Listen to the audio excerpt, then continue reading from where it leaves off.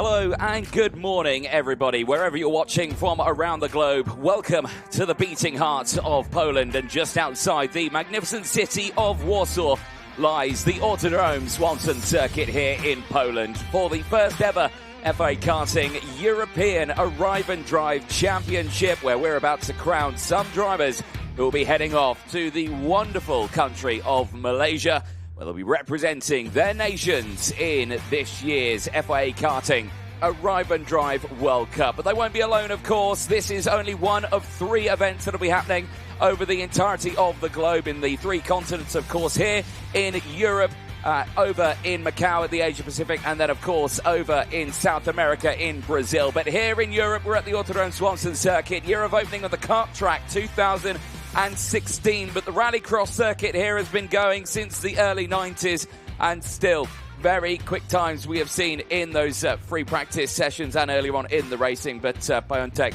certainly looking like one of the quicker drivers here this weekend. Let's take a closer dive into the track itself here. Very, very fast circuit, 1.2 kilometres. It's 120 metres down the start-finish straight, 120 down the infield straight. It's around 8 to 12 metres wide. No real elevation change here. It is a flat circuit as it caters for many different disciplines here, including the world of motocross as well. But the track itself does span 15 turns. They are very fast and very technical in their own right. 9 to the right, 6 to the left, and 3 hairpins out there. Each and every one of those turns provides its own unique challenges, many of them overtaking opportunities.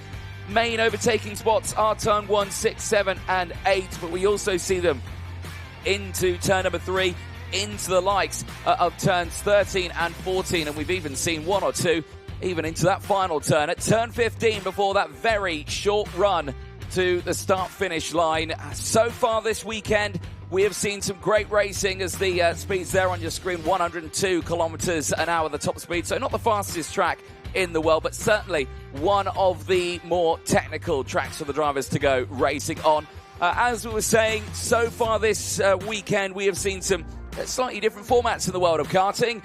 Yesterday, we saw the first introduction of the sprint qualifying, and that, of course, was very successful for 2 drivers, both of them from pole. Was the 2 poles on pole here with Błażej Kostrzewa in the juniors and Kasper Czorobojski, who found himself on pole position in the seniors. And those grids from yesterday's first qualifying heat are no different going into today's race because they are all back in square one, back in their starting position of what they will see. But let's remind you of what happened in that first qualifying heat in the junior category. Błażej Kostrzewa taking that win at the end of it. I'll just double check that because my screens are just updating in the box. But a very strong day yesterday for the drivers. And there you can see back on pole position, Błażej Kostrzewa ready to take on the day's racing here. And they're, I'm sure, very confident after he put it on pole position at the end, the first ever sprint qualifying in 2026. Błażej Kostrzewa, well done with pole position here for the first ever European edition of the FIA Karting Arrive and Drive European Championship. Pole position here at the Słomczyn circuit, great result in the brand new format of the qualifying sprint races. But tell us, how does it feel to be starting on pole position for those qualifying heats later on? Yeah, I'm really happy. I drive before on this track and we know some setup for the rain. First sprint was dry and now it's wet. Yeah, all good. And tomorrow is the final, so we see all. But before the finals, of course, those qualifying heats this time, not separated. You've got the whole grid out there with you, so a full grid. And do you reckon that's going to make the racing a little bit more challenging?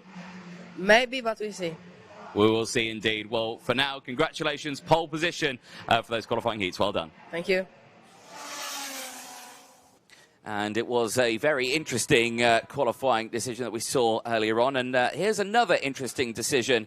A switch of sides. The pole sitter is allowed to do this. He has decided he wants to swap sides of the grid, which means then Kostrzewa will be starting on the outside line going into turn 1. And I do see a benefit to that. That is the racing line. It's what you would usually be on. for the drivers. So, yeah, quite an interesting one to see. Not alone again today, Magic. You're back in the commentary box. Main man Magic here joining me at the Słomczyn circuit, your home turf. And thank you very much for inviting me along into today. The sun's shining today. It looks like a great day for racing. Yeah, you're still talking about you as the invited one. No, I'm your guest. This is your commentary box for every FIA European karting, I believe. There is Aleksander Pelikański here on our screen. Is one of the most talented drivers in every category in Poland. Maybe not in a rally, but I believe but in some years he's going to compete in rally as well. But for now, yes, the weather is so beautiful. The sun is shining full on the sky, but we're expecting rain maybe in 3 p.m., 4 p.m. So maybe after all of the competition, the rain is going to be heavy. It is now started during the western part of Poland. But for now, let's have a look on our grid. Yes, indeed, and it's quite a busy grid indeed. Blanche Kostreva, of course, switching sides. He'll be joined by John Foley-Julia of Ireland, who had a very tough day yesterday, unfortunately, finding himself dropping backwards into P11. Andy Stewart joins Raul Mertens on the second row of the grid with Maximilian Piontek and Julian Monlair on row number 3. Ivan Chenega joins Vito Koza on row 4 with Stanislav Grabowski and Alexander Chubb on row 5, rounding up the first half of the field. Dylan Fricker goes from row 6. He'll have Johnson's Chubb for company alongside, who was fastest in morning warm-up this morning. Can the Briton push forward? Benny Raveneurs will join Max Boshoff on row number 7. Dominik Wojcik joins Mikhail Lehotsky on row 8. They'll have Karol Shajkovic and Lorenzo Zacchetta on row 9 with Ilya Bagaturia and Vedunas Pictus on the 10th row of the grid, rounding out the top 10. Busy day yesterday in that first qualifying heat for the juniors. Out of the 20 drivers, 11 of them picked up nose cone penalties. 5-second post-race time penalties for a dropped fairing. Certainly very challenging. There, the live view once again of race control. Amelia Vitton joined by Joanna Falcao and Sam Fisher watching over the many live circuit cameras out there to make the racing nice and clean. And, of course, if they spot anything, they're working very closely with, of course, the race direction team and the stewards team here this weekend. So, basically, you can't get away with anything. We're moments away from starting the first race of the day, but this is the second qualifying heat of the weekend then for the junior class in the Arrive and Drive. Are we racing? Answer is no. They're teasing us, Magic. They're sending us around for another formation lap. For sure, our marshals, especially the race director, saw some problems with the 2 corridors. So just after that, we would like to manage the full start. Gonzalo Prato, the race director, that was his decision to go once more again. So for now, the drivers have the opportunity to make sure everything's correct about their tires, especially. They're so important.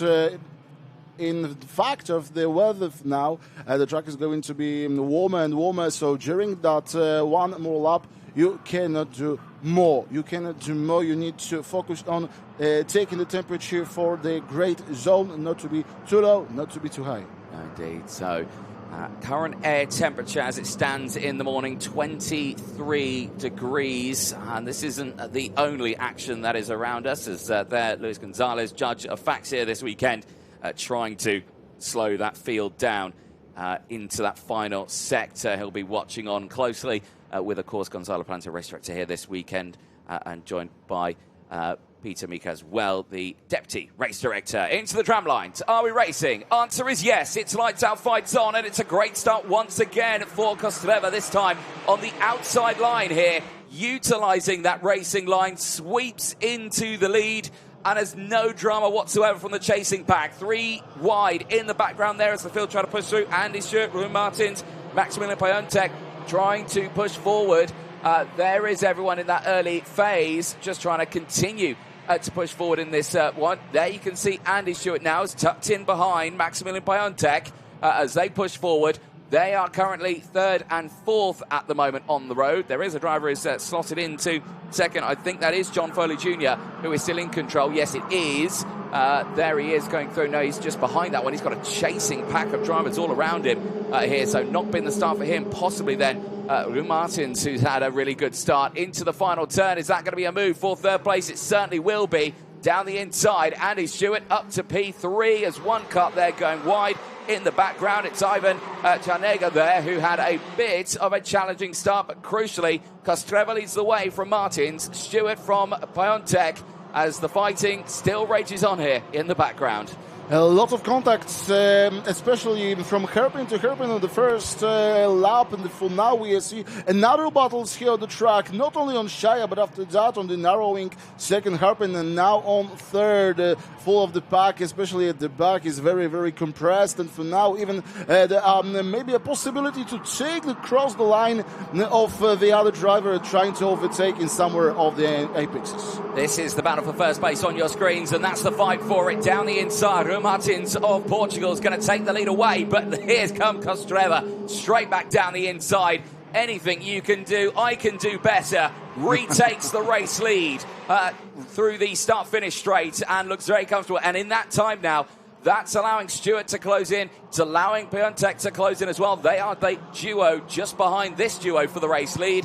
We certainly could be looking at a four-grouper in a moment, and that is certainly what you want to see if you are Andy Stewart. Fastest lap of the race, a 53.663. It is closing in on that leading two, which Rui Martins did actually go for another attempt there for a race lead, and we're starting to see that communication now between the two behind to think, let's not fight, let's push forward. That is the top four, of course. Fighting still going on in the background. Grabowski from Fricka, Chubb from Koza, Foley Jr. from Ravens, and then it is Wojciech from the likes of Sichendi, as well as they all try to push forward in this early stage of the race. There, going through that final turn, is Fricka trying to close in on Grabowski, but at this moment not managing to do so.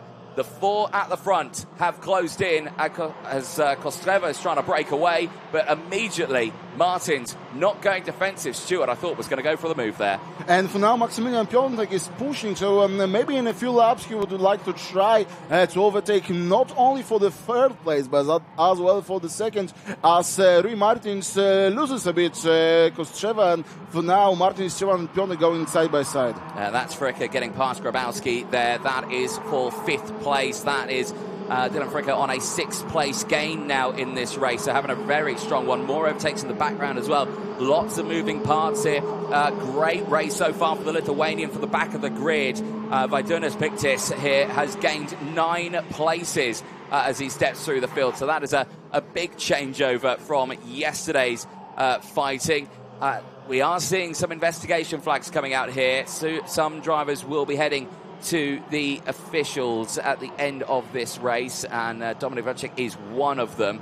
He has also been picked up a black and white flag for the 102 machine of Vito Koza, so a lot of drivers here under the watchful eye of the officials. Kostreva is leading the points at the moment. He's got 100 intermediate classification points. This is why we may be seeing those contact warning flags. Look at this train for position. It's all led by Foley Jr. here in 11th place and Chubb there as well.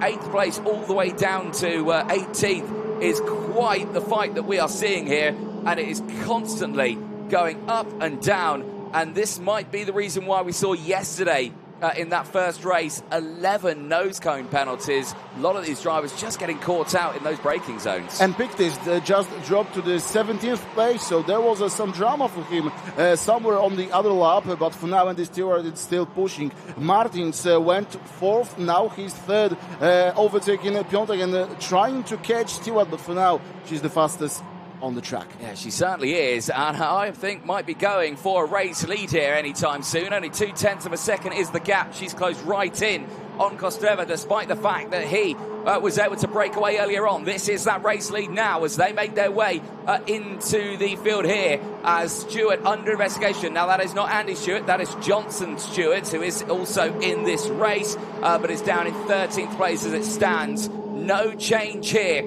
Andy Stewart's got to really think about this one.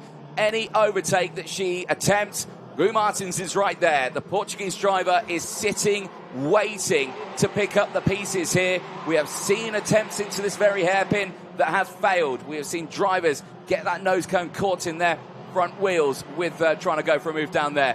Very difficult to do. If you can nail it, it's fantastic.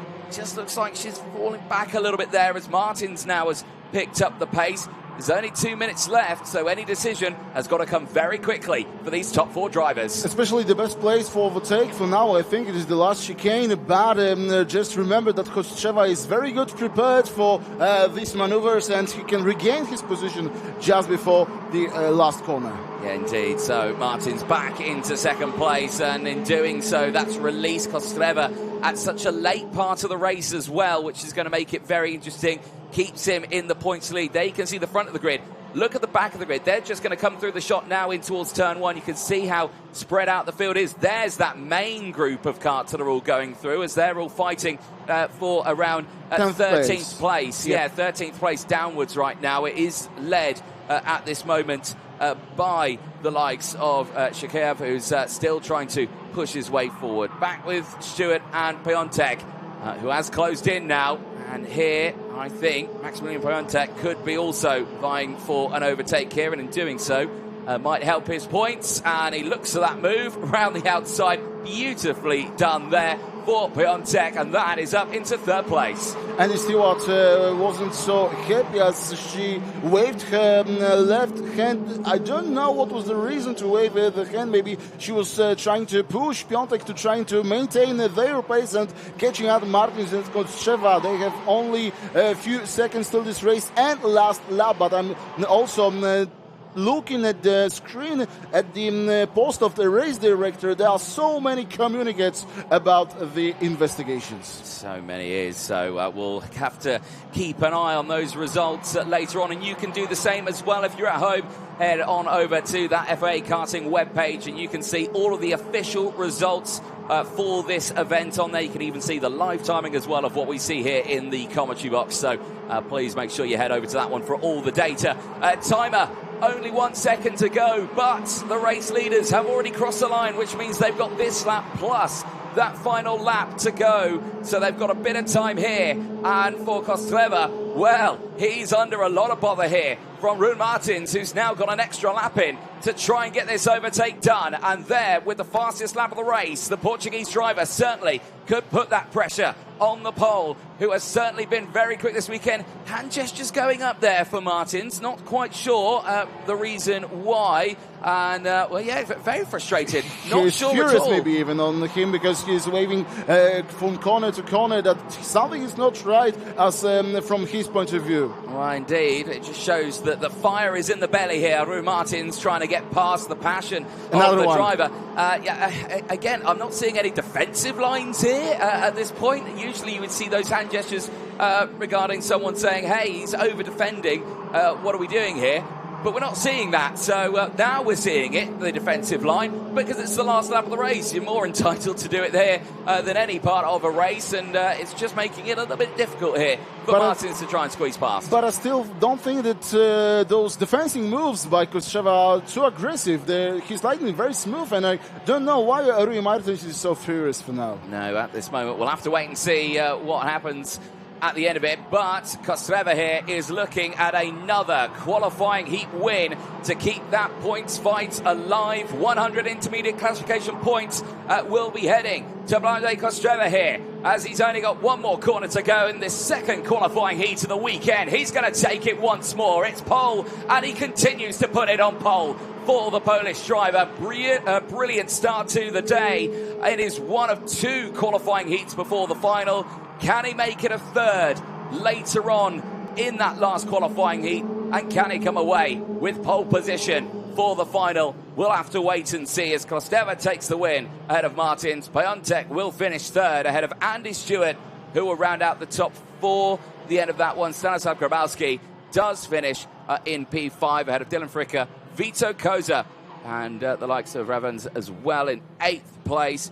Chubin 9th, and Boshoff will round out the top 10. It was a very busy race, but there you can see from the back of the grid, the Lithuanian Vaidonis Piktis able to push his way forward, the biggest mover on the circuit, gaining 7 places at the end of that one. There's your top 3, close at the end. Not close enough, though, for 2 in 2nd and 3rd to close in on Blazej Kostrzewa, who continues to show exciting pace here at the Autodrom Słomczyn circuit in Poland. There's your full results. We've done over the top 10. John Foley Jr., tough race there from the front row of the grid. Finishes in the same place he finished yesterday, P11 ahead of Dominik Wojcik. Then it is the likes of Vidunas Pictis who finishes that one in P13 ahead of Karol Szargowicz, who finishes in 14th place. Lorenzo Zucchetto from Ivan Janega finishing in 16th place. Julie Monlair, tough race there as well, dropping 11 spots to finish in 17th ahead of Mikhail Lehotsky. Johnson Stewart and Ilya Bagaturio rounds out the top 20 positions. There you can see the very busy paddock here, and not only that, but the incredible market that's just down the road. I've got to say, when they told me, Anthony, it's best you leave a little bit earlier this morning because the traffic might be quite hard, I said, no, what are you talking about? It's been absolutely fine here. Oh my goodness, I was stuck in traffic for 30 minutes getting into the circuit this morning. Unbelievable scenes, unbelievable scenes.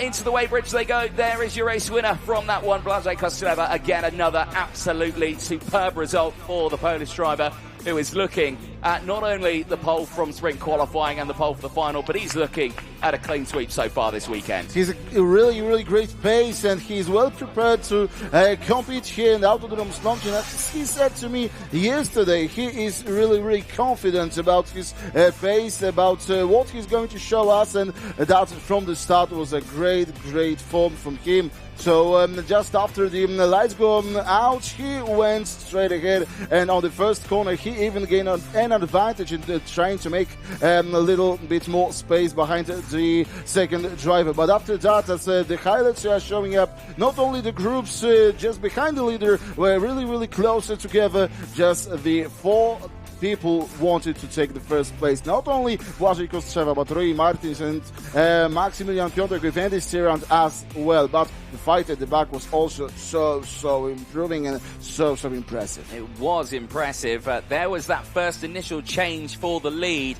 Martin's able to take it through that final chicane, then into the final corner, straight away fighting back. Błażej Kostrzewa retaking that lead. Then we saw the fighting in the background as well. This one here, Dylan Fricker fighting away with Stanislav Grabowski. Grabowski was able to take that place back, though, later on in the race. Andy Stewart having a very strong start to the day as well. The young lady from Northern Ireland able to step up and push in that early phase. Did drop back to 4th place at the very end, but I think a lot of tyre conservation there, thinking maybe bigger story to the race later on.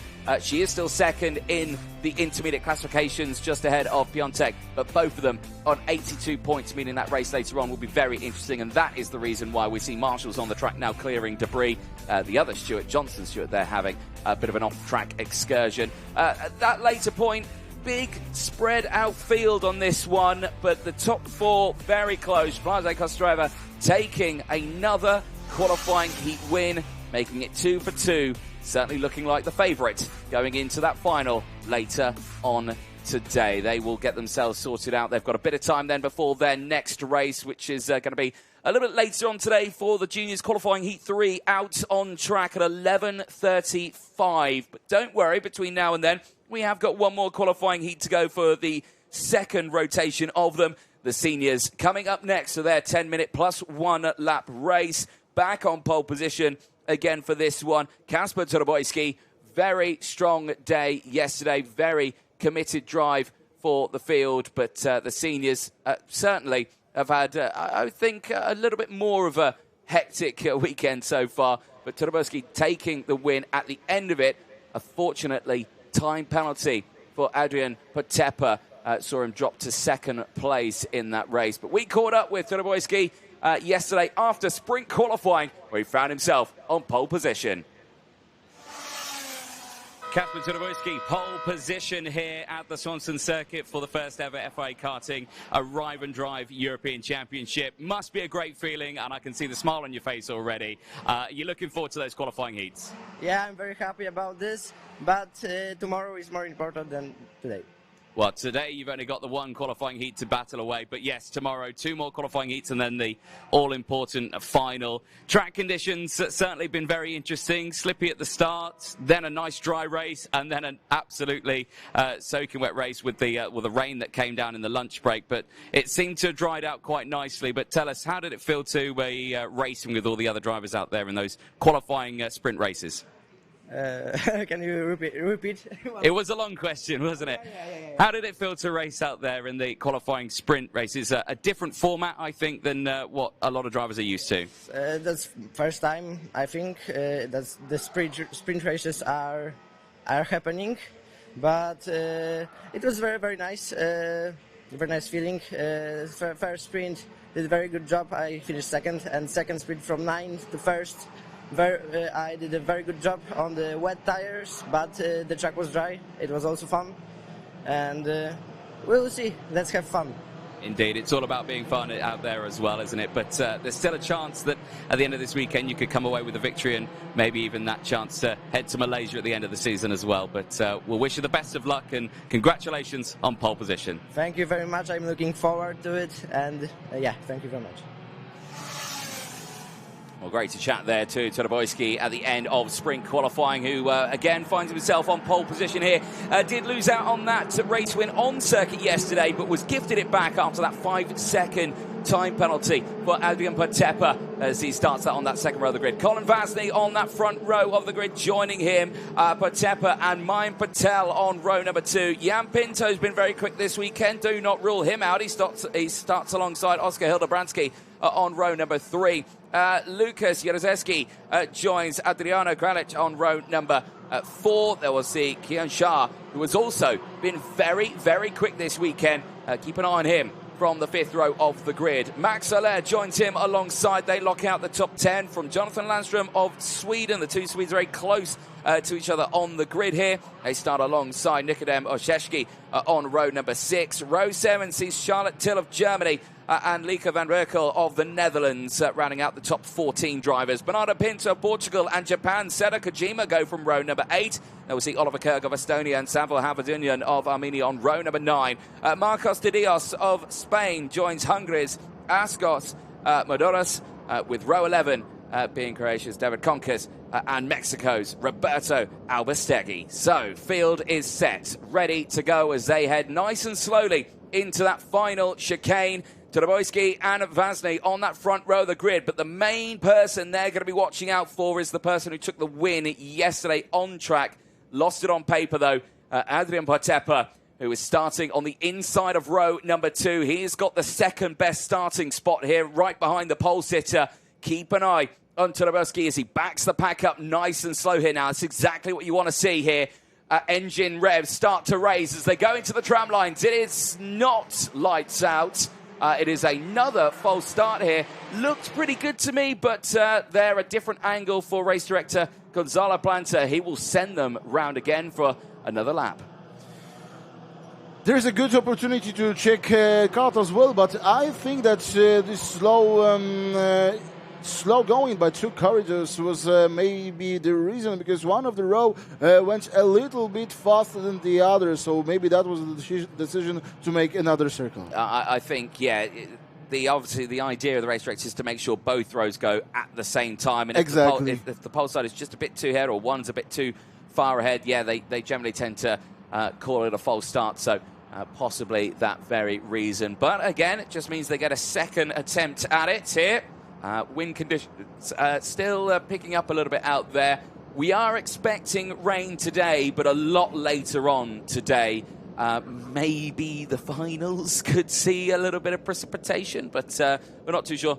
Oh, you never like to see a massive blob like that, do you, heading slowly to the circuit? But that's a it's bit far later away on. Because it's the western part of Poland, so Yes. for now the map is not so close to our location, but now it's a very heavy rain for about 400 or 500 kilometers from here. But as I saw the weather forecast, they might have been here from 2 p.m. 3 to 4 Maybe so. p.m. Maybe so. Were you a weatherman in past years? Right then, here we go into the tram line. Second attempt. It is lights out, fights on then. Great start for Turboski. He immediately sweeps over the front of the driver of Colin Vasny, who slotted down into third place. Strong start there again for Adrian Potepa. You can see him there in the yellow helmet, immediately trying to attack Turboski for the race lead, but he's not able to do it just yet. In towards the hairpin for the first time. Look out for the up and under here. He's not close enough for it. He might try it again into the second of the hairpins, but in doing so, brings everyone into play. Big speed difference out of the second hairpin there for fourth place. That is very detrimental to the drivers behind, as Patel is going to go under investigation for a starting infringement. Vasny there in third place. He's not lost out on too much here, but as we pointed out, Turboski and Potepa are in control here at the front of the field. Rest of the field in the background will still be looking quick. Jan Pinto, Hildebrandski, Jerzewski as well, all very strong in the opening first lap there as they cross over the line. It is Hildebrandski who's gained 2 places into P4. He's looking like one of the favourites in the early stage of this race. Pinto and Kerg also 2 and 3 places gained. But it is Ascos Maduras who has gained 4 places. He's the biggest mover so far in P16 in this first opening lap. No change at the front just yet as Turboski, Potepa and Vasny break away in a 1-2-3 formation. But we need to admit that after a few corners from the start, maybe in 4th, 5th and 6th chicane, there was a very big accommodation of all of the drivers at the back. So that is why the drivers at the front just go away from them. The group of the pack at the back was really compressed, and a lot of braking, lots of little contacts there. So for now, the first 3, maybe 4 drivers are really going away from them. They certainly are. I'm loving this fight at the front here, but no real aggressive postures from anyone just yet, waiting to find the right opportunity. That's a great exit out of turn 2 there for Potepa, but not close enough for the attack into turn 3. But look at the drive he had there out of turn 2. Turboski needs to be careful here, but so does Potepa. Vasny finding the gap into the hairpin at turn number 6 here. But again, it looks like there's problems for Potepa. He's super slow out of that second hairpin. Hildebrandski might have a chance here to attack for third place. He is sat right on his rear bumper. Unsure what happened to Potepa there. Just looked like he had 0 drive out of that second hairpin after such a strong start to the lap. And immediately is under pressure. Hildebrandski is down the inside. He'll say thank you very much. Steps up into third place. Jerzewski is there as well in P5. He is also wanting to see if he can try and pick up some pieces here. But for now, Jerzewski at the last... Oh, Vasny to the race lead. He tried to send it down the inside at turn 2. Sorry, Magic. As they go through, that was a very... strong attempt there for that race lead. And Vasny, I'm sure, with Turboski, both of them know each other very well. Both of them race against each other very fast, and they're doing exactly the same here. Down the inside, contact made, but they still hold firmly. And this brings Hildebrandski back into the play. It brings Potepa back in. It brings Jerzewski back in. Patel as well, who wants to get involved, is there as in 6th place. But at this moment is just hanging off the back of this one. But certainly someone had a very big breakfast this morning, because they all seem rather feisty out on circuit. For next 3 or 4 minutes, Poles need to think if they shouldn't fight. Hildebrandski. Or maybe even trying to get... out of the pack, like trying to escape from the rest of the group, but because for now the 5th pole are overtaking themselves. Hildebrandski and Jerzewski just swap the places for 3rd place, but if they are going to fight, they will forget that the pack at the back are really strong, and they will try to take the advantage, just like Pinto for now. Yeah, indeed. So that is Patel now getting the moves done. He has joined that lead fight, but they'll also have to be careful. Pinto just behind, Oseski just there. And then, of course, the other Pinto as well. You've got Jan Pinto and you've got Bernardo Pinto as well. He's just set the fastest lap of the race. So they are seeing this fight happening up in front, and they're thinking, let's go. Let's attack and let's close in. And that's exactly what we are seeing here, with the top battle being first all the way down to 11th place as it stands. That's how close it is to the rest of the field. The drivers in the background as well, all still pushing very hard in this stage of the race, as Ascos Maduras has just got past the likes of Marcos de Dios for 19th place. Sambo Hambas Union still fighting as well, with Roberto Albastegui who are fighting at the back of the grid. Down the inside once again, changes at the front. Hilda Bransky back in that top fighting area as they can see Patepa just now starting to fade in this latter stage of the race. But someone who's enjoying all of this, I'm sure, is Kasper Turoboyski. That gap has already opened up to 0.6 of a second now.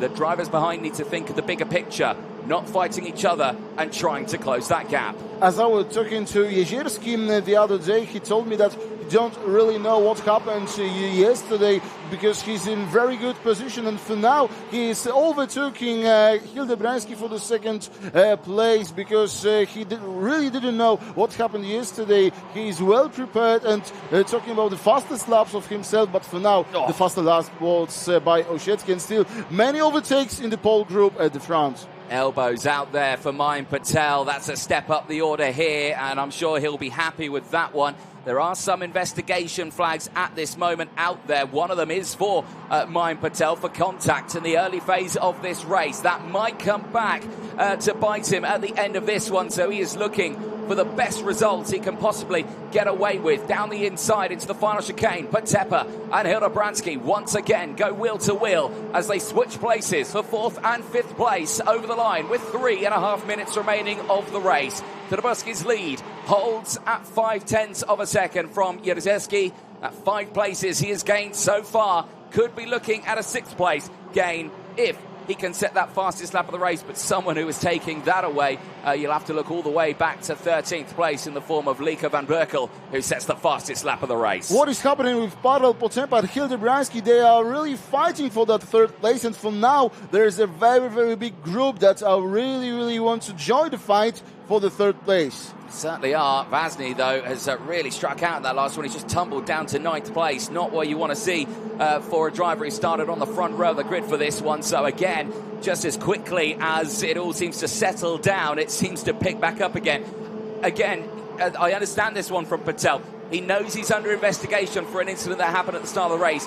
He is trying to force a battle to rage in behind him, which he's successfully done there, because that's Jan Pinto getting the move done on Nikodem Osiecki, and that has put himself up into 6th place right now. In doing so, that then gives Patel just that little bit more space to try and push forward. As again, another fastest lap there for Lieke van Berkel of the Netherlands, 51.368.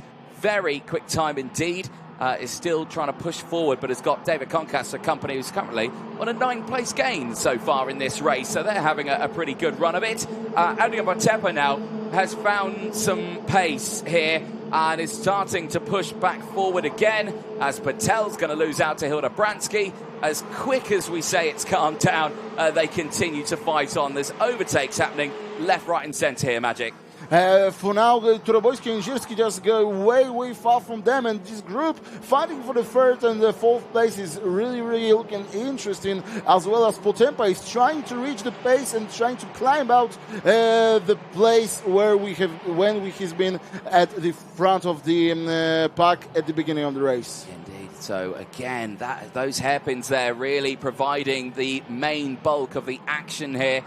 There is Oliver Kerg, currently on a 7th place gain, is right behind the likes of Bernardo Pinto right now. Both of them on a good gain in this race as they fight inside that top 10. A very close battle still, but it has definitely simmered down at the front. But with 1 minute to go here, the gap for the race lead is down to just 0.2 of a second. Turoboyski has been reeled in here by Jezierski. The fight for P1 is on. Can we see Lukas Jezierski fight for the race lead here behind the likes of Turoboyski? There they are, into the middle part of the lap. They're in the middle of Sector 2 right now. 120 metre straight is ahead of them here before they enter into Sector 3. Are we going to see a last lap lunge here from Jezierski on his fellow countryman here for a race win? At the moment, it's a Poland 1, 2, 3 and 4 right now. They're showing some great speed. That sealed the deal for Jezierski. He's going to fight for this one. Turoboyski goes defensive, going on to not the last lap because they cross the line with 20 seconds to go. There is still a long way left in this race. Turoboyski is under increasing pressure as he continues to throw defensive lines left, right and centre on this lap.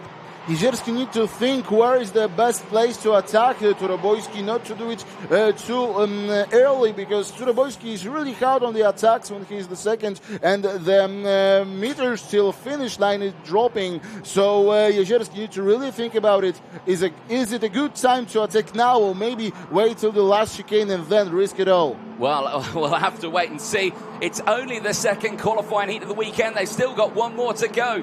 But again, you can see that attacking posture from Jezierski there into that final chicane. Last lap board is out then to the field. Cherabowski leads the way, but it's only by 1/10 of a second. And he looked to the move there into turn 2, did Jezierski, but he wasn't close enough for that moment. But Cherabowski continues to throw that defensive line into those corners, and look at that. But Tepper sets the fastest lap of the race. He wants involved in this one. Sweeping left and right is Jezierski, trying to find his way through, but he's not found it yet. Here's Pateppa. Pateppa has closed in. The top three are absolutely neck and neck here as they head into the final sector on this last lap. Cherabowski goes wide, and Jezierski tries to get the nose down the inside, but once again it's not quite close enough. The final volley into that chicane. No changes will happen as they head into that final corner. Cherabowski was able to do enough there over the line. Jezierski will take second and Pateppa third. And with that, Cherabowski will take the 100 points to his name. He will maintain his points advantage over the rest of the field as he, in turn, is looking at another pole position start for a final later on this weekend after pole in sprint qualifying. He's also looking at a pole in that final as well. A very great defensive line by Kacper Turobojski. Even if the pace drops and Pateppa was able to catch them, still Turobojski managed to defend his first position, and we need to admit that that was really, really smooth without any enormous actions from his side. But tell me about Nikodem Osiecki. He was starting from 12th and finished 5th, so it's a great result as well for him. Certainly was. They'll make their way back into Parc Fermé now, get everything checked over to make sure it's all above board. Again, in the seniors here, any gram underneath 152 kilos when they head over that weighbridge, and they will be in a spot of bother with the officials. There are your results then. Kacper Turobojski, Lukas Jezierski, and Adrian Pateppa to Poland. 1, 2, 3. And 4 and 5, actually, with Oskar Hildebrandski finishing P4 and Nikodem Osiecki finishing in P5. Jan Pinto and Bernardo Pinto will finish in 6th and 7th place ahead of Colin Vasney. Tough race there for the Pole who started on that front row of the grid, drops to P8 ahead of Max Soler and Oliver Kerg, who ran out the top 10. Pinto being the biggest mover, though, 8 places gained in that race.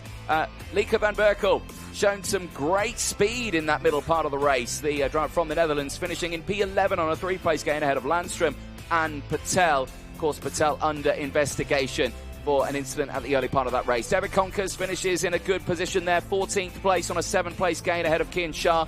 Sero Kojima from Charlotte Till, Adriano Kralic from Ascos Maduras, and Sanvor Hamburg-Union finishing in 20th place. De Dios and Albacegui round out the rest of the field.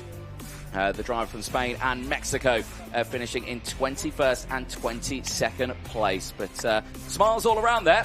Strong start to the day, and certainly a great bit of excitement there for what we can expect to see in that final later on today, where we will be crowning Arrive and Drive European champions, of course, before we see the rest of the racing later on in the year. Here is a look at the start, the highlights from that race, and, well, strong getaway again for Turobojski and Pateppa.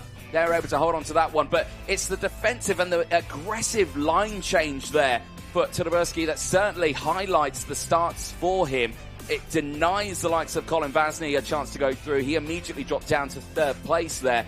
And Turobojski really, well, I wouldn't say it was an easy race for him there. Certainly had his hands full for the majority of that. But at the start of that one, certainly developed that leading group that saw them being able to break away. He was holding his first place as well, that he needed to really look at the back, trying to maybe control what is happening just behind his back. And then even if Colin Ważny was trying to overtake him, he is really easy on what is going on next, and then trying to control once again what are the next move of Ważny, and then he can manage to stay in first place. Indeed, it's like they only get one attempt at an attack for the race lead before it then all goes wrong for them, because Ważny just slowly started to fade at this point of the race. He tried for that race lead, didn't work out for him, and just tucked back into the field. But he'll be thinking of a new game plan, I'm sure, for qualifying Heat 3 later on today.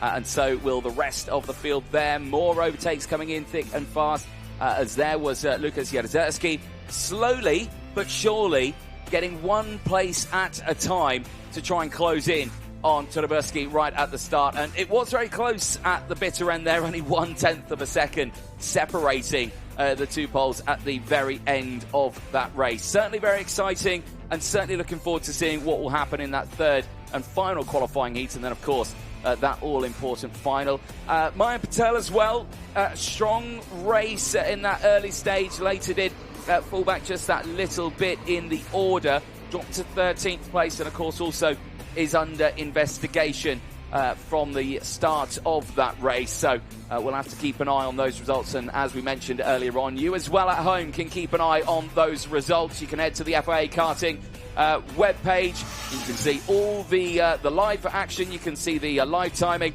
and all the results as well on that one. Here's your schedule for the rest of the day. We'll be back with qualifying Heat 3s only in about 35 minutes time or so at 11:35. We're back out on track for those qualifying Heat 3s, where we'll see once again Todorowski in the seniors and Kostreva in the juniors to go to battle. We'll have to wait and see. Until then, we'll take a short break. We'll see you in a few moments' time.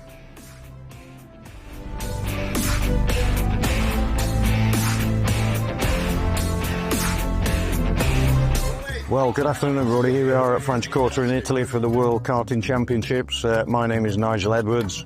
I'm the race director for this event with Pasquale Lupoli from Italy. I've been doing this role now for 15 years for the FIA, but I've been a clerk of the course race director for about 25 years, which sounds like a hell of a long time. Stop me. Under investigation, please. Can't We're a team game. Obviously, as a race director, the important bits for us are two things, really. One is safety and one is fairness for the competitor. So we need to be making sure that we train and encourage young, new people into our sport. I say Peter is one of those typical people who's been on the high performance FIA program, so he's doing really well so far. I think we're about a year and a bit into that, and I'm sure one day he will become an FIA karting race director. My name is Piotr Mika and I come from Poland. I started my career in motorsport 17 years ago as a track marshal in Poland. Now I am a race director and steward on the national level. HPP allows me to get extra knowledge and extra experience gained from the best race directors in the FIA. My ambition in the future is working with the best to gain experience from them. My name is Matteo Pedini and I'm the FIA Sport Officials Manager. This program wants to prepare the next generation of FIA officials. Of course, we want to help the different candidates to learn the skills and the mindset that they need to work on the World Championship. It's part of our mission as a FIA to make sure that every different championship has the high-level quality officials now and in the coming years.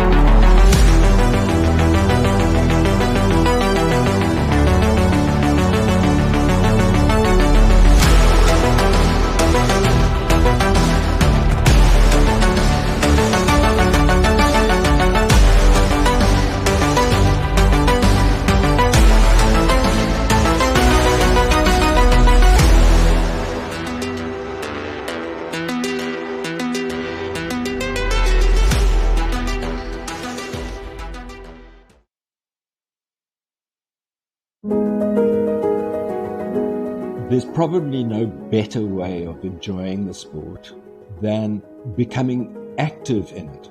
And officiating is an area that one can look at. In every new aspect of the sport that I have become involved, I've found that I can get hold of someone in the FIA who will willingly assist and contribute in one way or another to put on the best events that they possibly can and do best by the championship itself.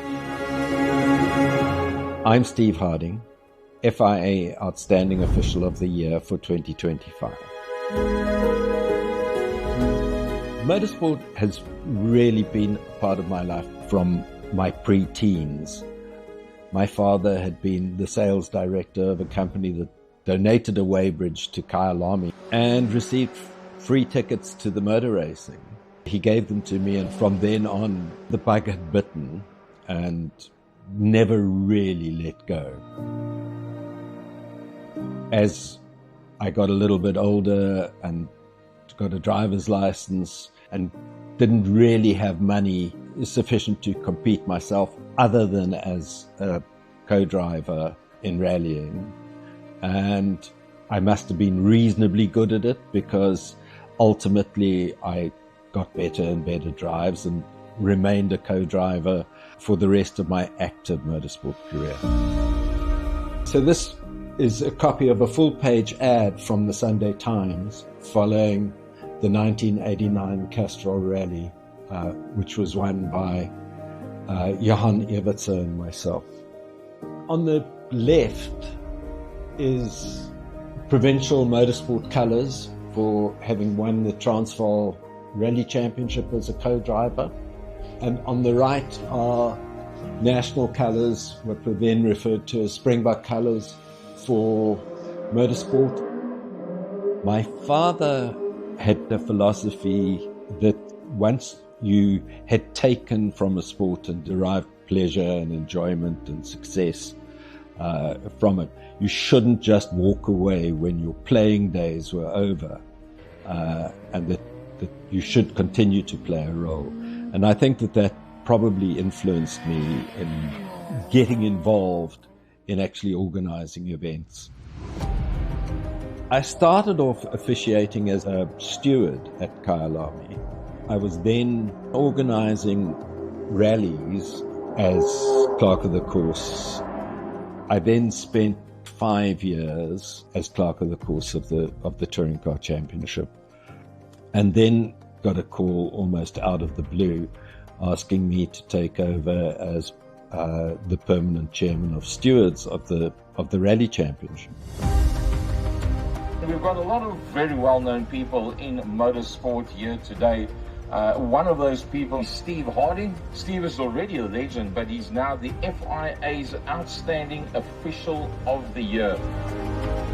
When I started with rallying, it was very, very intimidating.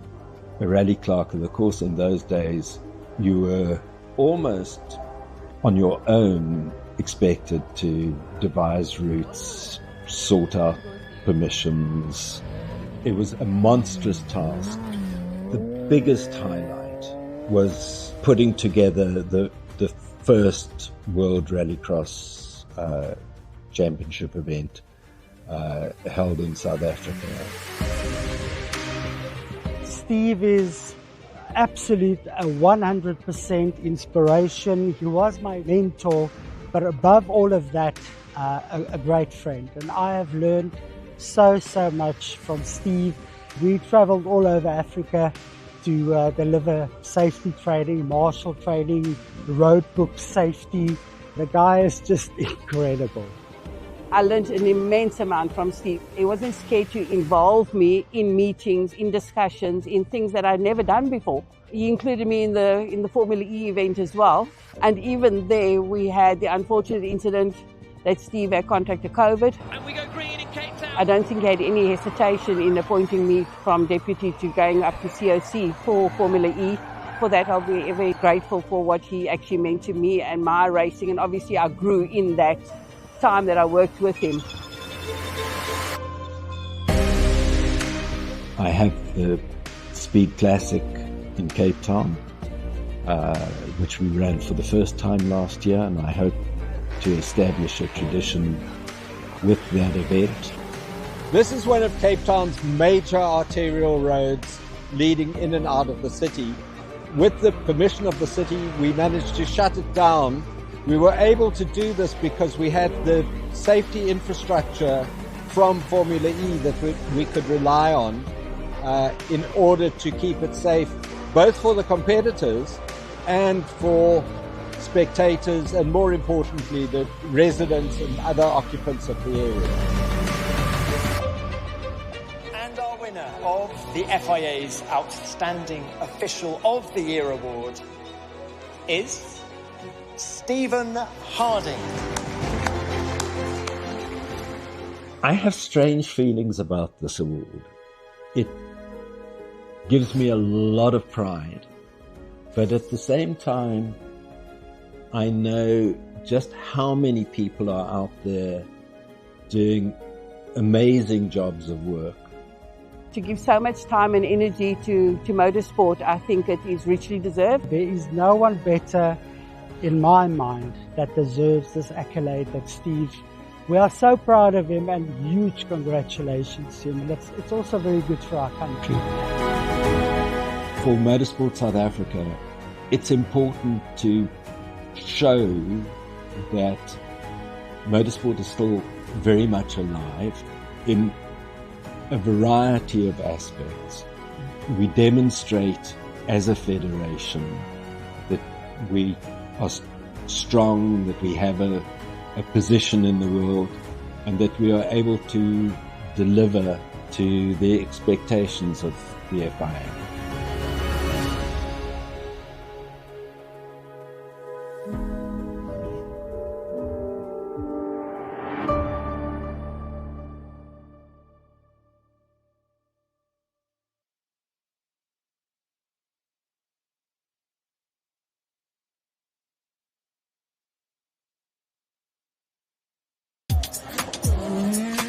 Here's everything you need to know about scrutineering in the WRC. The main principle for scrutineering is checking the safety, checking that the cars are complying with the regulations. Now we are doing in the pre-event scrutineering, and this is focusing only for the safety and only for the sealing and marking of the components that the cars could start the event in a safe manner. We start the safety cage, but it's also seats, seat belts. Then there are some safety cushions in the car which absorb energy in case of accidents. As the safety cages are homologated, we are focusing on one thing is the compliance with the homologation documents, which means that when they were designed, they went through the calculations, through the testing, that they are doing their job properly. And now in the event, we compare with these documentations that there is no modifications, there is no damages, that the weldings are correct, the tubes are correct, the whole design is as it should be. For the seats, one thing again is that they comply with the standards, what they have to be. Then it is the overall condition of the seats, they have no damages. The seats are in correct position, because also position in the car is important. For the sealing, one of the easiest thing is what we seal is the engine, and on the engine it's actually marking it just to count that they don't change the engine during the event. Then it is the turbos, then it is the transmissions, gearbox, rear differential unit. This is also that they have one set which is fitted on the car and then one spare set.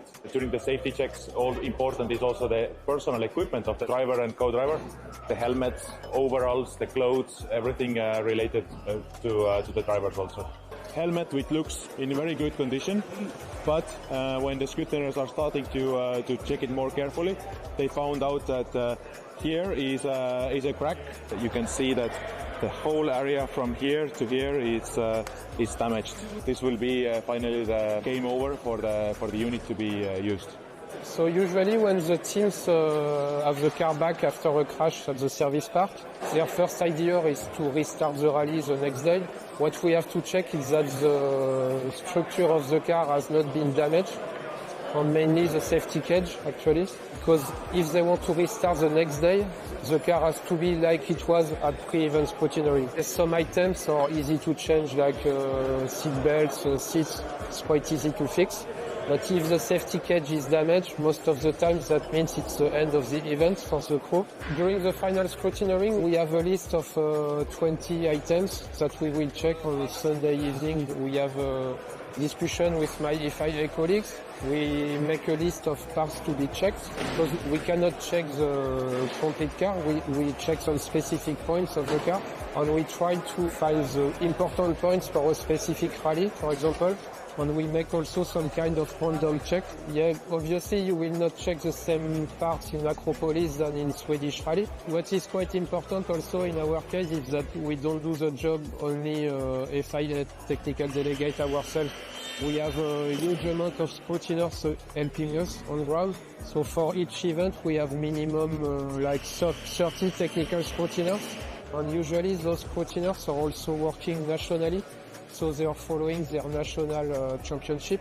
So we hope that when they do a WRC event, they are able to use this experience for their national rallies. Without these 30 people, it would be really difficult. I'm Marco Pacini. We do a shift scrutiny here. For us, it's fantastic because in the WRC, very good the car. So it's fantastic for our job in Italy Championship. I have a lot of people in the service park and also in the manufacturer, and we have to check every work the mechanics do on the car, and after report to me with a sheet, so FIA can read the work the mechanics manufacturer have on the car.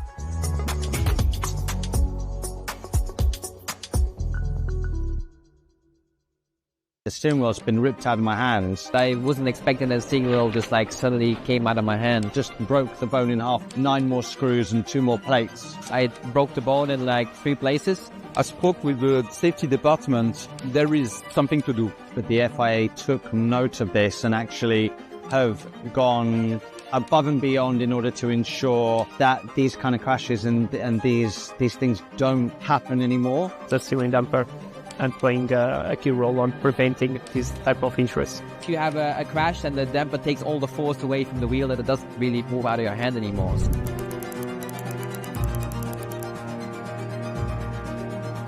I'm here with Sam Bird, who unfortunately was one of the victims of a hand injury in the Gen 3 car last year. I was. Sam, can you run us through a little bit about what happened? Being brutally honest, it was my mistake. I hadn't put enough work and temperature into the hydraulic brakes in order for, if I had a small issue in lock and if I went over the threshold with the regenerative braking, that I had hydraulic brakes there. Anyway, I locked up into Sandoval, turn 1. The steering wheel's been ripped out of my hands.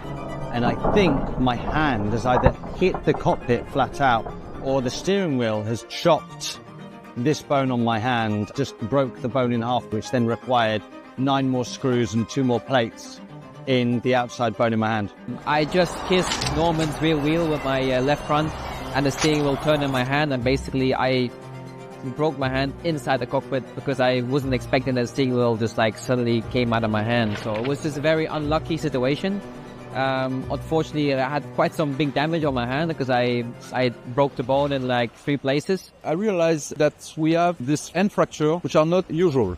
I'm 20 years doctor in motorsports, so I know the drivers very well, and I have the feedback from them. And looking at what they are saying to me and the feeling they have in the car, I spoke with the safety department and telling them there is something to do. For us as engineers, we need first to understand what has been happening, because then when you understand the problem, you can find a solution. It was quite challenging because it was very difficult to understand why does it happen, when. Once we understood that when there was front wheel contact and introducing air rotation on the steering wheel, that was at the origin of these injuries, we start looking to different solutions. To mitigate that, we put in place many things regarding the shape of the steering wheel. We put some foam in the cockpit. For the Gentry Evo, we use also a bigger wing to protect the wheel. But also what we saw clearly, it was that during each hand injuries, in fact, the speed of the steering column was very high. When there was impact on the front wheels, the steering wheel was rotating up to 10 times more fast than normal driving. Then we start doing simulations, trying to understand what we needed to do to reduce that speed. The easiest thing for us was to put in parallel steering rack again a damper to amortize, in fact, the energy after a crash. There was a fantastic collaboration between the FIA and Spark, the manufacturer of the steering damper. From the paper to come with a solution, produce it and validate it is a long step. But then what we did 2 steps to validate it. So the first one was to go to the track. So we got with manufactured parts, we installed them on the car, we asked the teams to test them. So they need to test it on private testing, and we tested all the cars during the pre-season testing. So for us it was important that the solution was transparent for the drivers. Basically, we didn't want to increase the force to drive the car during normal driving, so we want that the system only works when there is an impact. And basically what I tried to do, it was to simulate an impact on the wheel. So we did it with and without the steering damper to validate that all the idea, all the concept, that worked.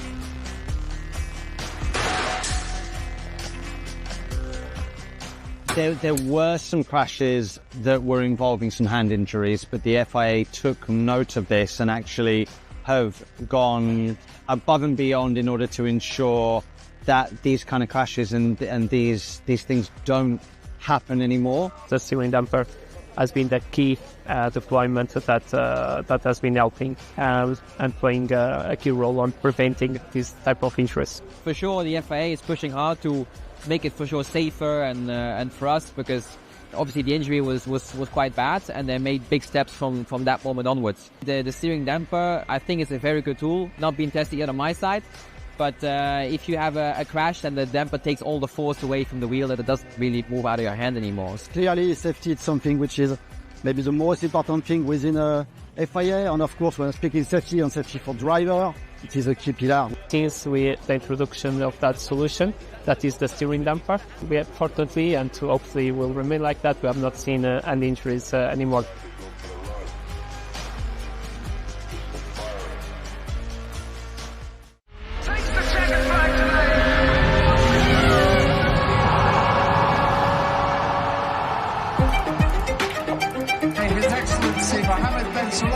President of the FIA now presents the unique FIA President's Medal to the winning driver.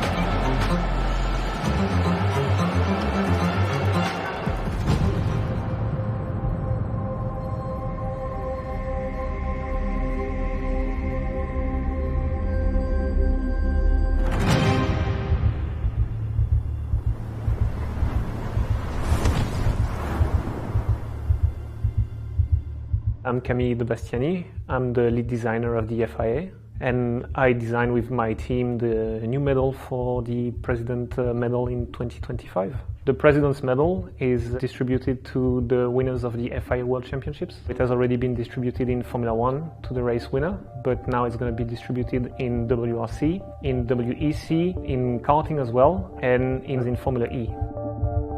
The President Medal is actually made of sustainable materials, recycled gold and silver.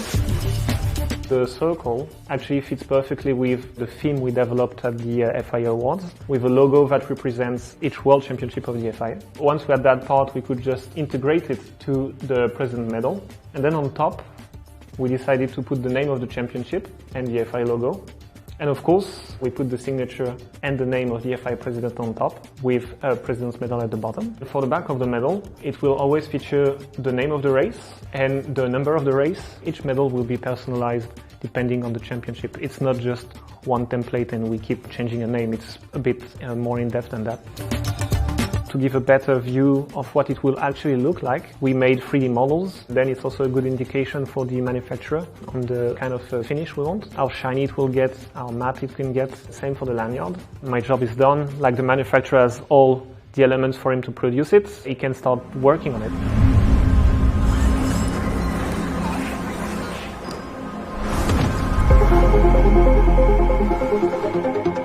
alla FIA lavoriamo da 4 anni, nel momento in cui il Presidente ha avuto questa idea, a mio avviso geniale, di portare queste medaglie del Presidente sui podi della Formula 1 con un'accurata ricerca dei materiali, che è stata una cosa molto molto stimolante.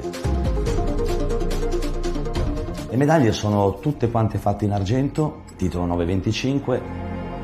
Queste medaglie sono sostenibili in diversi fronti. È il discorso del materiale, è un argento riciclato che arriva da scarti di lavorazione di oreficeria, viene fatta chiaramente nuovamente una colata e viene portato poi il materiale in bandelle piuttosto che in tondini o piuttosto che in lastre, il nastrino, il linard che è fatto in repet, e 3 la stessa scatola di confezione che è comunque fatta presso un processo di FSC con un processo diciamo molto controllato. Credo che sia un buon esempio quello che il Presidente ci sta dando. È una politica che comunque ci permetterà di affrontare, credo, i prossimi anni, ma soprattutto di lasciare alle nuove generazioni un mondo migliore.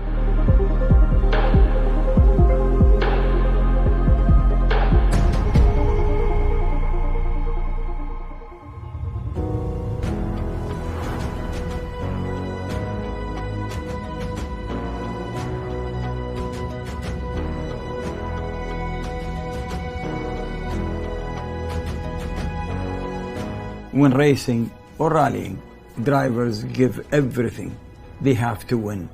I wanted to create something that represents this commitment and sacrifice. This medal represents their efforts and also the innovation and progress being made across the FIA championships. By celebrating these victories with a sustainable medal, we not only recognize our race winners, but also highlight the ongoing efforts within our sport to protect and preserve it for future generations.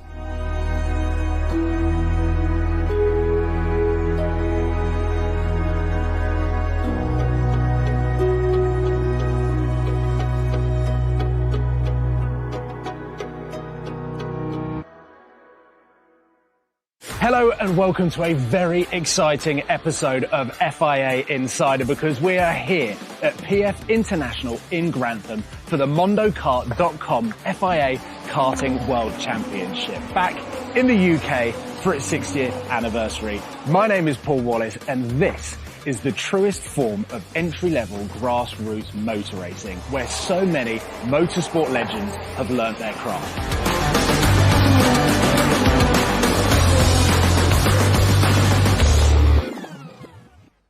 Nigel. Good to see you. And you.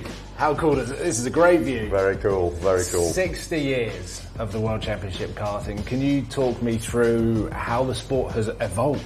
Wow, well, 60 years of karting, it's unbelievable. In the early days, it was like everything. It started, it was, you know, you'd have a van, you'd have a car, you'd have a trailer, people would do it, they'd get enthusiastic. Events like World Championships were almost unheard of, but again, I guess the gathering of people at that point, you know, and the competitive nature of the sport, it was probably a very good idea, and it evolved from there. But you know, over those 60 years, it's just amazing how the sport has changed.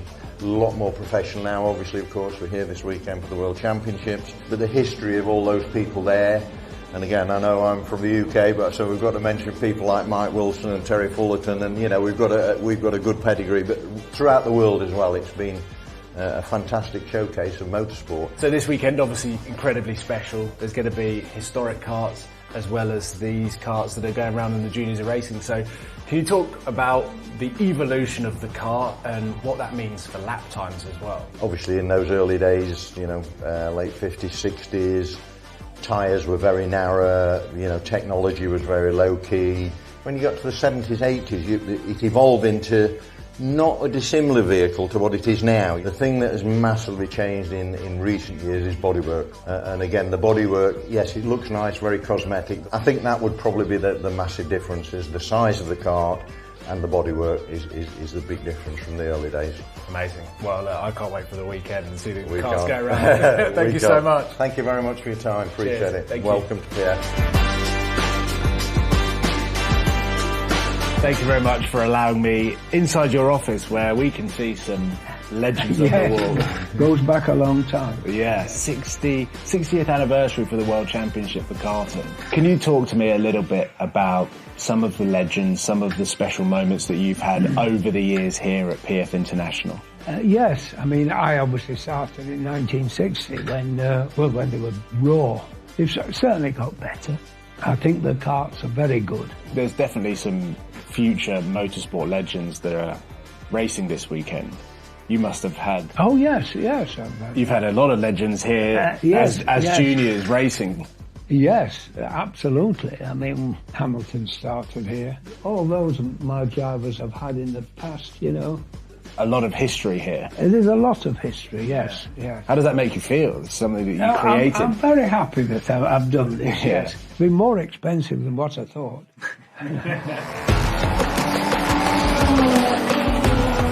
We're here in the paddock where I've just been given the green light to head into one of the garages so that I can go and ask a bunch of questions and get a full tour of one of the karts. So let's head inside. Thank you very much for showing me around the kart. One question I have. Yeah. Why so many karts? So, every team in the paddock, including us, we have 2 karts per driver. So it looks a lot because there's a lot of drivers. Yeah, okay. And this kart in particular, what championship is this kart for? So this kart is homologated to do all the championships. Oh, okay. National, international. And a junior can also drive this? Yeah, this is properly a junior kart. Yeah.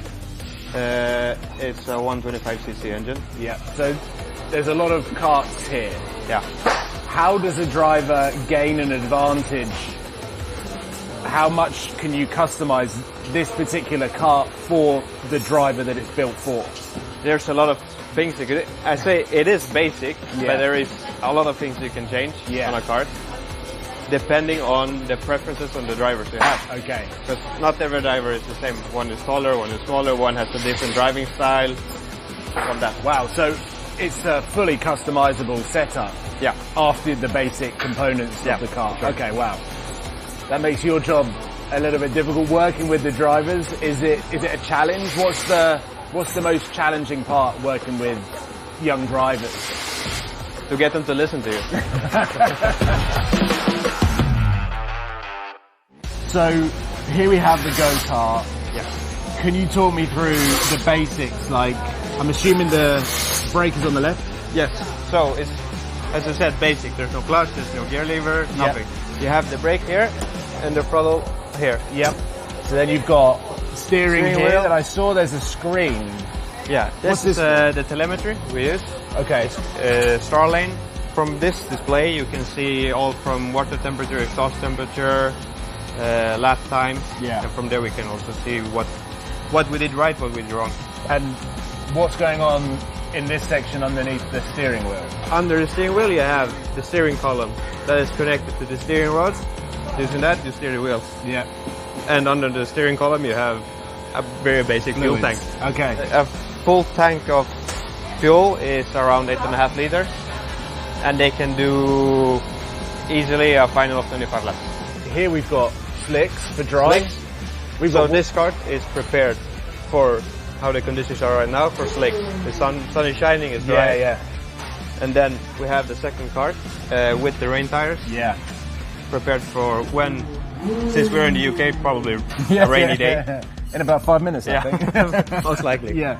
Well, seems like I know a lot about the kart now, thanks to you. So I appreciate you explaining how everything works.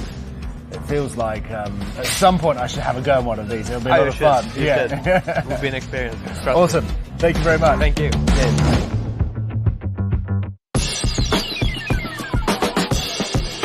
Dino, how are you? Hi. Great to see you.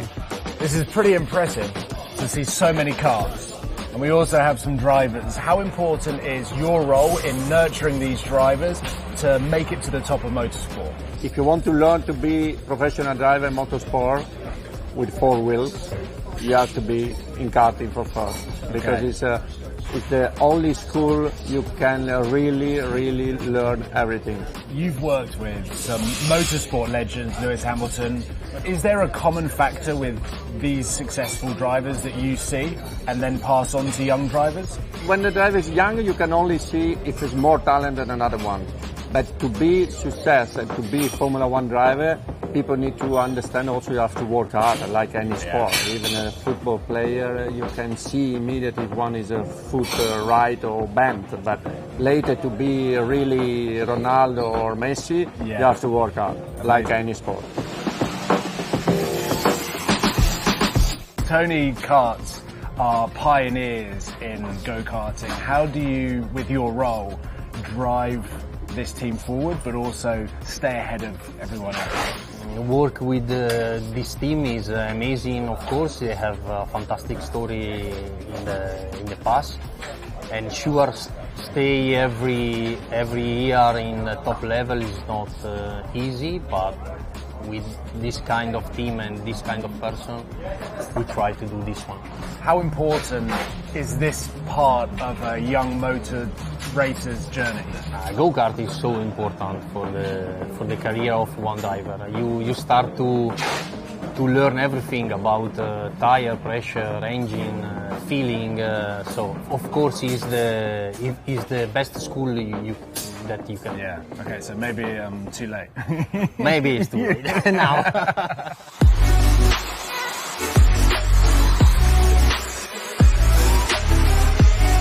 John, great to meet you. Nice to meet you. This is awesome to see the cars. Yeah. And you've just been out. Yeah. How was it? Yeah, it was good. Just getting warmed up for tomorrow's qualifying, so the pace is good so far. We'll see how it goes tomorrow. You've been selected by Red Bull to join their program. How exciting is that for you? And does that add a bit of pressure? I was always a big fan of Red Bull. Obviously, Sebastian Vettel was part of them, so it's definitely a thing that I was excited with. And we'll see what the future brings with the team I'm in. Can you talk to me a little bit about your journey and what you've been through?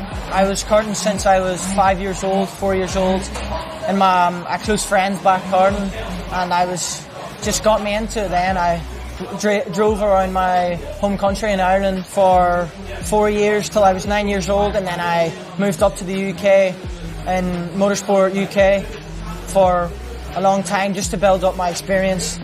And then last 2 years I've been part of the FIA Karting Championship and the Champions of Future, so my journey's been a quite long journey. It's been tough, but I'm working hard to get to the top.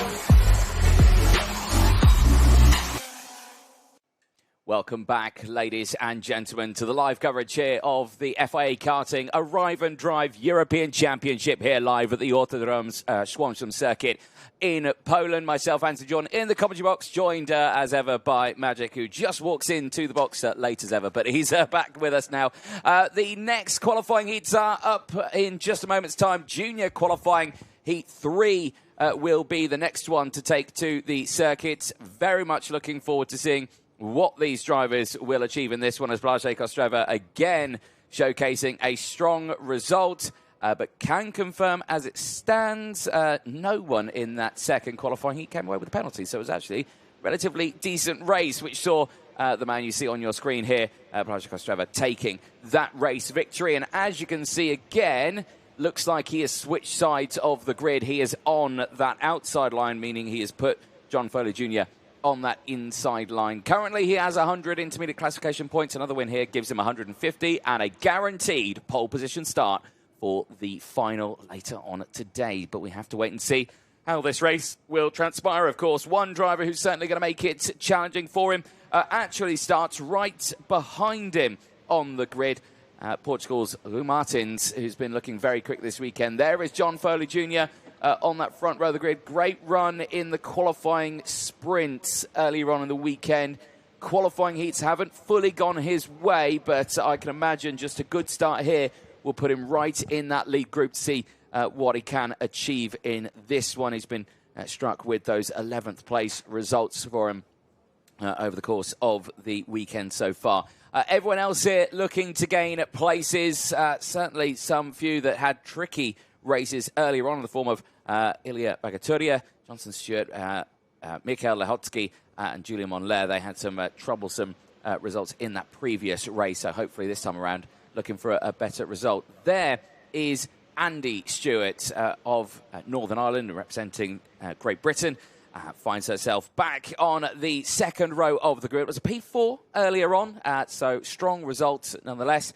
Looking forward to seeing what she can achieve there. You can see Gonzalo Planta, race director for the FIA Karting Arrive and Drive series.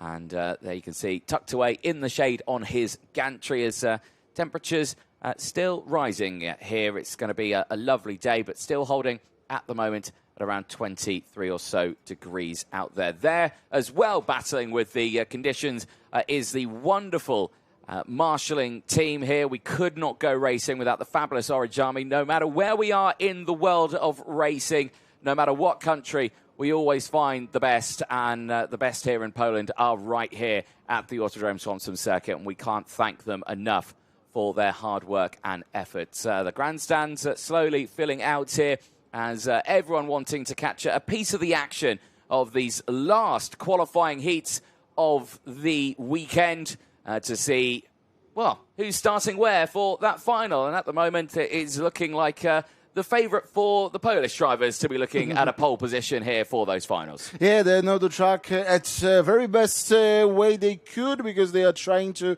improve themselves for this event, and as well they are competing here on a very lot of events during this season. So Polish drivers are very well prepared for this championship, and for now in every category, in junior and senior, you would see at the grid there at the front. Yeah, they certainly are. And here is that grid then for this final qualifying heat of the weekend.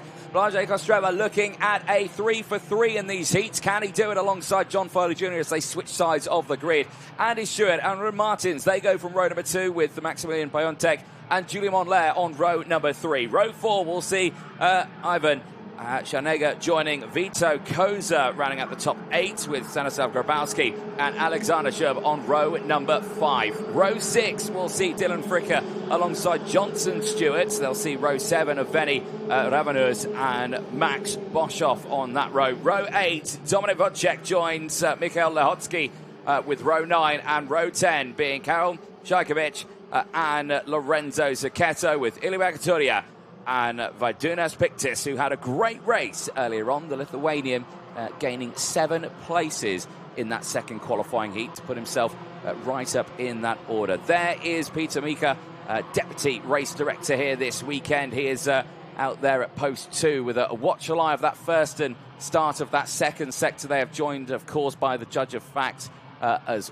well, out of circuit, and of course race director of Gonzalo Planta. But we'll see Luis Gonzalez in a moment. He will be situated just... I thought we were going to see him there. He was panning into shot, but then we cut away just for the moment. I'm sure we'll see him.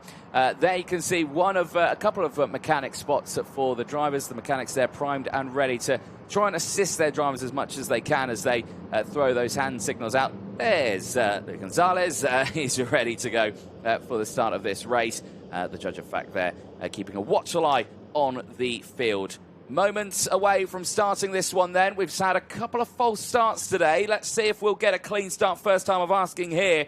Kostreva and John Foley Jr. then, front row of the grid. A switch of sides as they enter those tram lines. Are we racing? The answer is yes. It's a clean start for them then. It's a good start once again for the outside row, but John Foley Jr. gets that start he needed and holds on to second place, but it is Kostreva who leads the way for the moment. Andy Stewart there in third is trying to get that nose down the inside at the moment at turn 3 and 4, is unable to do so and just stays behind for that first sector for the rest of the field. Now has a chance on the outside here, is trying to look for the up and under, can't quite find the gap just yet, and already you're starting to see that similar trend of what we saw earlier on, the big gap forming for the front runners. But I've got to say, Kostreva once again has had a brilliant start to this race. That's a big send down the inside there in the background of Maximilian Piontek, who gains those positions as John Foley Jr. under investigation, starting procedure infringement. I believe those wheels may have been outside of the tram lines before the lights went out. It looked like there was only 2, which means a possible 3-second time penalty heading his way. Over the start-finish line then, Kostreva leads the way from Foley Jr., Stewart from Martins, Monler from Koza, Jubb from Piontek, Johnson Stewart in 9th from Shanega, who's holding on to the top 10. A stronger start there for some of the drivers who had a bit of a troublesome start earlier on in qualifying Heat 2. Think about the start. Now we see some overtakes, but since the lights were out, drivers, even if they are compressed, the start were really better comparing to second or first heat of qualifying. No more actions like little contact, but still overtaking still taking place from corner to corner, just in the last chicane, as we can see for now. Indeed, so it's all still kicking off here. Bit of contact there into the final corner and into the barriers there. Does rejoin, and that is near disaster there for Alexander Jubb, who tumbles down to 14th place. Near contact with the barriers, but I think just got away with that one. We have seen overtakes into that final corner. We've not seen anyone go fully side by side into that final corner just yet, and that is what happens when you do that. The aerial views here at the start of the racing, and you can see how the battles have gone through. There is Johnson Stewart right now, who's currently in 8th place. He's having a much better start to this one, as Piontek under investigation for potentially causing a collision, and was that, of course, involving the likes of Alexander Jubb into that final corner? We'll have to wait and see. Especially thinking about this excursion of Alexander Jubb in the last corner. This looks like he is driving in the rallycross, not in karting. Okay, the track is ready for that, but I don't think the karts so. Then we can see another overtake here in the 4th corner. This is the fight between Dominik Wójcik and Maximilian Piontek. Is the fastest driver now. He is, and trying to push forward, 52.568 at that point. There in 6th place. You can see there the train starting to happen. Foley Jr. and Stewart having a good run here, but of course remember, Foley Jr. under investigation for that start procedure infringement that could be going his way. But he is going to not think about that. He's going to think about trying to close in on Kostreva, and at the moment the gap is half a second. However, there has been a change at that sharp end. Andy Stewart has got that overtake done and has stepped up into 2nd place. It's lost them a little bit of time, but I can imagine with 4 minutes to go of the session, they will try and close that gap up. Rest of the field heads through now out of the final corner. Much closer formation this time around for the field in the juniors. That will make it quite interesting, as Martins here, who had a really strong race earlier on, is starting to pile on that pressure to John Foley Jr. for 3rd place, and not able to get a move done for the moment's time. Piontek, of course, under investigation. This is Alexander Jubb. Was Piontek on the inside line? Yes, contact was made there. Look down the inside, was racing room given, and look how close. Did actually make contact with the tyre barrier there. Only the lightest of touches, but more importantly, bringing all that debris onto the racing line there. Certainly made it very interesting for the race leaders on that next lap, but they've gone past that now, and all is good. But certainly a very interesting moment there, which does see Piontek under investigation. Trackside action here, the aerial view on the left-hand side of your screen. Both live shots here at the Autodrom Słomczyn circuit, and gives you a real good oversight of what is happening to the drivers here out on track. And we are still seeing those overtakes happening thick and fast here. Johnson Stewart getting past Vito Koza, Max Boschoff getting past Julian Monler over the course of this lap. So again, nice battles ensuing all the way up and down the order. But of course, the main fight at the front is what we want to keep an eye on, because Kostreva still leads the way. Andy Stewart's still there. John Foley Jr. has just lost out in 3rd place, as Martins has made that move. Maximilian Piontek is still there, but of course himself under investigation. And this is that fight on your screen, and the move down the inside at turn 3. Beautifully done, puts the pole up to P4. For some time we also saw the battle for 11th when Czarnecha was at the lead. But for now we are focusing our battle for 4th place, where Piontek is trying to defend in front of the Foley Jr. and Stewart. At the front, Andy Stewart, Rui Martins and Maximilian Piątek are a little bit separated, but still, maybe if this group can compress, there will be a fight even for a second place. Oh, it's really compressed at the front of this one as down the inside there. It's a cheeky move from Chubb to get back past Scharnegger.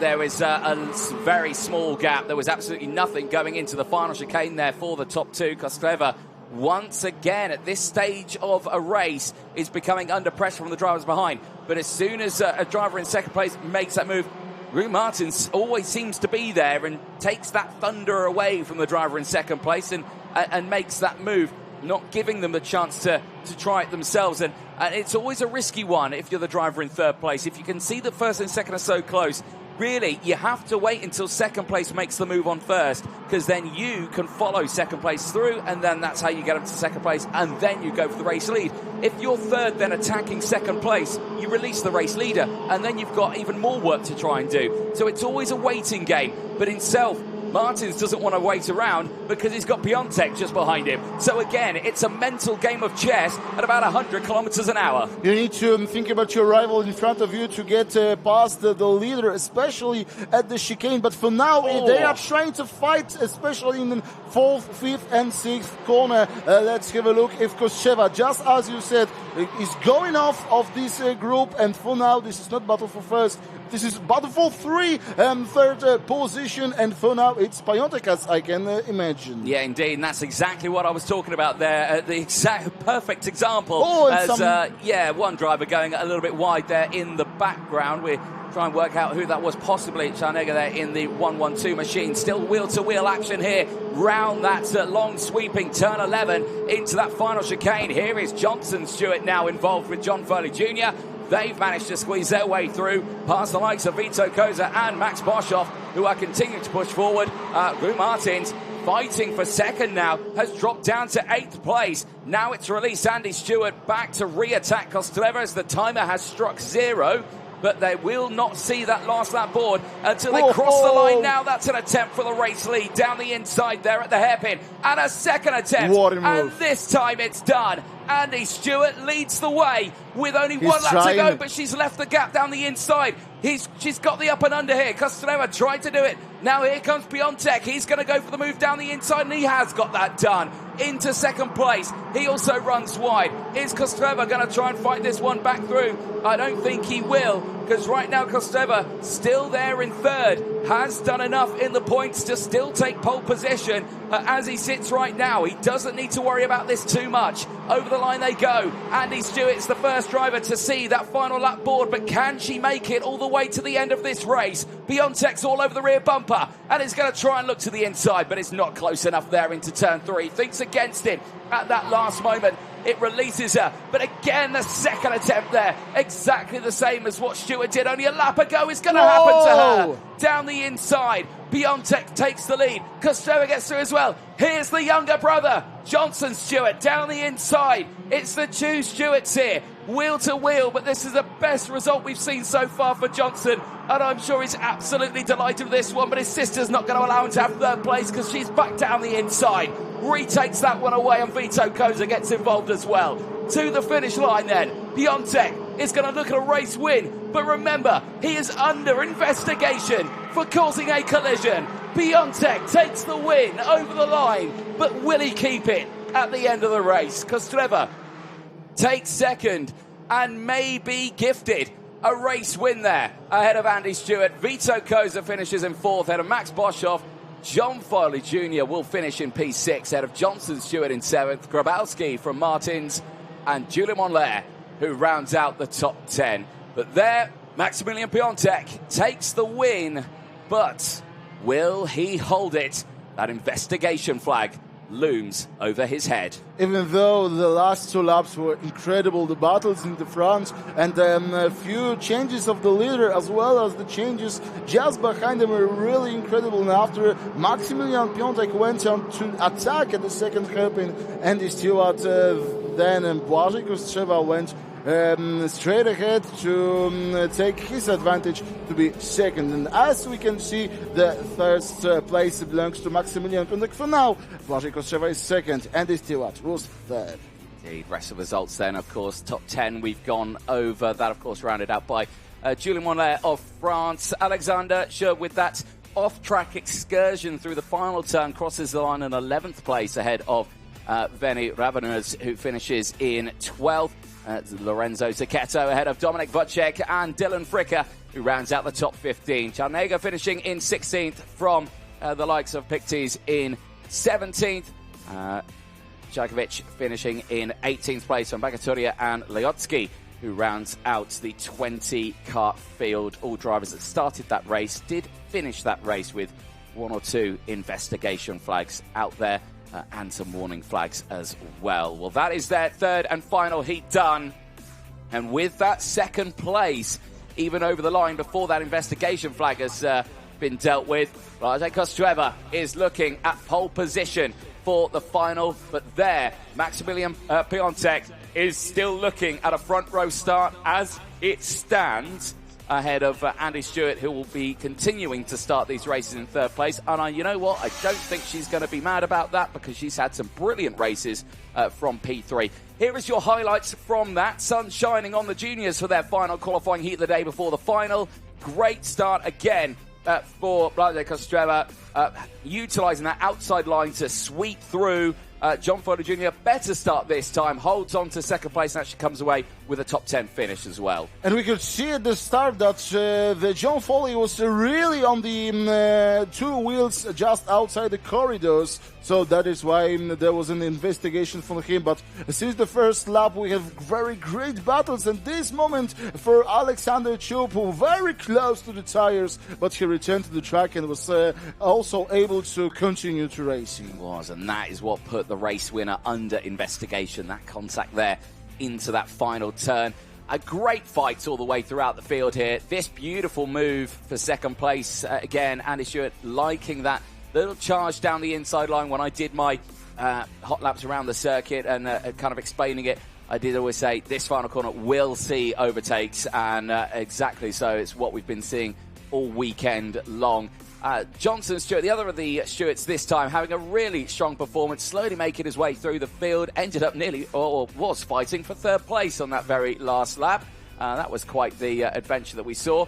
Then we saw the great battles here where, well, unfortunately for one driver, just falling down in that order, where we saw, of course, the recovering drivers, Martins there in that 118 machine, was fighting for the race lead and ended up dropping down to 8th place. Then the lead changes happening. Great runs here for Andy Stewart. Had that race lead, but then later the same overtake that she had done on Kostreva, Piontek repeated that. Thought, hey, that was a good move. Let me give it a try, and got that race lead away. But of course, could be all in vain here as that investigation flag looms over the junior qualifying Heat 3 winner. Well, that is them done and dusted until their final, but one more qualifying heat to go. The seniors will be out on track next, and it's a very similar story here for Kasper Toroboyski. He's looking to try and take that pole position away for that final. 10 minute plus 1 lap race is moments away from starting here. A lot of pressure here on Toroboyski. Again, he's just witnessed there how Kostreva did have that race lead, but how the drivers behind were really starting to close in now. They're starting to learn the circuit here. They're getting dialed in, and now we're starting to see those really close fights at that sharp end of the field. But something tells me this young man here has still got something left in the bag that he's not pulled out yet to show, ta-da, this is what I can do. Exactly. I think all the Polish drivers still have some tricks that they learned throughout all their career racing here on Autodrom Słomczyn. But being honest, the pace of Patel, of Pinto, is really, really incredible. So this is not like the Poles should not take in their actions or take in their pace like it's nothing. No. They're really, really great drivers here, and they are picking up the pace, picking up all the talent they have to compete with Polish drivers. So Colin Ważny has noticed that in the last heat qualifying race, and then he needs to focus on his own pace to be able to attack the front of the pack, to return there, and then thinking about what he can do to be at the first three at least. Because he has talent to do that. Yeah, certainly so. Of course, Protepa yesterday did take the qualifying heat win on circuit. Did lose that, though, to a 5-second time penalty. The result earlier on with a third place still keeps him at second in the points with 85 points to his name. But, of course, it is Kasper Todorowski who is looking at the pole position start as it stands. But we have to wait and see how this race goes on. Race 2 earlier on still was very exciting, especially for Lukas Jaruzelski. He was able to gain 5 places, to get into second place. So certainly a very strong performance. The same can be said, of course, for Protepa, but as well, the biggest one was Bernardo Pinto of Portugal. 9 places gained, broke inside the top 10, got to P6, and looked like a real threat because he was setting those fastest laps of the race. But not alone with those fastest lap of the race as well, because Lieke van Berkel of the Netherlands also was showing some great speed. Unfortunately, though, in that last race, came away with a 5-second in-race time penalty for a misplaced front fairing. So, effectively, a nose cone penalty there, unfortunately. That was only one of 3 penalties that went out. Of course, Mayan Patel was one of the other drivers that we saw who was under investigation for a starting infringement. That did come to fruition. A 3-second time penalty, which means 2 wheels outside of the tram lines at the start, put him down to the likes of 11th place at the end of that one, which is a big shame, but I'm sure is still focusing on this race. The other driver as well, Nikodem Osheshki, also a 5-second front fairing time penalty, dropped him down to 14th place. But that was race 2 earlier on. Race 3 now is on our screens, ready to head onto the track for the start of their race. So let's quickly fire you through the full starting lineup then for the last qualifying heat of the day before those all-important finals to crown the Arrive and Drive European Championships. Kasper Todorowski looks at pole position here alongside Colin Ważny. Adrian Protepa joins Mayan Patel on row number 2. Jan Pinto and Oskar Hildebrandski will jump into the third row of the grid, rounding out the top 6. Lukas Jaruzelski, great race earlier on. Can he do the same from row 4 alongside Adriana Kralic on that 4th row of the grid? Row 5 in the top 10 will see Kian Shah and Max Oler. Row 6 sees Jonathan Landstrom. They'll be joined by Nikodem Osheshki on that 6th row of the grid. Row 7 sees Charlotte Till and Lieke van Berkel. Row 8, Bernardo Pinto.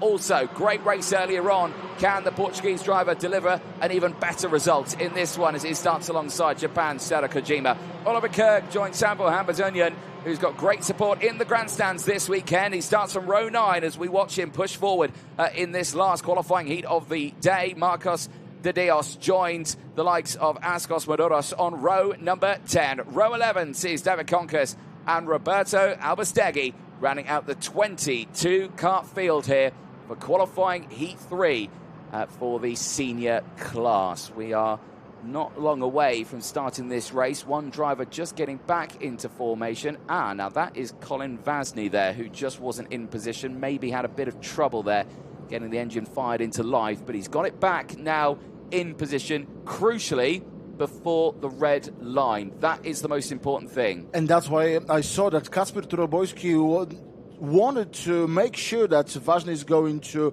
rejoin to the second place. I saw him with a very big, maybe not aggressive braking, but he braked to really, really low speed and was searching for Ważny as well as the drivers behind him. So this is a great move from all the drivers to be fair played here before the start to compete at the track at the race, not before it. Indeed, but I'm sure that will not happen in a final situation. Right then, here we go into that final turn. It's the last race before the finals in the qualifying heat. It's the seniors, it's lights out and fights on at the start of this race. It's a great start there for Tudobursky, but Patepa was immediately on the attack there into turn one, but wasn't quite close enough. The rest of the field slot through that first chicane for the first time. There's drama in the background. One cut facing the wrong way, tumbles to the back. It's Sena Kojima of Japan, who had a troublesome start there, but she rejoined, but right at the back of the field. Big heavy braking zones there into the hairpin for the first lap, and big moments for the rest of the field as there's already quite a sizable gap forming from the top six from 7th place downwards, and already we're loving the start here from Tudobursky. He's in control and is just holding on to that race lead as everyone else is just piling in behind. It's 3 wide in the background. There's head through turn 11. Trust me, they cannot be 3 wide as they head into that chicane for that first time. But they all managed to get through on this opening lap. There's side-by-side moments again into that final turn. There's side-by-side moments there for the race lead at turn 1. And it's not worked out for Patepa because Jan Pinto has found his way through into 2nd place. Tudobursky holds on to the lead for just another lap. But Pinto is closing to the Tudobursky, so he cannot be so sure that he can manage to stay at the first place. Moreover, lots of oversteering during the first lap, especially exiting the corners, the second hairpin wide on the curb, as well as the last corner. This is the very big amount of power in those engines, so drivers are oversteering everywhere in the track, and this is why this interesting fight are so beautiful to watch. It certainly is, but still we're seeing these 2 groups of 3 here at the front of the field. Rest of the field tripping over each other a little bit at the front here, as very slow line there for Tudobursky through turn 1. That's brought Patepa straight back into play. Patepa trying to get a nose down the inside there, was unable to do so.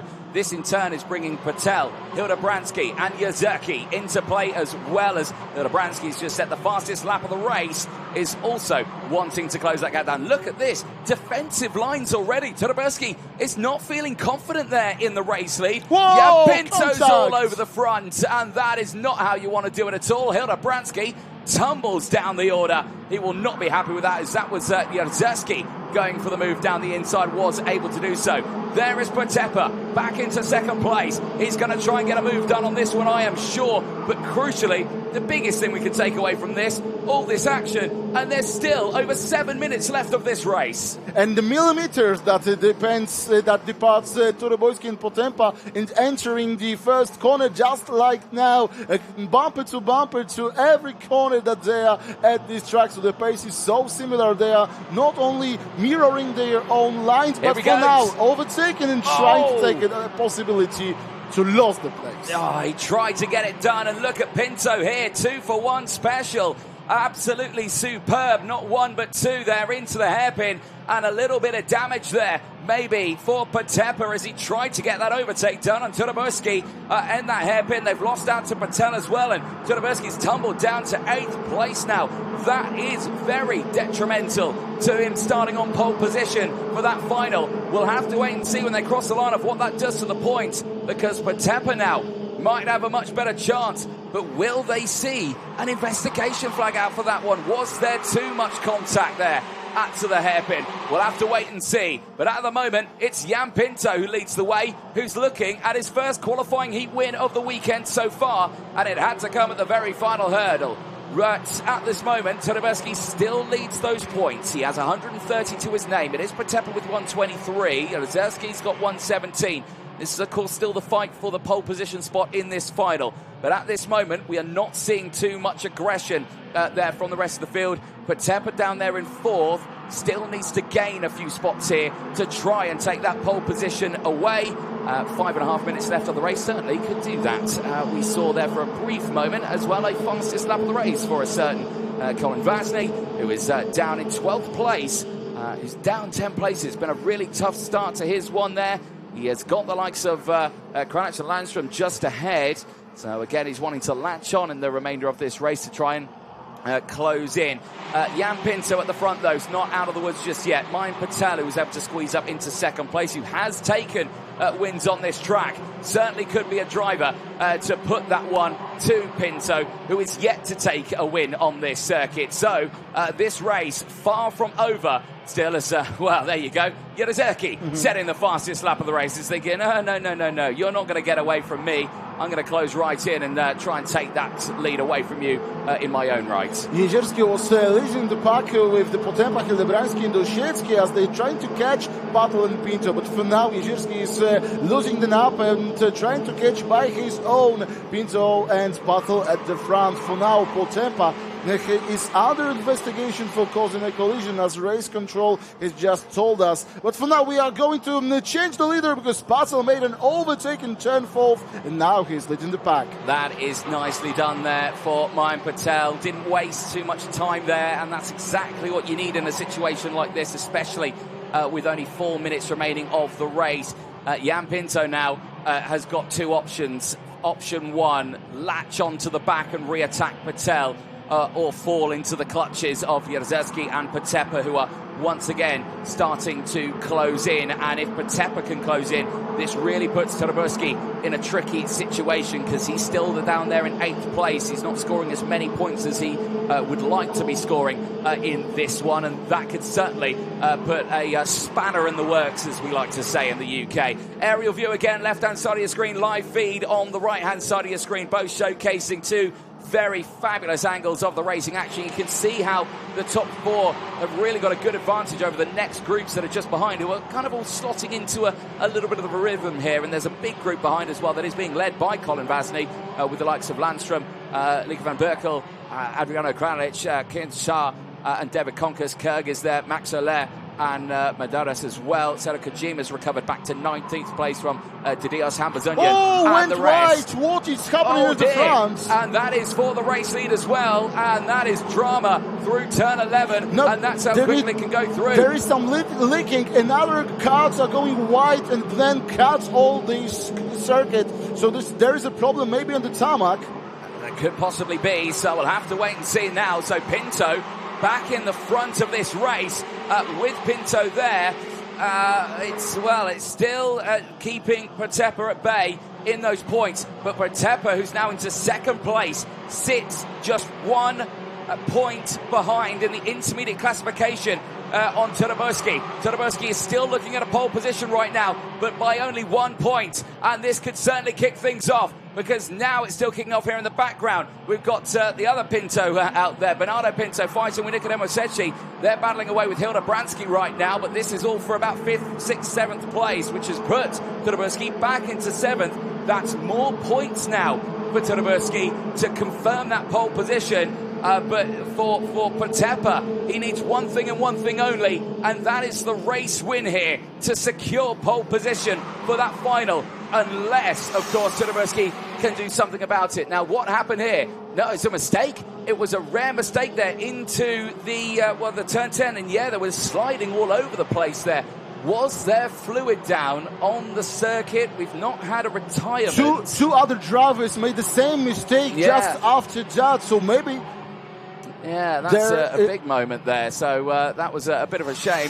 While that's happened, I think there's been some action at the front. There certainly has. Potempa has taken the lead away from Jan Pinto. And as we called it out earlier on, he will now take the lead of the intermediate classifications. Your driver in the race lead now is looking at pole position for the final here, and a pole position for a European title in the Arrive and Drive, and a ticket, of course, to head to Malaysia for that World Cup final later on this year. But right now, he has still got to do it. Here is that overtake. Beautifully done, actually, into the hairpin. No real drama for it. Just found the gap, found the move down the inside, and Jan Pinto not fighting it back too harsh on him. 50 seconds remain then of this race, then plus that one extra lap for Potempa here. I don't think he's got much to worry about right now. He's got that overtake done on Pinto. He's not got anyone else behind closely. Jaruzelski's just got the move done back up to third place from Patel. Todorowski's there in fifth place now. Now that's interesting because Todorowski back into fifth place puts him back on pole position for the final. And that overtake for Kasper Todorowski actually turned out to be the most vital one he needed in this race. Through past him, there is Todorowski, but he's under massive amounts of pressure from the drivers behind. And if they manage to squeeze their way through, he will lose out on pole position. Right now, where he is, it's just enough to take him to pole by 1 point from Potepa, who's in the lead of this race. But this is a big moment for Hildebrandtski here. If Hildebrandtski gets that overtake, well, he'll gain points. He may gain a position for the starting grid, but he will cost Todorowski a pole position for that final. The timer has struck 0. Last lap board is out this time to the field. I can imagine he's starting to feel a bit of pressure in the belly here of Todorowski, as that pole for the final is certainly on a knife edge. And he still can feel the breath of Hildebrandtski and Ważny behind his back, and maybe in some of the chicanes we will see the overtaking advantages for Hildebrandtski and Ważny as well. For now, Todorowski is going with the massive defensive lie. Jezierski made the fastest lap at the third place for now, but it's not important as the battle of the fifth place, because we are fighting for a pole position and better places for other drivers in this group to the finals. As we can see now, Todorowski has picked up the pace and a little bit made a little bit difference to the Hildebrandtski, so maybe he's much more safer than the last lap we can saw on the other lap. There is your race leader then, Potepa, over the line. He will see a qualifying heat win and he'll celebrate over the line ahead of Pinto. But it's the battle for fifth place that is going to secure the pole position spot for Todorowski, and it does. Over the line, P5 was enough for Kasper Todorowski. He looks at pole position for the final later on today, and he will be closely battling with that man there on your screen of Adrian Potepa, who will be wheel to wheel with him for that final that will span over the course of 21 laps. That will be a race you certainly do not want to miss, and you can catch it live here on YouTube. Make sure you stick around for that one. But the biggest mover, once again, Bernardo Pinto, putting in a great race in that one to finish up in 7th place, an 8th place gain, nearly a carbon copy of what he did. But there on your screen, that number 11 machine, Kasper Todorowski, confirms a pole position for that final. Those good results earlier on in the weekend secured him that spot. There is your top 3, Adrian Potepa, Jan Pinto and Lukas Jaruzelski, who rounds out the top 3 at the end of that race. And here is your rest of your race results. Mayan Patel finishing P4 then ahead of Kasper Todorowski. That P5 was enough to finish and start on pole position for the final. Oscar Hildebrandtski finishing in 6th place from Bernardo Pinto. Lika van Berkel ahead of Nicodemo Secchi. And Colin Vasny rounding out the top 10. 11th place downward sees Charlotte Till and Jonathan Landstrom. They'll see Adriano Kralic finishing in 13th place ahead of David Conkers. Gained 7th place in that one to finish in P14 ahead of Max Soler, who rounded out the top 15. Kian Shah from Oliver Kerg. Marcos de Dios finishing in 18th place ahead of Ascos Madaras. Sanvo Hambazunian in 20th place from Sero Kojima and Roberto Albastegui, who rounds out the 22 kart field. Once again, every driver that started that race finishes the race. But one question that still looms in my mind a little bit in that one is, what on earth happened with that battle at the front? Was there fluid down on the circuit? Was it a mistake? Was it by someone? Not too sure, but quite a few drivers caught out in that moment. Yeah, because if there was only one mistake, that could be only a mistake by a driver. But as we can saw in this aerial view, after that the drivers from the middle of the pack made the same mistake. Not only one more, but 2 more guys from them. And these are the highlights from this race. Great start by the Kasper Todorowski. He was trying to aggressively take his place to the first corner. After that, lots of overtaking, lots of contacts as well as here. It's Colin Ważny maybe, or someone else, because Colin Ważny also had a very, very tough race here at the third qualifying heat session. Certainly did, and there was that moment as well for Oscar Hildebrandski that put him down in that order. There was a moment, of course, as well for Todoberski that found himself dropping to 8th place, but that recovery drive to P5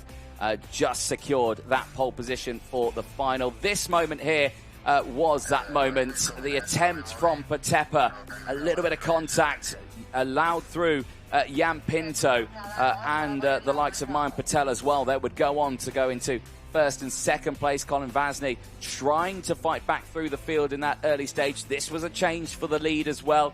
Patel finding himself there from Pinto, but that was still with 4.5 minutes to go. And then this moment here, still unsure, because again, must have been just fluid down on the circuit, and again, 1 or 2 drivers in the background just suffering a similar fate. Maybe it was debris on the circuit as well. There may have been some side-by-side action, and of course, as they were going into the corner, just had no traction on those Vega slick tyres, which did put Patel down to 3rd, to which he did recover back to 4th place at the end of that one.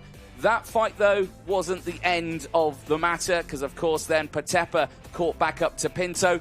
That overtake happened, and that was sealed and done. There was no more action from that one. The action then went to the battle for 5th place, and Todoberski, who had actually just managed to get into P5, went on to secure not only a strong result there despite the dramas, but also a pole position for the final later on today to see who will be crowned Arrive and Drive European champion here at the Autodrom Słomczyn circuit. We will have to wait and find out who will be finishing that race in those positions. But we know who's going to be starting it on pole position in the 2 classes. Todoberski will be finding himself there. Kostreva will be starting on pole position for that junior final. But again, we can talk about those finals as much as we can with the sunshine here. The clouds, though, loom off in the distance, and there is a lot of rain around the area. Could we see precipitation for those finals?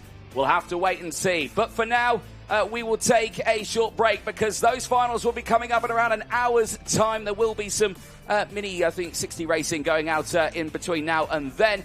But those finals starting at 2 o'clock local time here. We'll be crowning a European champion in the Arrive and Drive, and we'll be seeing who will be heading from the Europe scene to that all-important World Cup in the Arrive and Drive in Malaysia. Of course, we'll also see the winners from Macau, the Asia Pacific, and of course in Brazil with the South Americas as well. For myself, Anthony Jordan, and Magic in the Box, we will take a short break. We'll see you for those all-important finals. Do not go anywhere.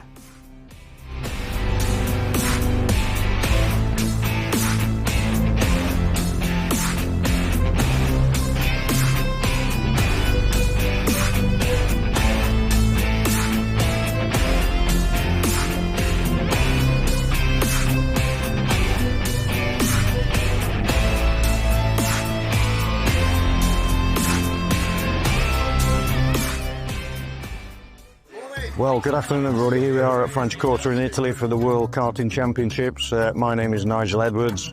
I'm the race director for this event with Pasquale Lupoli from Italy. I've been doing this role now for 15 years for the FIA, but I've been a clerk of the course race director for about 25 years, which sounds like a hell of a long time. Stop it. Under investigation, please. Start getting. We're a team game. Obviously, as a race director, the important bits for us are 2 things, really. One is safety and one is fairness for the competitor. So we need to be making sure that we train and encourage young, new people into our sport. And say Peter is one of those typical people who's been on the high performance FIA program, so he's doing really well so far. I think we're about a year and a bit into that, and I'm sure one day he will become an FIA karting race director.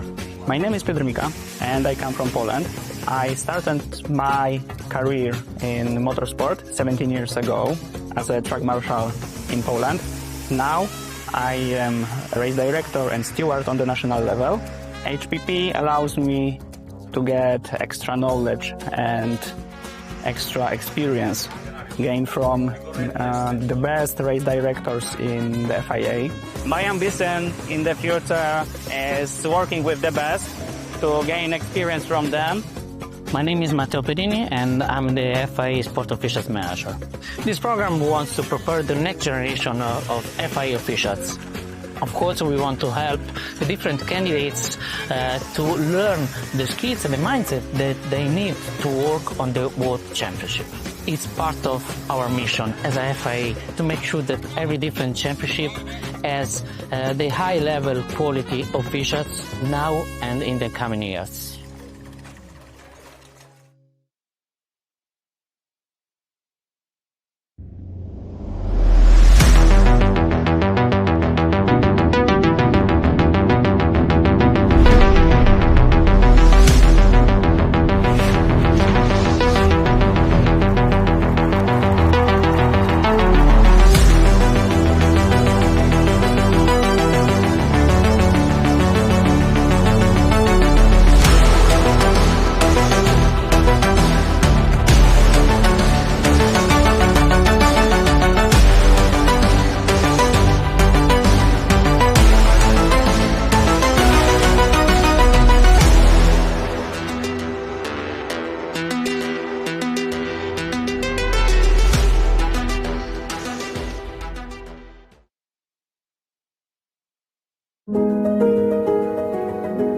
There's probably no better way of enjoying the sport than becoming active in it. And officiating is an area that one can look at. In every new aspect of the sport that I have become involved, I've found that I can get hold of someone in the FIA who will willingly assist and contribute in one way or another to put on the best events that they possibly can and do best by the championship itself. I'm Steve Harding, FIA Outstanding Official of the Year for 2025. Motorsport has really been part of my life from my pre-teens. My father had been the sales director of a company that donated a weighbridge to Kyalami and received free tickets to the motor racing. He gave them to me, and from then on, the bug had bitten and never really let go. As I got a little bit older and got a driver's license and didn't really have money sufficient to compete myself other than as a co-driver in rallying. And I must have been reasonably good at it because ultimately I got better and better drives and remained a co-driver for the rest of my active motorsport career.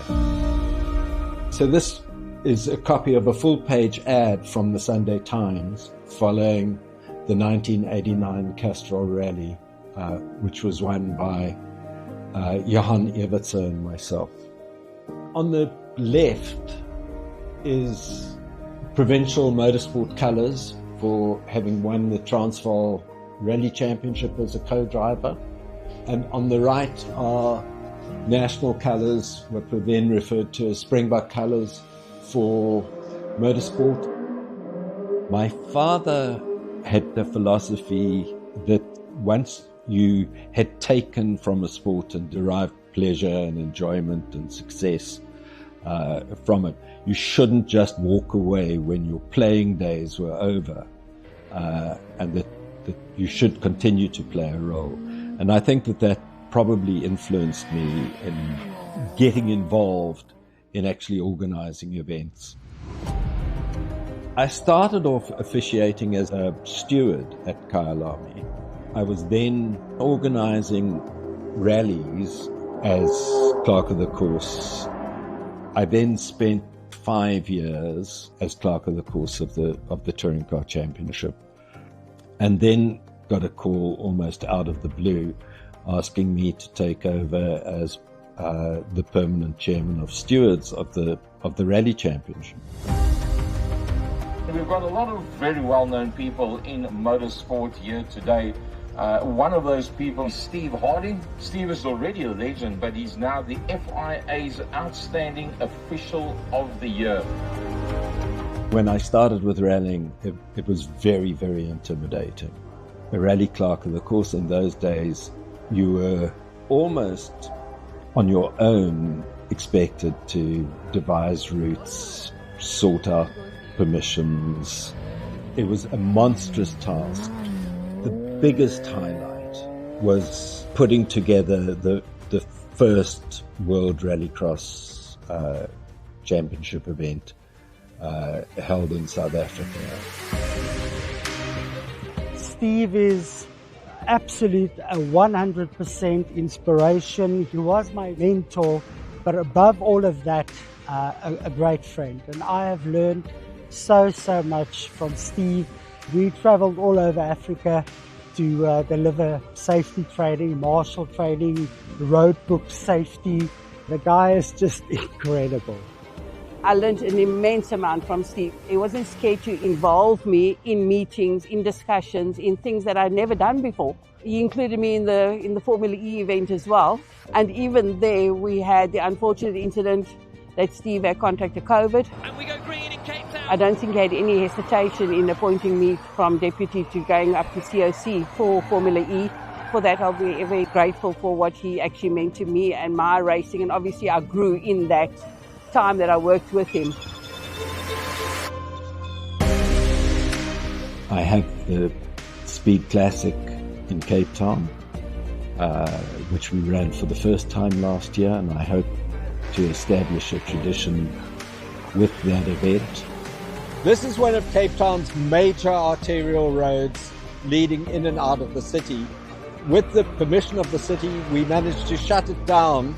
We were able to do this because we had the safety infrastructure from Formula E that we could rely on in order to keep it safe, both for the competitors and for spectators, and more importantly, the residents and other occupants of the area. And our winner of the FIA's Outstanding Official of the Year award is Stephen Harding. I have strange feelings about this award. It gives me a lot of pride, but at the same time, I know just how many people are out there doing amazing jobs of work. To give so much time and energy to motorsport, I think it is richly deserved. There is no one better in my mind that deserves this accolade that Steve. We are so proud of him, and huge congratulations to him. And it's also very good for our country. For Motorsport South Africa, it's important to show that motorsport is still very much alive in a variety of aspects.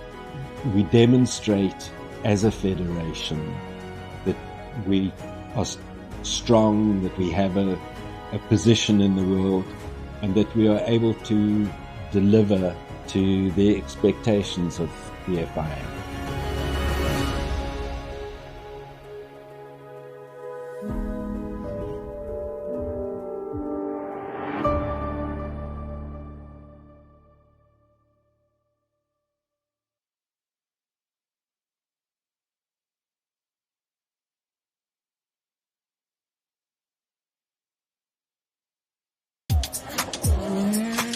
Here's everything you need to know about scrutineering in the WRC.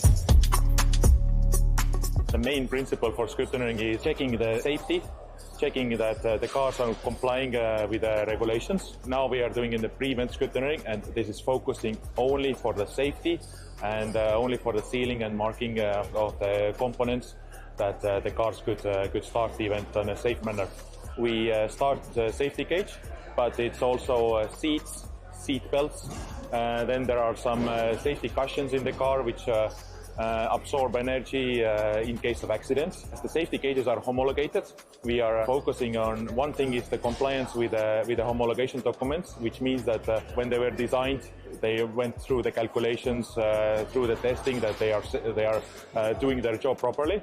And now in the event, we compare with these documentations that there is no modifications, there is no damages, that the weldings are correct, the tubes are correct, the whole design is as it should be. For the seats, one thing again is that they comply with the standards, what they have to be.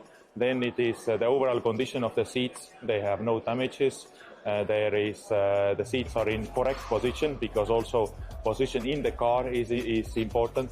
For the sealing, one of the easiest thing is what we seal is the engine, and on the engine it's actually marking it just to count that they don't change the engine during the event. Then it is the turbos, then it is the transmissions, gearbox, rear differential unit. This is also that they have one set which is fitted on the car and then one spare set. During the safety checks, all important is also the personal equipment of the driver and co-driver, the helmets, overalls, the clothes, everything related to the drivers also.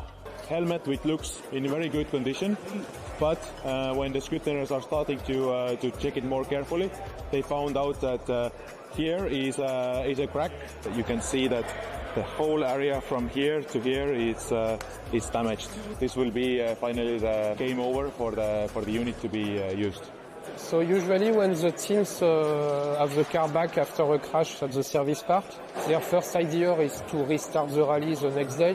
What we have to check is that the structure of the car has not been damaged, and mainly the safety cage actually, because if they want to restart the next day, the car has to be like it was at pre-event scrutineering. Some items are easy to change, like seat belts, seats, it's quite easy to fix. But if the safety cage is damaged, most of the time that means it's the end of the event for the crew. During the final scrutineering, we have a list of 20 items that we will check on Sunday evening. We have a discussion with my FIA colleagues.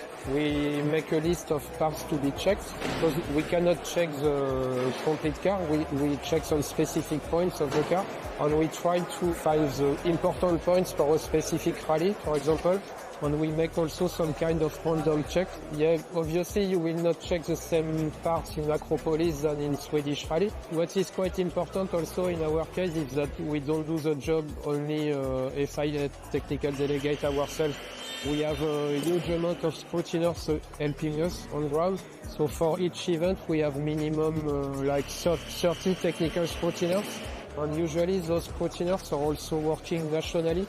So they are following their national championship. So we hope that when they do a WRC event, they are able to use this experience for their national rallies. Without these 30 people, it would be really difficult. I'm Marco Pacini. We do a shift scrutiny here. For us, it's fantastic because in the WRC, very good the car. So it's fantastic for our job in Italy Championship. I have a lot of people in the service park and also in the manufacturer, and we have to check every work the mechanics do on the car, and after report to me with a sheet, so FIA can read the work the mechanics manufacturer have on the car.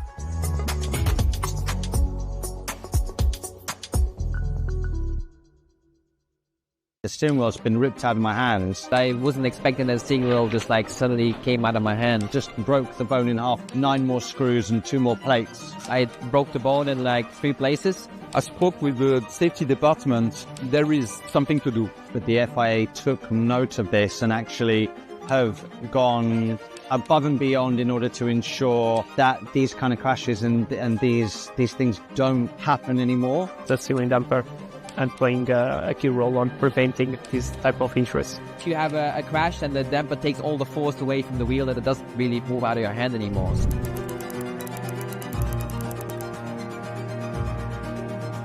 I'm here with Sam Bird, who unfortunately was one of the victims of a hand injury in the Gen 3 car last year. I was. Sam, can you run us through a little bit about what happened? Being brutally honest, it was my mistake. I hadn't put enough work and temperature into the hydraulic brakes in order for, if I had a small issue in lock and if I went over the threshold with the regenerative braking, that I had hydraulic brakes there. Anyway, I locked up into Sandoval, turn 1. The steering wheel's been ripped out of my hands. And I think my hand has either hit the cockpit flat out or the steering wheel has chopped this bone on my hand, just broke the bone in half, which then required 9 more screws and 2 more plates in the outside bone in my hand.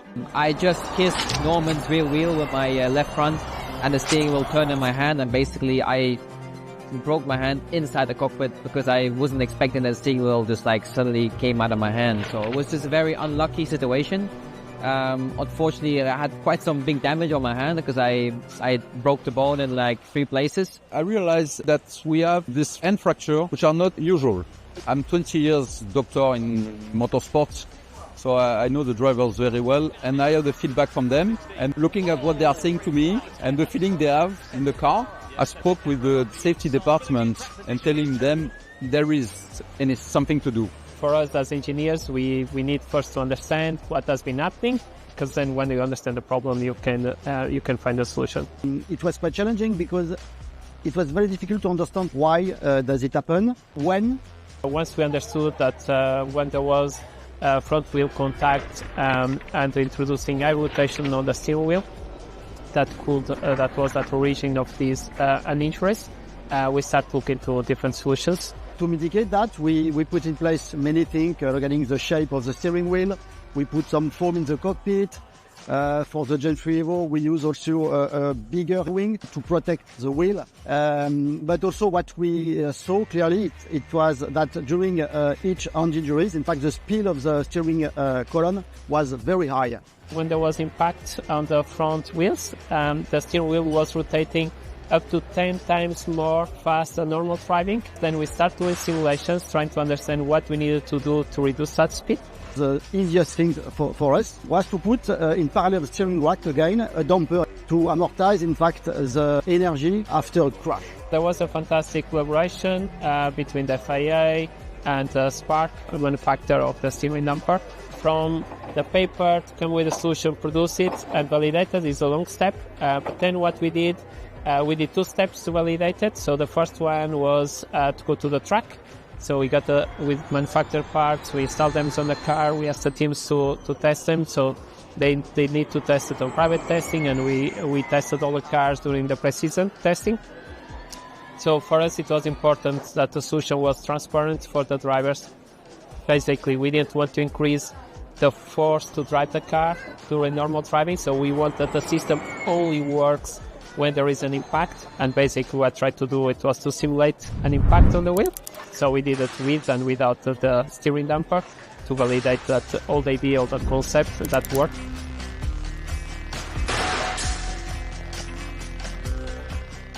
There were some crashes that were involving some hand injuries, but the FIA took note of this and actually have gone above and beyond in order to ensure that these kind of crashes and these things don't happen anymore. The steering damper has been the key deployment that has been helping and playing a key role on preventing these type of injuries. For sure, the FIA is pushing hard to make it for sure safer and for us, because obviously the injury was quite bad, and they made big steps from that moment onwards. The steering damper, I think, is a very good tool, not being tested yet on my side. But if you have a crash and the damper takes all the force away from the wheel, that it doesn't really move out of your hand anymore. Clearly, safety is something which is maybe the most important thing within FIA. And of course, when speaking safety and safety for driver, it is a key pillar. Since the introduction of that solution, that is the steering damper, we fortunately, and hopefully will remain like that, we have not seen any injuries anymore.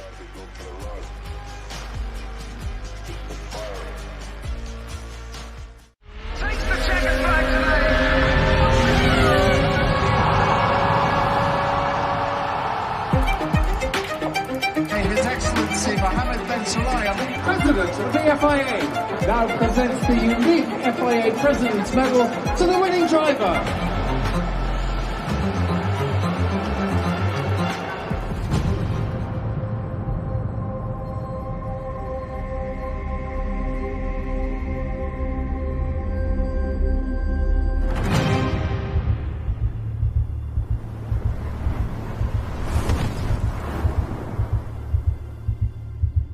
I'm Camille De Bastiani. I'm the lead designer of the FIA, and I designed with my team the new medal for the President Medal in 2025. The President's Medal is distributed to the winners of the FIA World Championships. It has already been distributed in Formula One to the race winner, but now it's going to be distributed in WRC, in WEC, in karting as well, and in Formula E. The President medal is actually made of sustainable materials, recycled gold and silver. The circle actually fits perfectly with the theme we developed at the FIA Awards, with a logo that represents each World Championship of the FIA. Once we had that part, we could just integrate it to the President medal. And then on top, we decided to put the name of the championship and the FIA logo. And of course, we put the signature and the name of the FIA president on top, with a president's medal at the bottom. For the back of the medal, it will always feature the name of the race and the number of the race. Each medal will be personalized depending on the championship. It's not just one template and we keep changing a name. It's a bit more in-depth than that. To give a better view of what it will actually look like, we made 3D models. Then it's also a good indication for the manufacturer on the kind of finish we want, how shiny it will get, how matte it can get. Same for the lanyard. My job is done. Like the manufacturer has all the elements for him to produce it, he can start working on it.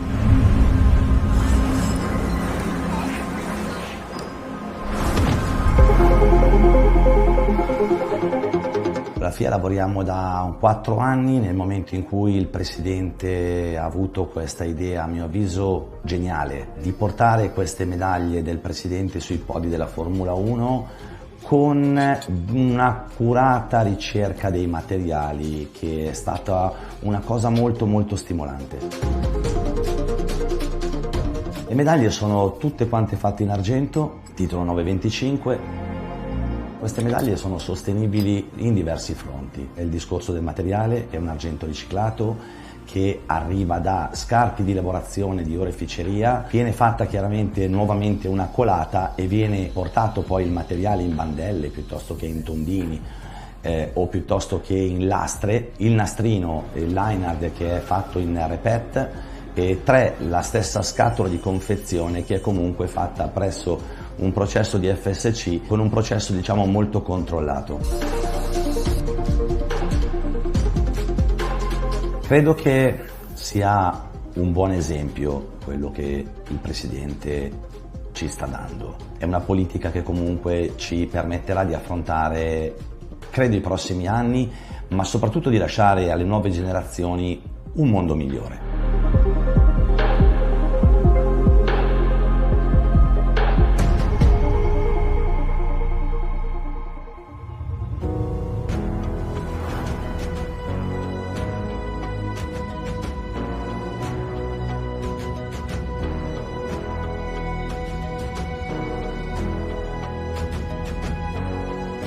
When racing or rallying, drivers give everything. They have to win. I wanted to create something that represents this commitment and sacrifice. This medal represents their efforts and also the innovation and progress being made across the FIA championships. By celebrating these victories with a sustainable medal, we not only recognize our race winners, but also highlight the ongoing efforts within our sport to protect and preserve it for future generations.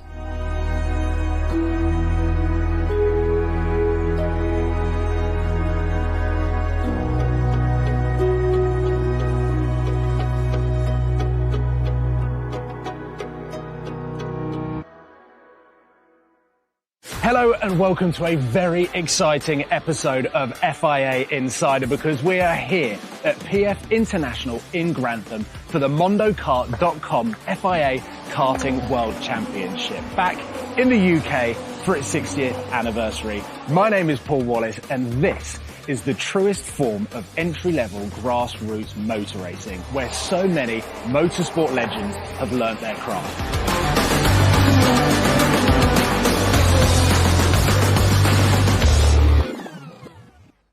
Nigel. Good to see you. And you. How cool is it? This is a great view. Very cool, very cool. 60 years of the World Championship karting. Can you talk me through how the sport has evolved? Wow, well, 60 years of karting, it's unbelievable. In the early days, it was like everything it started. It was, you know, you'd have a van, you'd have a car, you'd have a trailer, people would do it, they'd get enthusiastic. Events like World Championships were almost unheard of, but again, I guess the gathering of people at that point, you know, and the competitive nature of the sport, it was probably a very good idea and it evolved from there. But, you know, over those 60 years, it's just amazing how the sport has changed. A lot more professional now. Obviously, of course, we're here this weekend for the World Championships, but the history of all those people there. And again, I know I'm from the UK, but so we've got to mention people like Mike Wilson and Terry Fullerton, and you know we've got a good pedigree. But throughout the world as well, it's been a fantastic showcase of motorsport. So this weekend, obviously incredibly special. There's going to be historic karts as well as these karts that are going around and the juniors are racing. So can you talk about the evolution of the kart and what that means for lap times as well? Obviously, in those early days, you know, late 50s, 60s. Tyres were very narrow, you know, technology was very low key. When you got to the 70s, 80s, it evolved into not a dissimilar vehicle to what it is now. The thing that has massively changed in recent years is bodywork. And again, the bodywork, yes, it looks nice, very cosmetic. I think that would probably be the massive difference, is the size of the kart and the bodywork is the big difference from the early days. Amazing. Well, I can't wait for the weekend and see the cars go around. Thank you so much. Thank you very much for your time. Appreciate it. Thank Welcome you. to PF. Thank you very much for allowing me inside your office where we can see some legends of the wall. Goes back a long time. Yeah, 60th anniversary for the World Championship for karting. Can you talk to me a little bit about some of the legends, some of the special moments that you've had over the years here at PF International? Yes, I mean, I obviously started in 1960 when they were raw. They've certainly got better. I think the karts are very good. There's definitely some future motorsport legends that are racing this weekend. You must have had... Oh, yes. You've had a lot of legends here as juniors racing. Yes, absolutely. I mean, Hamilton started here. All those my drivers have had in the past, you know. A lot of history here. There's a lot of history, yes. How does that make you feel? It's something that you created. I'm very happy that I've done this, yes. It's been more expensive than what I thought.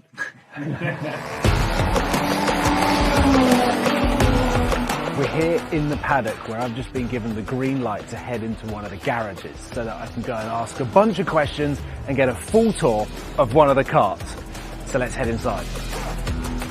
Thank you very much for showing me around the kart. One question I have. Yeah. Why so many karts? So, every team in the paddock, including us, we have 2 karts per driver. So it looks a lot because there's a lot of drivers. Yeah, okay. And this kart in particular, what championship is this kart for? So this kart is homologated to do all the championships. Oh, okay. National, international. And a junior can also drive this? Yeah, this is properly a junior kart. Yeah.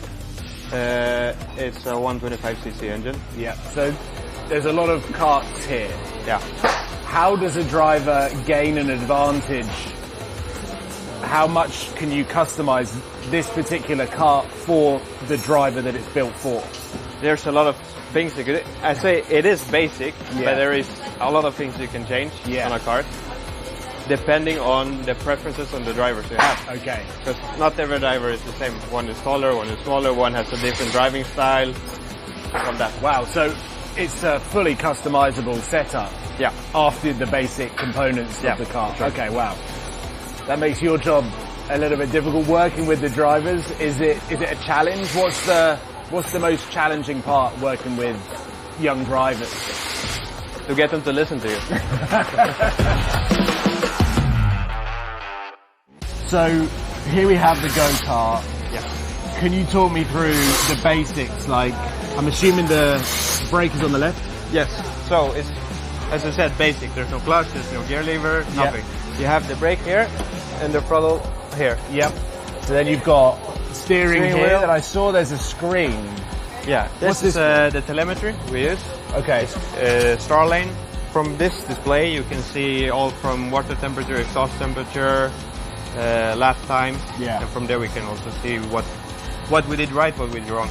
And what's going on in this section underneath the steering wheel? Under the steering wheel you have the steering column that is connected to the steering rods. Using that you steer the wheels. Yeah. And under the steering column you have a very basic fuel tank. Okay. A full tank of fuel is around 8.5 liters and they can do easily a final of 25 laps. Here we've got slicks for drive. Slicks. So this kart is prepared for how the conditions are right now for slick. The sun is shining, it's dry. Yeah.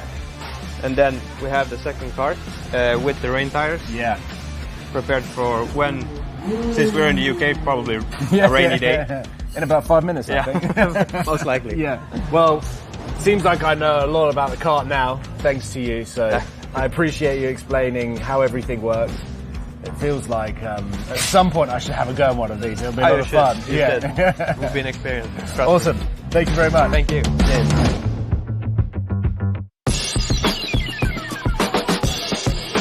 Dino, how are you? Hi. Great to see you. This is pretty impressive to see so many cars.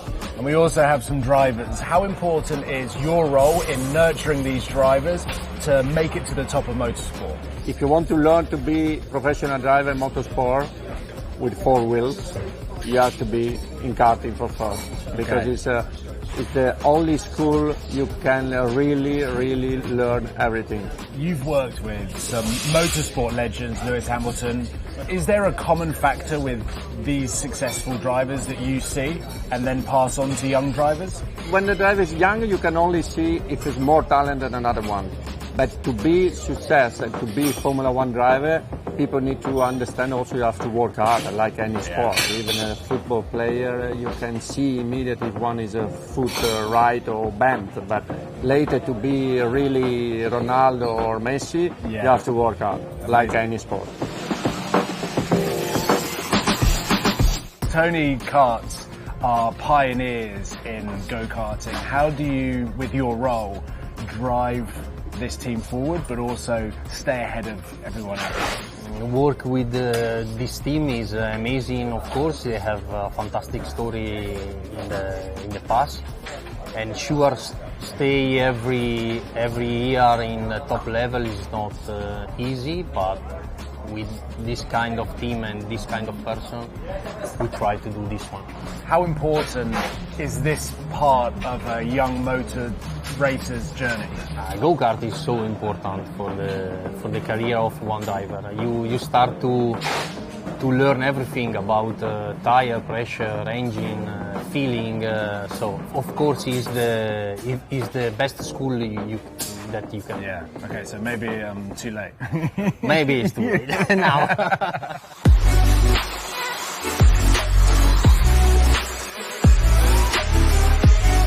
John, great to meet you. Nice to meet you. This is awesome to see the cars. Yeah. And you've just been out. Yeah. How was it? Yeah, it was good. Just getting warmed up for tomorrow's qualifying, so the pace is good so far. We'll see how it goes tomorrow. You've been selected by Red Bull to join their program. How exciting is that for you, and does that add a bit of pressure? I was always a big fan of Red Bull. Obviously, Sebastian Vettel was part of them, so it was definitely a thing that I was excited with, and we'll see what the future brings with the team I'm in. Can you talk to me a little bit about your journey and what you've been through? I was karting since I was 4 years old, and my close friends back karting, and I just got me into it then. I drove around my home country in Ireland for 4 years till I was 9 years old, and then I moved up to the UK in Motorsport UK for a long time just to build up my experience, and then last 2 years I've been part of the FIA Karting Championship and the Champions of Future, so my journey's been a quite long journey. It's been tough, but I'm working hard to get to the top. How important is it to spread the karting world to the motorsport community and have so many nationalities here on track? I think it's important for many reasons. First of all, karting is the first stepping stone for many of our future stars in the world of motorsport. Furthermore, karting represents a great opportunity for many countries to establish motorsport culture in the local communities. And I think having as many nationalities represented here in the World Championship is a very strong showcasing of all the good things karting can provide to national ASNs around the world. A lot of these drivers are incredibly young, and they'll have influence from their parents and family, from the teams and from the mentor. Can you tell me a little bit how you can manage that and also what's important for these drivers? Yes, yeah, I think you have a very good point here. We have a lot of young drivers, especially in OK Junior. It's a very young grid. And I think it's very important to remember that even though we are here with the very best karting drivers in the world, most of them are still kids. Most of them are still very early in their development. And I think that's a point that it's very important to be remembered and respected by the teams and the families. Luckily, with the paddock we have now, with all the teams and experts involved in the sport, my feeling is there's a general respect for the whole human being the drivers, and then understanding of all the elements that's required for drivers to develop. I can't wait for the weekend and seeing the karts go out, so thank you for your time. I've learnt a lot. Great to meet you. Cheers. Thank you. Have a nice weekend. It has been an action-packed weekend so far. It has been amazing to meet so many different people that make a weekend like this happen. And to see so many young, talented drivers out there aspiring to win world championships. Who knows? The next F1 driver could be out there on track at the moment. I hope you've enjoyed the episode. Make sure you subscribe to the FIA YouTube channel, tick the notification bell, and comment what you want to see next on the next episode. Take care, guys. Goodbye.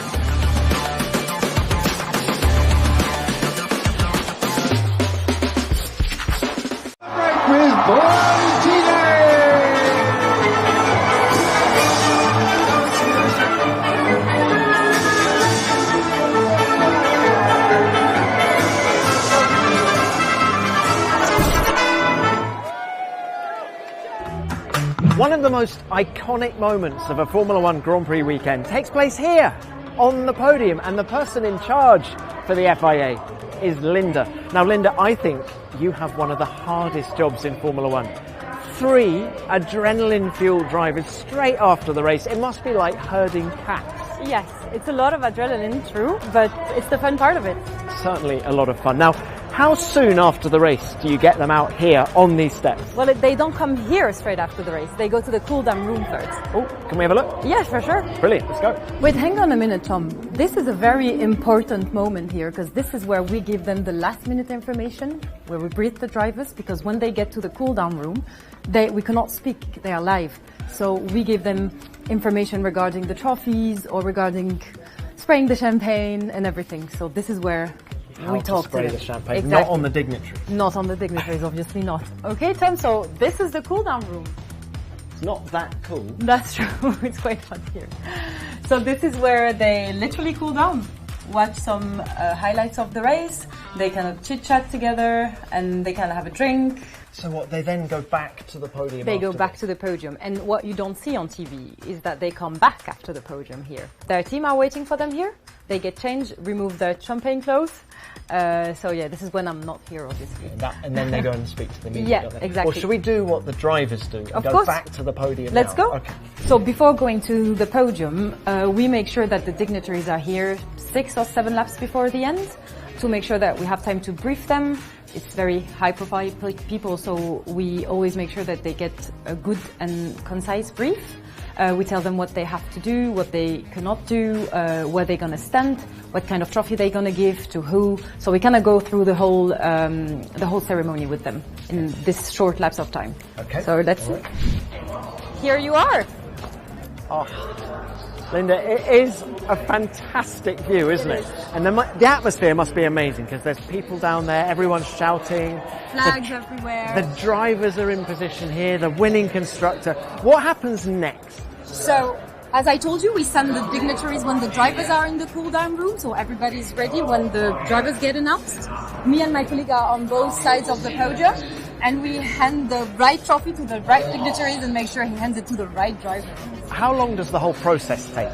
So we have 2 national anthems, one for the winning driver and one for the constructor, and then we hand the trophies and then champagne. And then so the champagne. This is where you need to escape. So it takes. And you have 2 exits. Exactly. Not every time. So sometimes you get stuck on the podium. Okay.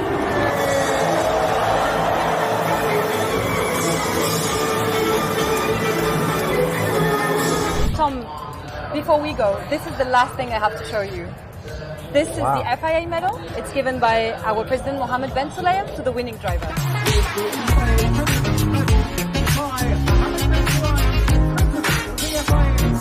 FIA President medal, Mohammed Ben Sulayem, the FIA President. Have a look.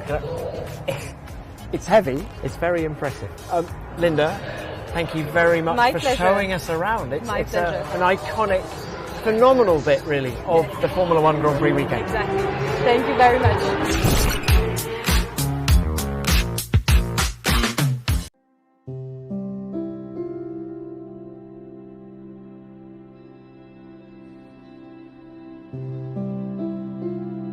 I'm Fabio, I'm 36 years old and I am a karting driver. About karting, I have to say that this sport is fantastic. The sport is pure driving, pure racing, no electronics. The skill of the drivers are, in my opinion, the 70% of the performance, so you have to work a lot. I'm paraplegic since the age of 16 due to a road motorbike incident. Well, it was hard, especially at that age. But you know, life goes on, and step by step I had my life back, so I came back to school, I took the diploma, I took the driving license, and so on and so on and so on. 1 year and a half after my incident, I was at home with my best friend Julio, and he told me, why don't you buy a go-kart? And I started my beautiful journey into this great sport. Well, family is very important. I am a karting driver thanks to my father, because he has ever been at my side. He was my first mechanic when I started, and he is still my mechanic when I go on the track for training. My mom also has ever supported me, and also my wife, Federica, is every time at my side. Ciao Kimi! Ciao bello! Allora Fede, tutto a posto? Noi tutto bene, ti stiamo seguendo, vediamo i tempi eccetera e ci fa molto piacere che stiate andando così bene. Dai. Bravi tutti, bravo il team, bravo tu e mi raccomando oggi ancora di più. In karting, it is very important to establish a great relationship between you and your mechanic and your team, of course. The mechanic used to transfer your sensation into setup changes, and it's very important because in go-kart, every little change makes a big difference. My mechanic today is Freddy. He's a very good guy, and we are doing a very good job. I think it's very important to have some passions in life, because if you are too concentrated all in work, it's not so good. It's better to have some passion to free your mind.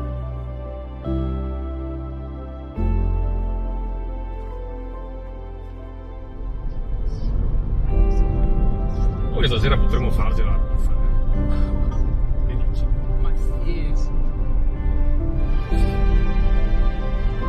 I did a lot of races in Italy with the able-bodied, and in 2020 I joined the FIA. I joined the Disability and Accessibility Commission. Basically, we work to make the motorsport safe and accessible for disabled people.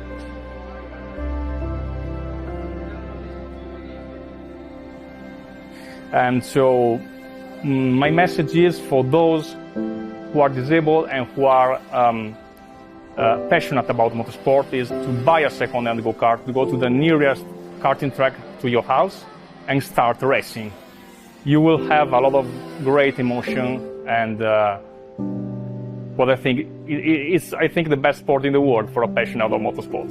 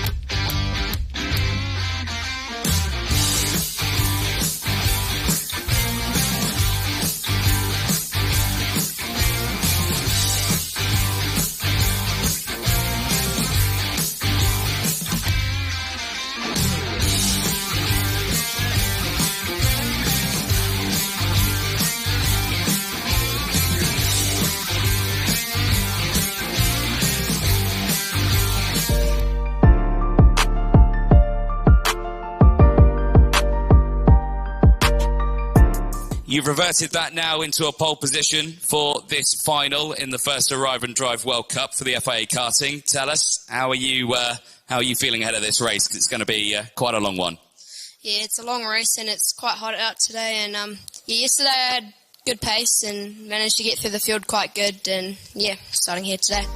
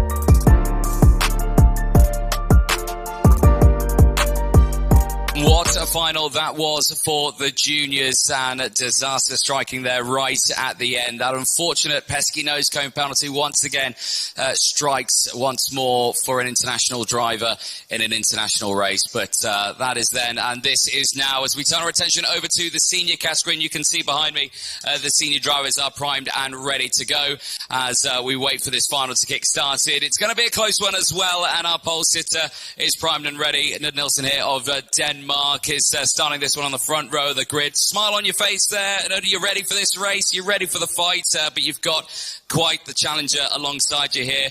Matches Victor has been looking pretty quick this weekend, but tell us, what are your thoughts ahead of this final? Well, yeah, I'm just excited to be here, and don't hope it's going to rain, but we'll see. Well, fingers crossed as well, because I'm currently stood out here. I don't want to get wet, but no. You were watching that junior final. What did you think of that? I think it was a pretty exciting final. Yeah, a lot of drama in the last few laps, but good fun.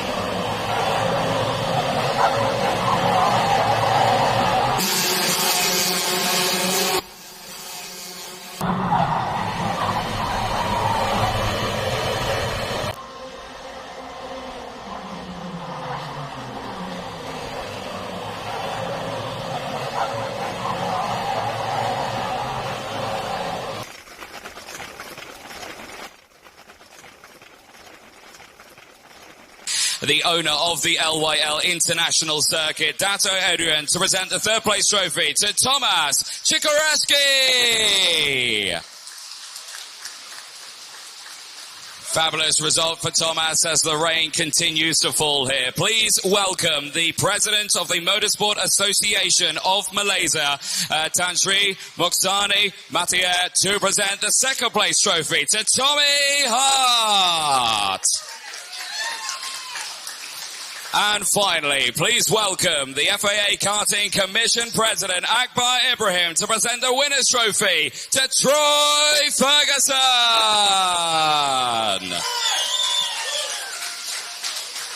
Well, a superb end to their racing. Drivers, for one last time this weekend, can you lift those trophies up above your heads for me, please? Nice big smiles.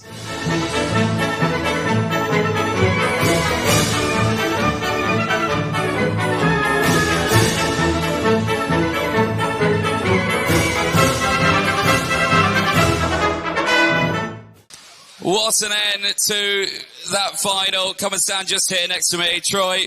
Well, I know you're indoors, but unfortunately you now got doused in champagne. But Troy, did you ever expect to be on the top step of the podium? I think you were P6 going into that final lap, and you've come away with P1. How are you feeling? At a loss for words. I mean, leader went to defend, they washed out, and I crossed back over, and then first place got a pushback, and then we ended up with the win.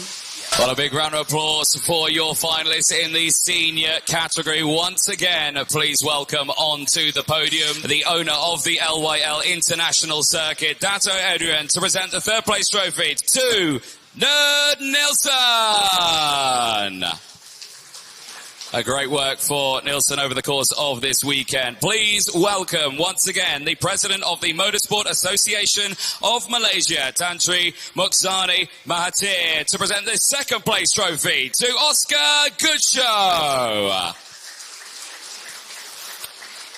And finally, please welcome the FIA Karting Commission President Akbar Ibrahim to present the winner's trophy heading to Zach Tucker. Well, once again, a brilliant end to the seniors, which did end prematurely with the rain falling, which is the same rain that falls now. Drivers, lift those trophies above your head for me, please. Nice big smiles at the end of a frantic weekend. The first ever FIA Karting Arrive and Drive World Cup here in Malaysia, just outside the city of Kuala Lumpur. And now we'll get everyone on the top step of that podium as well. All jump in nice and close. Yes, we'll get our dignitaries in as well. A brilliant end to the racing. Yeah, you can keep those trophies, guys. Not a problem at all. Nice big smiles there here in the rain at Malaysia.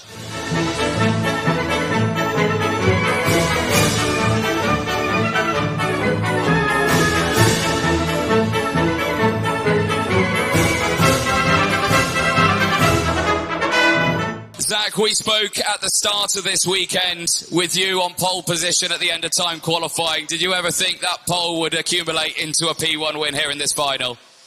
Yeah, you go over all the theoreticals in your head, but it's pretty crazy to be standing here. At the end it was definitely a success of 10, but throughout the weekend we had our ups and downs. Like when it was wet we went back to 9th, and then 3rd in some of them, but then yeah, at the end we managed to work our way back up. What a weekend it has been, and what a 2025 season it has been as well. With 2026 only around the corner, there is plenty more action with the Europeans, the World Championships, and of course, maybe even more of this. We just don't know yet. But from me here, Anthony Jordan, we'll sign out for now. A big thank you to everyone, and we'll see you in 2026. Bye for now.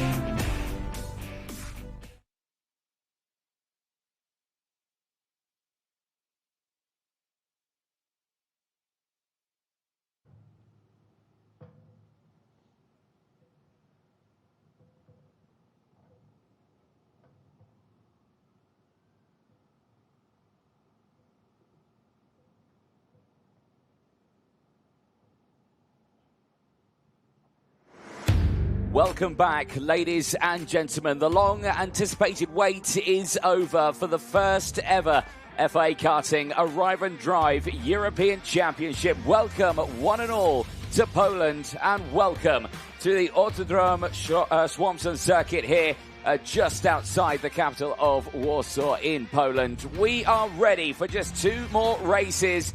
It's the finals that'll be making their way onto the circuit. But before that, of course, the drivers' presentation taking place to celebrate all the drivers racing here this weekend who have got a fighting chance to be, at the end of this race, a Arrive and Drive European champion. Welcome, one and all, to the Autodrom Słomczyn circuit here. Opened back in 2016 with the kart track, but the circuit has been here since the early 90s when it all started with the world of rallycross racing. The event record has been set and time in and time out, but the pace has been getting quicker and quicker as the weekend has gone on. Drivers showcasing some very fast speed indeed. But the track itself, a closer look at the circuit, 1,208 metres. It's 120 down the start-finish straight, 120 down the infield straight, meaning they'll top speed at around 102 kilometres an hour. It's about 8 to 12 metres wide. No elevation change really here. It's a flat circuit for the drivers to go racing on, and it's certainly been a challenge for them. Fast sweeping turns, tight hairpins as well to negotiate, and some challenging chicanes, and it is 15 in total of them. 9 to the right, 6 to the left, and 3 hairpins out there. Each and every one of those turns provides ample overtaking opportunities. We have seen them in towards turn 1, into turn 3, turns 2 as well, 6, 7, 8, into that final chicane also of turns 12 and 13, and then into turn 15. Sometimes it's worked out, sometimes it hasn't worked out. Top speed, as we mentioned it already, down the backs down the ends of those straights, only 102 kilometres an hour here. A very technical circuit as they'll average around 80 kilometres an hour around the entirety of the 1.2 kilometre long circuit. Action not far away from getting underway on the circuit here, but the pressure is on for the drivers in junior and senior.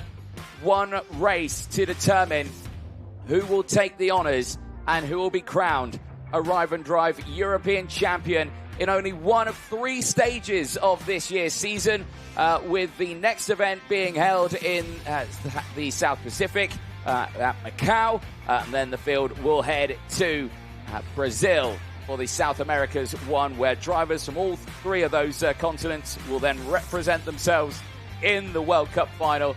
That will happen in Malaysia at the end of the year for the Arrive and Drive. Certainly looking forward to that event, but we have to see who's heading there first, and we are about to find that out as the driver's presentation is not far away from getting started. Myself, Anthony Jordan, joined in the box as always by main man Magic, who is back in here. He's had a very busy day today, yeah. And good to see that smile still on your face, Madge. And yeah, looking forward to this, and always a tense moment. The finals, it's always an exciting moment for everyone. What else I should have on my face except for a smile? This weekend is so incredible. The atmosphere here, all the emotions that are going on the track, especially the very, very great pace of all of the drivers and their talent being shown from lap to lap. In every overtake, in every opportunity, they have to show this talent. They really certainly do, and showing that to us.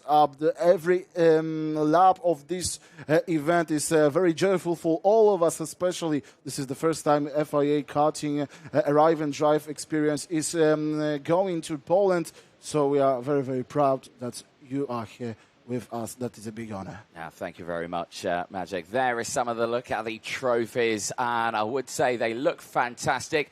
They also weigh quite a lot. I picked one up the other day, and I made a grunting noise I've not made before when I picked it up. It was very, very heavy indeed. But if you have big talent, you need to have a big trophy. This is the way of the talent, and every expectations every have in you, so the trophy should be very heavy. Oh, it should have indeed. There is some of everyone wanting to watch a little bit of the driver's presentation. Madge, I'm going to head down there now to go in amongst the drivers. I'll leave you in the very capable hands up here. But this track, certainly fantastic, and certainly a fantastic history this circuit has had over the years. Yes, of course. In the middle of the 90s, this track was built to be a gravel track for rallycross, especially just in 20 years after Mr. Sebastian Kołakowski, this handsome man with black sunglasses we were able to see a few seconds ago is the chief of the track, the chief of the Automobile Club, Rzemieślnik. And under his hand, this track looks as beautiful as it is looking today. Since then, we have Supermoto Championship, World Championship of Supermoto as well in this track. There is also rallycross and karting events. This is the second from the right. Mr. Sebastian Kołakowski standing next to him to his right side. On your left-hand side and the screens is Mr. Paweł Pęcak, is the chief of karting in Polish ASN. So very important people, just like Mr. John Ryan, the vice president of FIA Karting. So many lots of important people, but the most important here are the drivers, the very good drivers that are the future of the motorsport, starting in karting and then spread out to rallycross, or to the racing circuits. We believe that every each of the driver that has come today, tomorrow, and yesterday will be in the Formula One or somewhere else. And now, Anthony, with this great talent, we are going to take a few Thank you very much, Magic, there in the commentary box. Yes, indeed, sun is shining here on the grid here in Poland. It's been an absolutely fantastic weekend of racing that we've seen. Only a little bit of rain this weekend. We are expecting maybe a little bit more later on, but so far it has held off and the sun is still shining on us. Music has started in the background and the drivers will be making their way out onto the grid. The drivers' parade, as always, in their first FIA karting appearance for many of these drivers. Some of them, of course, racing in the Academy Trophy, some of them racing in their own national championships, but now finding themselves on an international grid here, ready to see what they can achieve in this final. Remember that these drivers are all fighting for a chance to head to Malaysia for that all-important FIA Karting Arrive and Drive World Cup. Not only this round here in Europe, but of course the two other events that will be taking place this year in the South Pacific. Of course, we'll head to Macau, where drivers there will also fight to make their way into that final World Cup in Malaysia. And then, of course, over to Brazil, where we will see another grid of drivers all fighting for their chance to head to the World Cup in the Arrive and Drive Championship in Malaysia. So very much looking forward to seeing how they can achieve that. Here comes the grids, of course, the juniors and the seniors. All of these drivers have done an absolutely superb job this weekend, despite a lot of them not really knowing this circuit. A lot of them having plenty of experience as well, but the temperature is quite warm down here. I'm in a t-shirt right now and it's quite warm. I can only imagine how these drivers feel at this moment with the race suits on and, of course, helmets in hand. But the biggest thing you can take away from this is that every single one of these drivers have done a superb job. The juniors coming through now as well. They've had a great end to their weekend. And the minis as well, the Mini 60s, they've already had their final, but they're here this weekend. They joined us on the grid for the drivers' parade as they just move themselves into position now. And the medal ceremony, of course, will be taking place. We will see of course, John Ryan and Sebastian Kołakowski on the grid to present those medals to the drivers. But not only that, these grids are not just complete just yet, because, of course, we have got our top three in the junior and our top three in the senior category as well. And we'll start, as always, with our top three. So, ladies and gentlemen, please give a huge round of applause for your top three in the OKN junior category. Błażej Kostrzewa, Maximilian Piontek and Andy Stewart.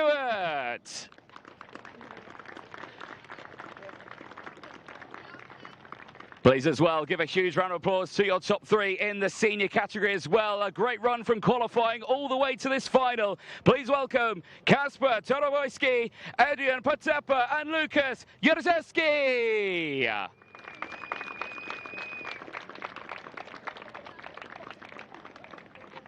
Well, a great end to their day of racing so far, of course, ahead of this final. And as always here in the FIA Karting paddocks, we always like to pay tribute to the nation that we are racing at. So if you are able to stand, please do so for the national anthem of Poland.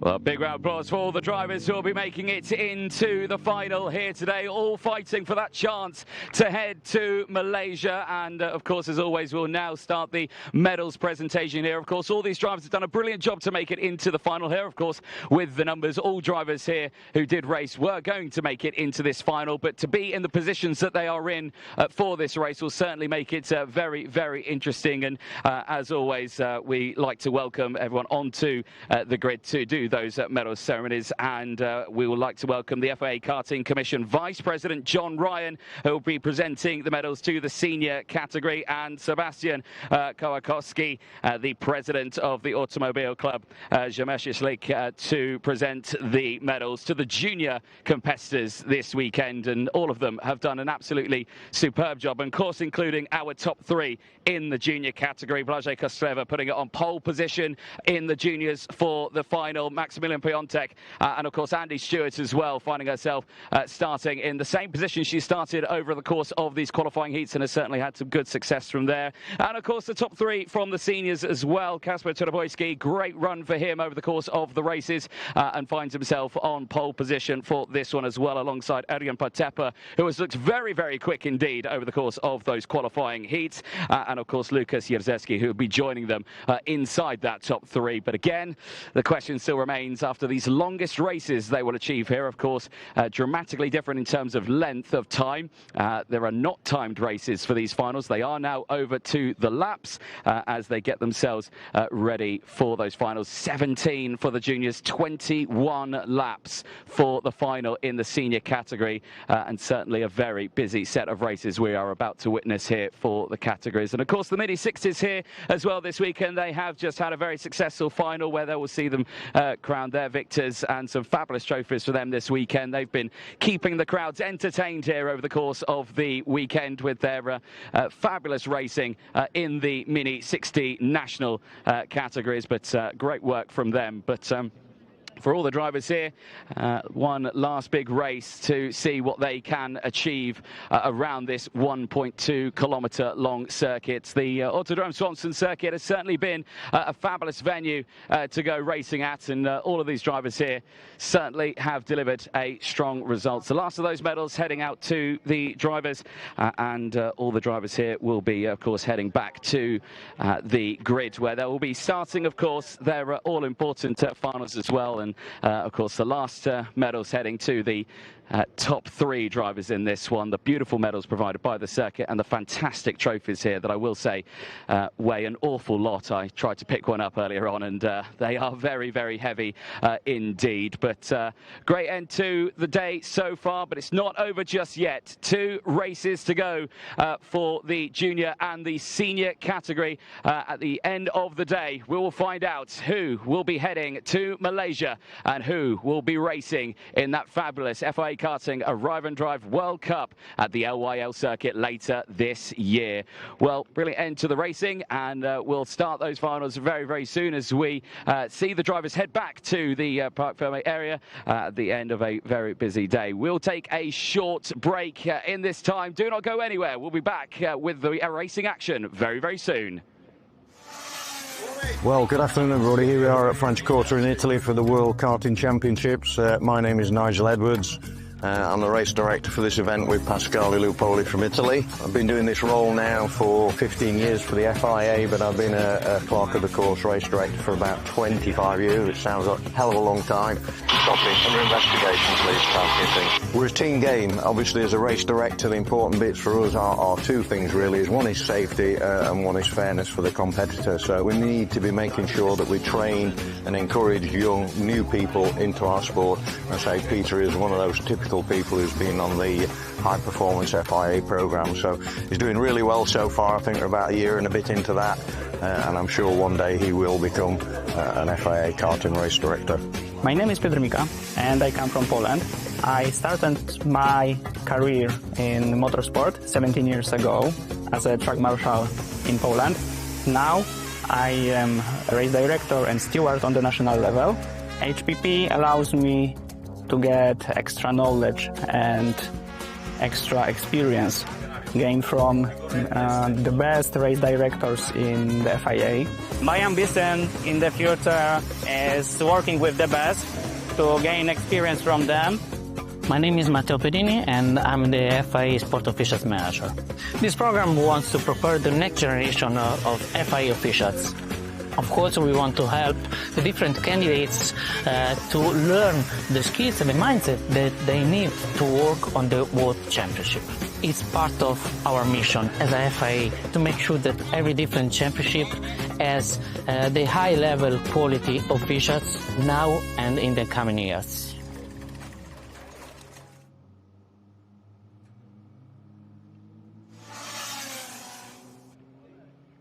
Well, back on the grid here, the sun's still shining. I am joined by the FIA Karting Commission Vice President John Ryan. John, great to see you here. Great to have you here, of course, as always.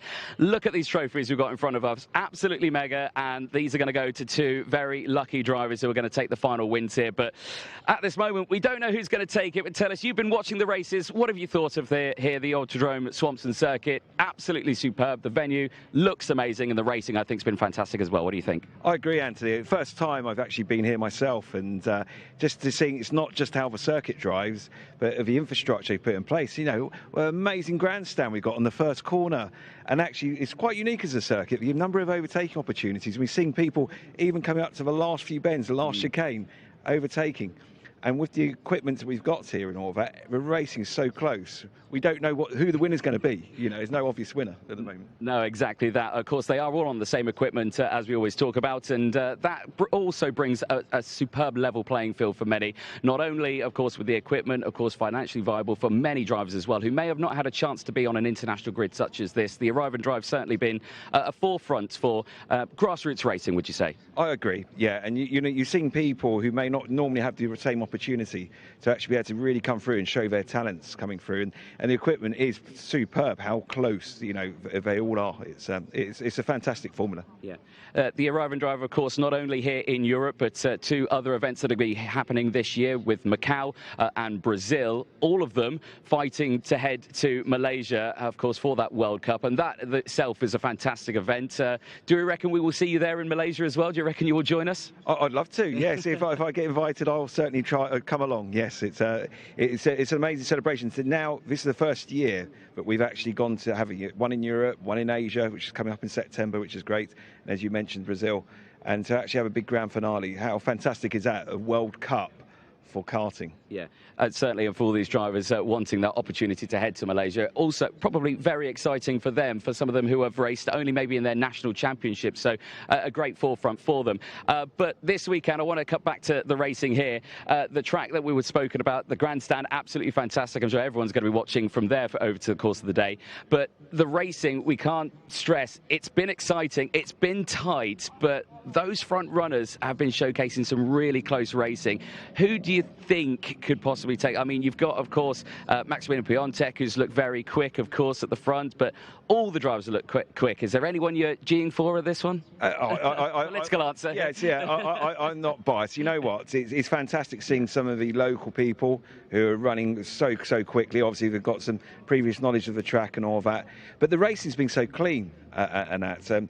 I wouldn't bet against a local winning the race today, but that's fantastic because actually we're seeing some really strong Polish talents and that. But we've got people across the world, you know, who've actually entered today, all across Europe, and a great mixture as well. Some female drivers as well who are doing really well. And seeing like Andy Stewart, for instance, you know, she's a remarkable racer. So yeah, it's fantastic. Yeah. Where are you going to be watching the finals from? I'm going to follow you. Oh, no, absolutely. There's a small commentary box in there. Not enough room. But, John, thank you so much. We really look forward to these finals, and thank you so much for being here. As always, great to have you on these race weekends. Thank you, Anthony. Brilliant stuff. Thank you very much, John. Right then, we're going to take another short break between now and then. Of course, the drivers will be making their way out to that first final coming up very, very soon. Be over to the juniors. We'll see you in a few moments' time.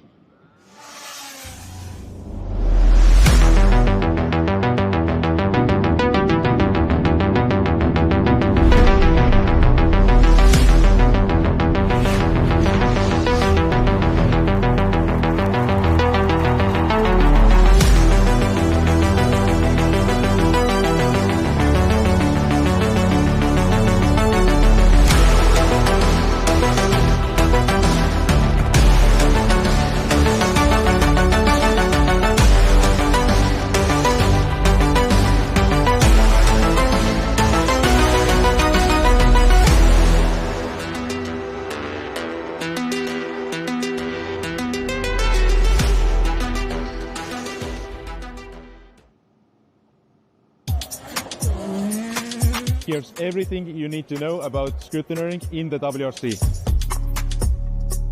The main principle for scrutineering is checking the safety, checking that the cars are complying with the regulations. Now we are doing in the pre-event scrutineering, and this is focusing only for the safety and only for the sealing and marking of the components that the cars could start the event in a safe manner. We start the safety cage, but it's also seats, seat belts. Then there are some safety cushions in the car which absorb energy in case of accidents. As the safety cages are homologated, we are focusing on one thing is the compliance with the homologation documents, which means that when they were designed, they went through the calculations, through the testing that they are doing their job properly. And now in the event, we compare with these documentations that there is no modifications, there is no damages, that the weldings are correct, the tubes are correct, the whole design is as it should be. For the seats, one thing again is that they comply with the standards, what they have to be. Then it is the overall condition of the seats, they have no damages. The seats are in correct position, because also position in the car is important. For the sealing, one of the easiest thing is what we seal is the engine, and on the engine it's actually marking it just to count that they don't change the engine during the event. Then it is the turbos, then it is the transmissions, gearbox, rear differential unit. This is also that they have one set which is fitted on the car and then one spare set. During the safety checks, all important is also the personal equipment of the driver and co-driver, the helmets, overalls, the clothes, everything related to the drivers also. Helmet which looks in very good condition, but when the scrutiners are starting to check it more carefully, they found out that here is a crack. You can see that the whole area from here to here is damaged. This will be finally the game over for the unit to be used. So usually when the teams have the car back after a crash at the service park, their first idea is to restart the rally the next day. What we have to check is that the structure of the car has not been damaged, and mainly the safety cage actually, because if they want to restart the next day, the car has to be like it was at pre-event scrutineering. Some items are easy to change, like seat belts, seats, it's quite easy to fix. But if the safety cage is damaged, most of the time that means it's the end of the event for the crew. During the final scrutineering, we have a list of 20 items that we will check on Sunday evening. We have a discussion with my FIA colleagues. We make a list of parts to be checked, because we cannot check the complete car. We check some specific points of the car, and we try to find the important points for a specific rally, for example. And we make also some kind of random check. Yeah, obviously you will not check the same parts in Acropolis than in Swedish Rally. What is quite important also in our case is that we don't do the job only FIA technical delegate ourselves. We have a huge amount of scrutiners helping us on ground. So for each event we have minimum like 30 technical scrutiners. And usually those scrutiners are also working nationally.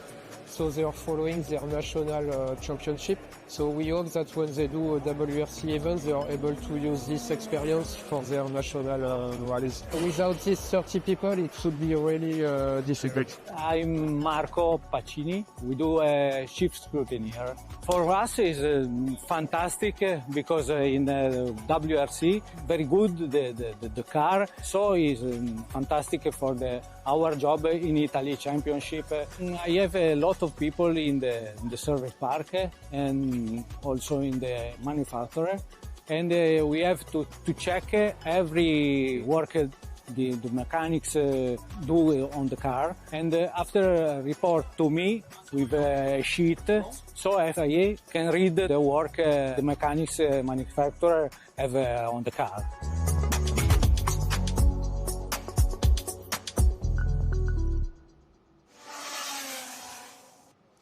Now we are back at Autodrom Słomczyn. As you can see, the big ground stand here, which was taken from one of the biggest stadiums in Poland, the Silesian Stadium, during its rebuild. So it's there since 30 years. And for now, we are heading to junior final. 17 laps, 21 kilometers. For the first row, it would be Błażej Kostrzewa with Maximilian Piątek. But Andy Stewart and Rui Martins at the second row are going to be really, really fast and really, really quickly. They would manage to overtake them if only they could have a great pace. Vitor Kozak, Stanisław Grabowski going in the third row are also ready to attack all of the pack that is going to be in front of them. In the junior class, drivers' age are in between 12 and 14 years old.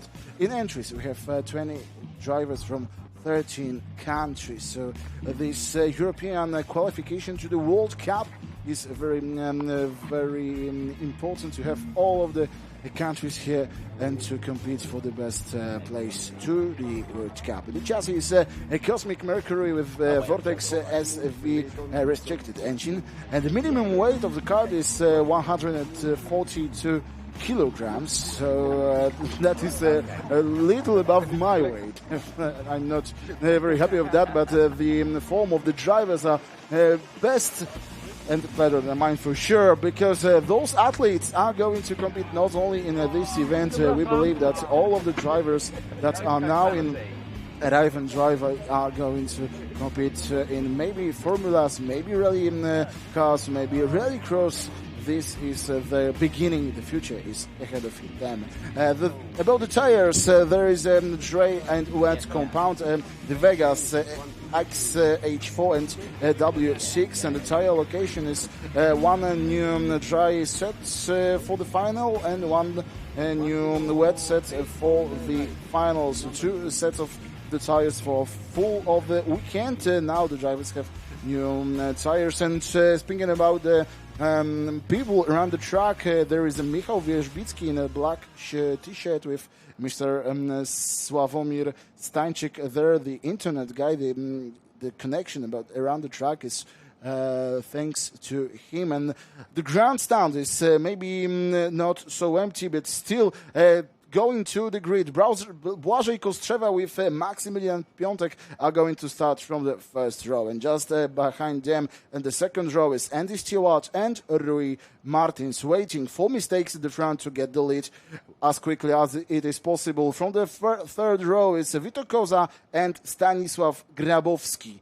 For the fourth row, another drivers waiting to get the lead of the pack, Alexander Czub and John Foley Jr. with lots of the journeys around the track during last races. Let's have a see if they could manage to get in the front. And the fifth row, we are going to have Max Boshoff and Ivan Karnecha. Great pace from Karnecha, but still lots of journeys around the track. We need to have his head down to heading up to the front. Verhandur Ravnas and Vidunas Pictis from row 6, and from row 7 another 2 is Dilman Roman Frika with Johnson Stewart. This is the 13th and 14th place. Just behind them, Julia Monclo and Lorenzo Zucchetto in row 8. And just behind them, Dominik Wójcik and Karol Szajkiewicz. Polish drivers that really know the track, so they could do some overtakes in the place that they would know that there is the best place to overtake. And from the 10th row, Michał Lechocki and Ilya Bagaturia from Georgia. Guys looking for the pack in front of them could have an action, but speaking about the people around the track, there is our grandstand with the great viewers here. We believe that these emotions that the drivers would give to us would be incredible, and Anthony is going to ask them about the emotions they're feeling here before the start. Thank you very much, Magic, there in the box. Yes, the long wait to start the grid walk here, and, well, already you can see here the action. A change of sides once more, Błażej Kostrzewa. Pole position for you, but the change of sides, I'm guessing, this is my prediction, it's because you're on the racing line. Am I right in saying that? Yeah. Yeah. Better. Much better to start from here. today, this weekend, it's actually been quite exciting for you. You've had some close racing. Tell us, how do you think this final's going to go? What do you think could happen? We see because it's so much good drivers. Yes, lots of good drivers indeed. You're one of them, of course. You put it on pole position here, not only at the end of sprint qualifying, but also here in that final. The kart still looks absolutely perfect, and crucially, the tyres still look like they're in good condition. That's going to be the main thing for you. How have they felt on the tarmac here? Because start of the weekend, it was really slippy out there, wasn't it? How's it feeling now? Yes, so much sun on the track, but now it's so better condition, and we see after the race. Excellent. Well done. We'll see you at the end of that race. Hopefully, wish you a safe race. Good luck. Thank you. Excellent stuff there. Blanche Kostreva on pole position. Just on the other side of the grid, Maximilian Piontek is seated. Are you up for a chat, Max? Yeah, cool, excellent. I'll come around this side of you. I know you're all seated, ready to go. I'll try not to touch your kart at all. But Max, front row for you. This is a really good position to be in. Obviously, you've got to just sit behind Blanche there, but you've raced a lot this weekend. Do you think you can beat him? Yeah, I'll try my best, and yeah, we'll see. We've seen a lot of close racing throughout in the qualifying heats. Do you think this could be a close race as well, or do you think one driver here could just break away from the rest if they've been looking after their tyres enough? Yeah, I think when one driver just pull off, we'll try to gain him and not let him go. Yeah. Obviously, you're a driver who knows how to race around multiple circuits, but here in Poland, this track has certainly been a challenge. Have you enjoyed this weekend? Yeah, I've enjoyed it so much. I like this track very, and yeah. We'll see how it goes. Well, best of luck and good luck in the racing. Excellent there. Well, let's quickly jump into the driver who's starting on third place. And you're a driver here, Andy Stewart, who's been starting on third place all day.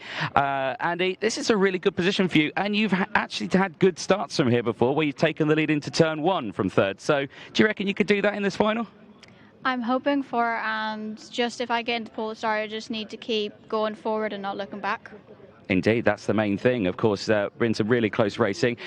Your brother Johnson in this one as well has had a really good race earlier on. Do you want to talk about that one a little bit? I mean, he tried to get to third. You didn't let him.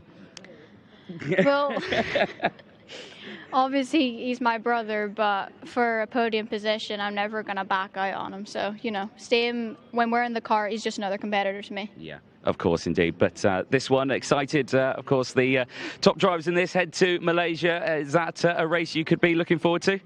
Definitely, with the results we've been getting so far. But for now, I just want to focus on this race and keep going forward and hopefully get a podium as I am or a first place.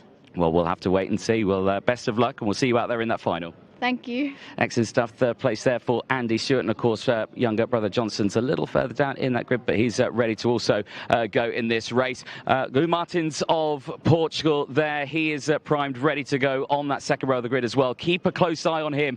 Very quick over the course of this weekend. The same as Grabowski. He could also be a driver to watch out for in this one as he starts on that in or outside line in towards turn number one. But there's a driver who is missing from his machine because he is sat over by the wall over there. Vito, how are you? Give us a wave. All good? Ready for the final? Yes. Excellent. Do you want to have a chat? Yes, come on then. Do you want me to sit down there? No, you're going to come over. You can sit down. I'll sit down next to you. There we go. We'll have a rest. Oh, look at that. Lovely.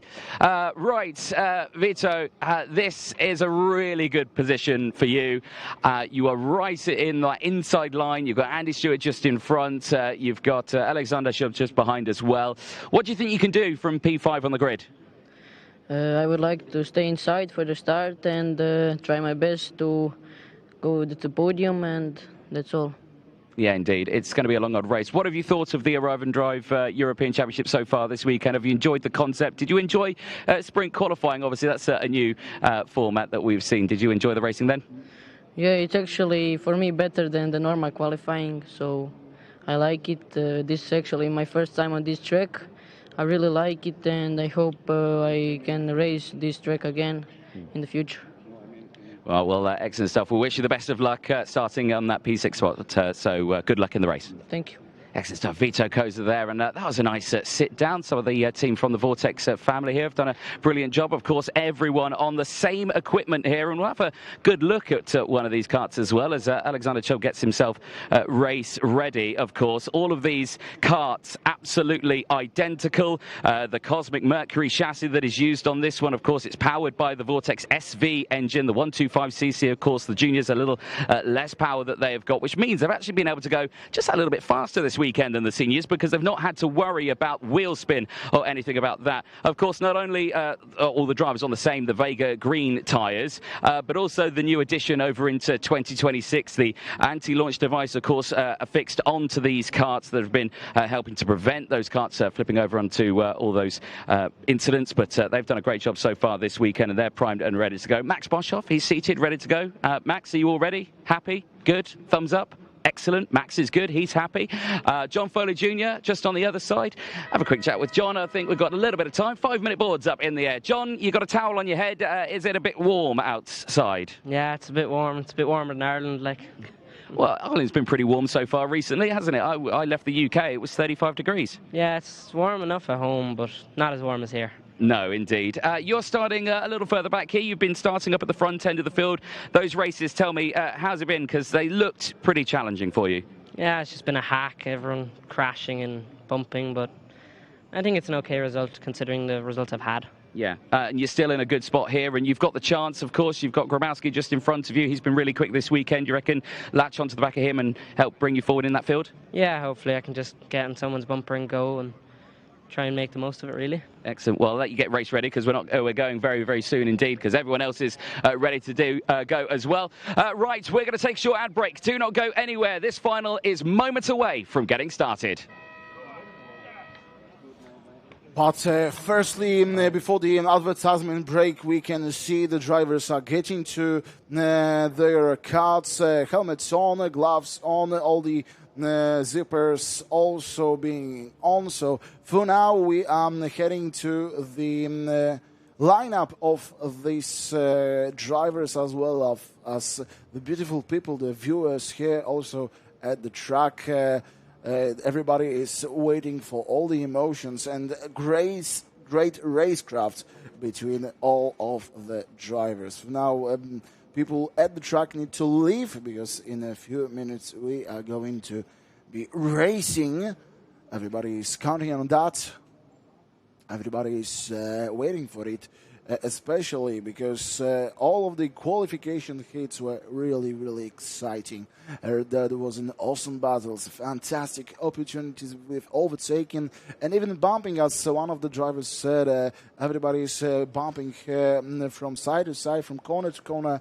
There is a lot of fight, and let's believe that this race would be really incredible, especially there is a 17 laps run. That this final could give us twice as more, maybe even more emotions, this racing craft emotions that we are loving. We are coming here to be there with the drivers as Anthony has just returned to the commentary box. I have indeed, and I've got to say it's a lot nicer in this commentary box than it is out there. It's a lot cooler in here as well, with the fans and the AC going on full blast, and they have been full blast all weekend. Outside is like an oven. It's awful. No, it's lovely, actually. It's lovely, there is the hard-working marshals. They've been embracing the heat and the rain, actually, over yesterday.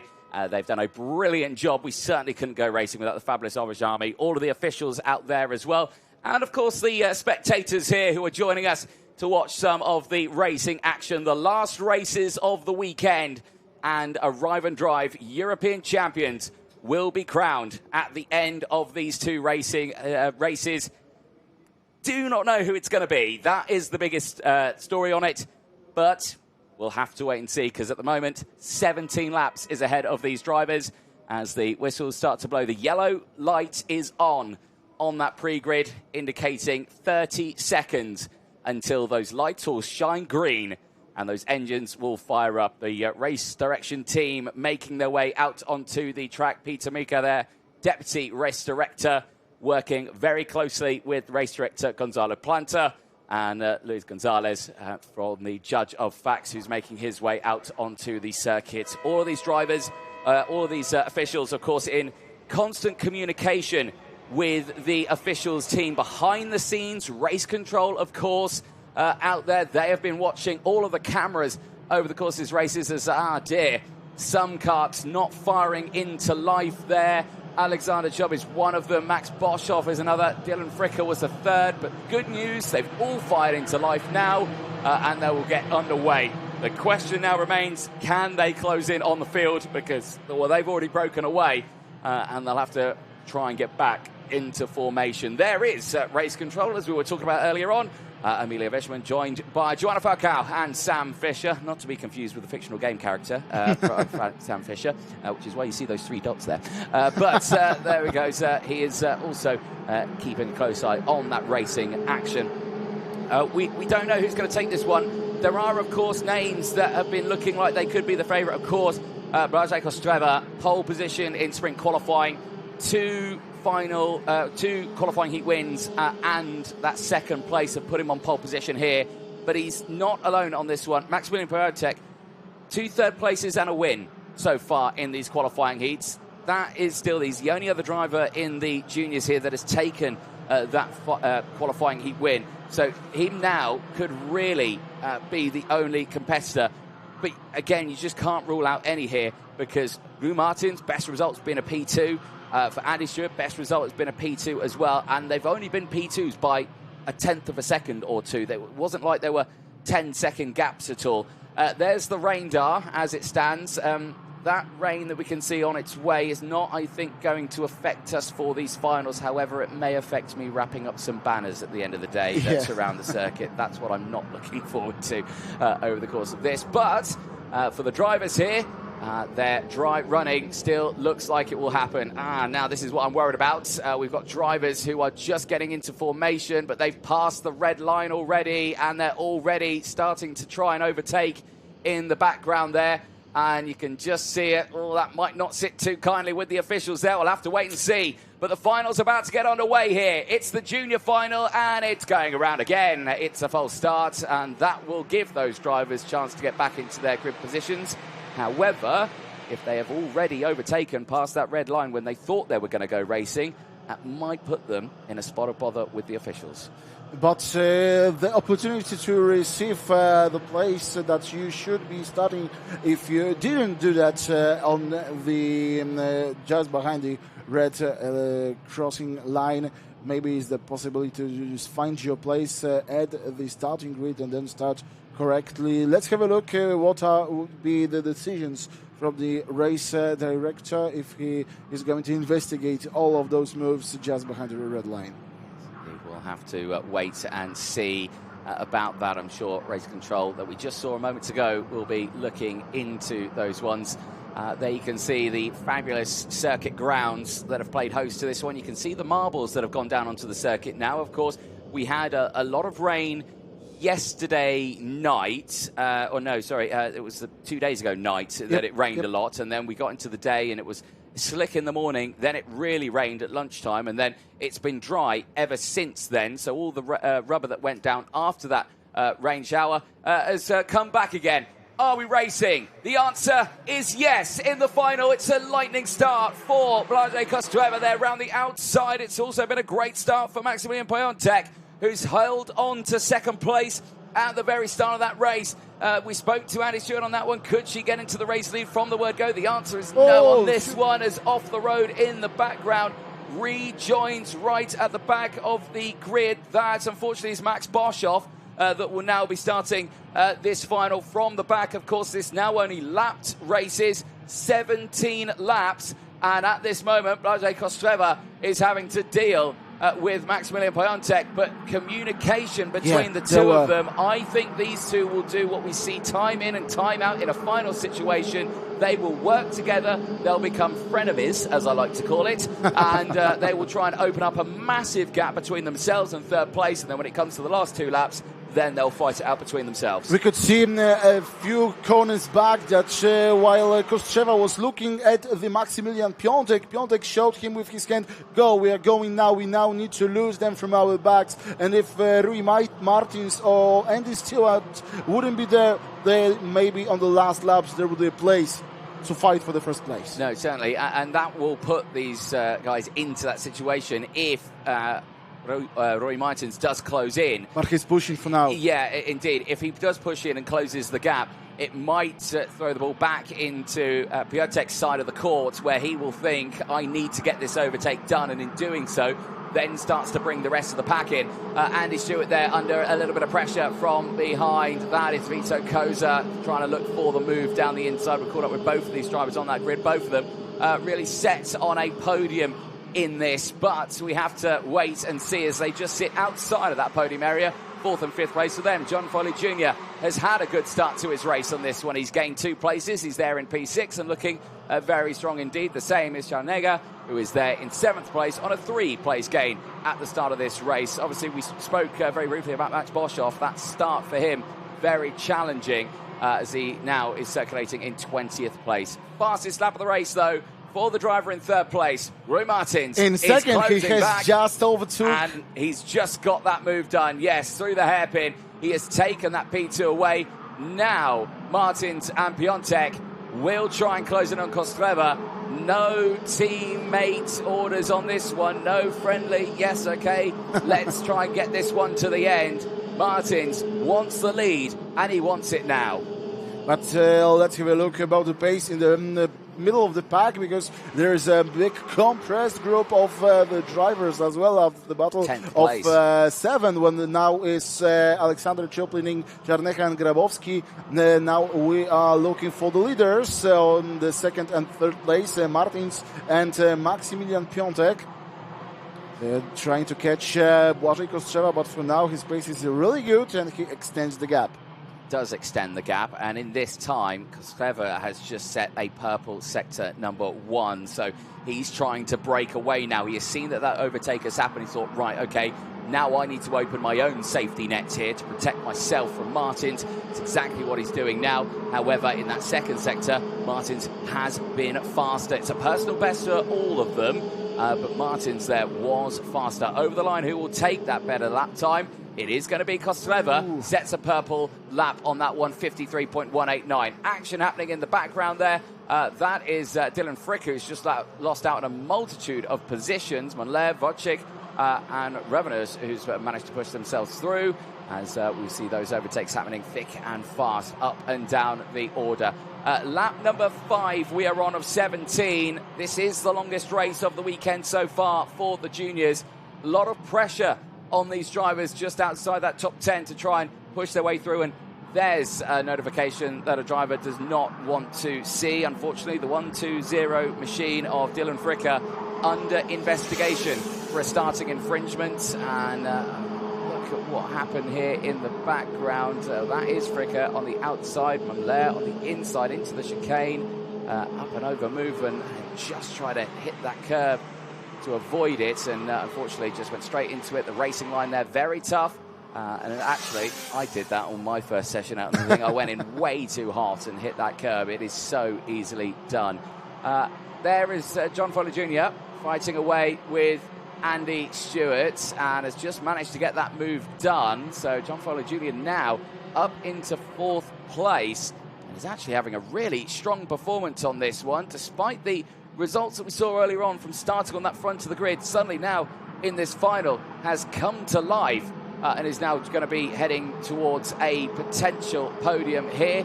More action happening in the background. Big overtakes kicking off. Wojciech Boshoff, Fricker still pushing through that order, but big trains starting to form here as John Foley Jr. continues to lead that train of drivers, with Andy Stewart directly in tow. And of course there Vito Koza ready to also pick up some pieces. But these drivers here are 3 seconds off the back end of the drivers in front, which I will stress has closed in as well. Kostreva's lead has disappeared to only 0.3 of a second. It was a lot bigger of a gap earlier on. It's now non-existent. There is Piontek still involved as well. The top 3 all very close now, as they continue on lap number 7 of 17. Still a long way to go, and I can imagine we've not seen the end of this lead battle. Maybe they would go with some maneuvers between Piontek and Kostrzewa to return Piątek to the second place, but let's believe that all this pace is going to be improving from lap to lap, especially because Polish drivers are really known for being quicker and quicker from lap to lap. Kostrzewa for now has a little less than half a second lead, and it's dropping. Martins is trying to catch him with Piątek on his back, and Johnston Stewart is now the fastest man at the track. Indeed, Johnston Stewart again showing some great pace in the last qualifying heat of the weekend earlier on today, and is showcasing that speed is transitioned over into this final and is looking to push forward in this race, and is already on a 4-place gain at this moment in time. We still watch the elder sister here, the elder sibling of Andy Stewart, just pushing forward, right still on that rear bumper of John Foley Jr. Yes, 3.3 seconds further back from the rest of the field, but still in a really strong spot in this race. Many of these drivers, of course, will be selected to head to Malaysia, but really looking forward to seeing what happens inside that top three, because still Kostrzewa, Martins and Piątek still very, very close indeed, but it's just holding at the moment at 0.3 of a second at that sharp end. But we'll have to wait and see. Still a long way to go in this race. Plenty can happen, and speaking of plenty can happen, plenty is happening down in the background of this field.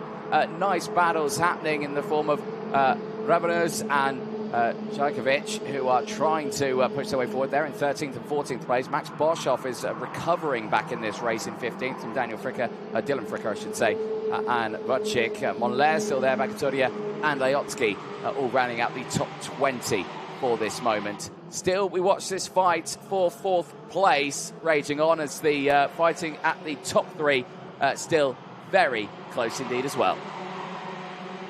Looking at the fight at the track, Johnston Stewart still picking up the pace, but for now we are looking for his sister, which is trying to get back the 4th place.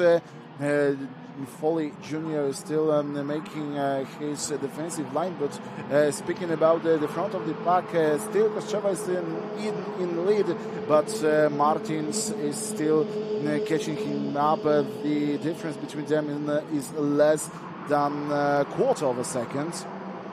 Yes, and it's still less dropping. than that now. Yeah, less than 0.2 of a second is that gap at the front, going on to lap number 11 of this race. And does it look like Kostreva's taking a slightly more defensive line there at this point? If he is, it's very early on, or is Martins just taking the wider approach into these corners to try and get on the power earlier out of the corner? It certainly looks like that is happening right on the rear bumper, but not close enough for an attack just yet. They've definitely dropped Piątek at this point.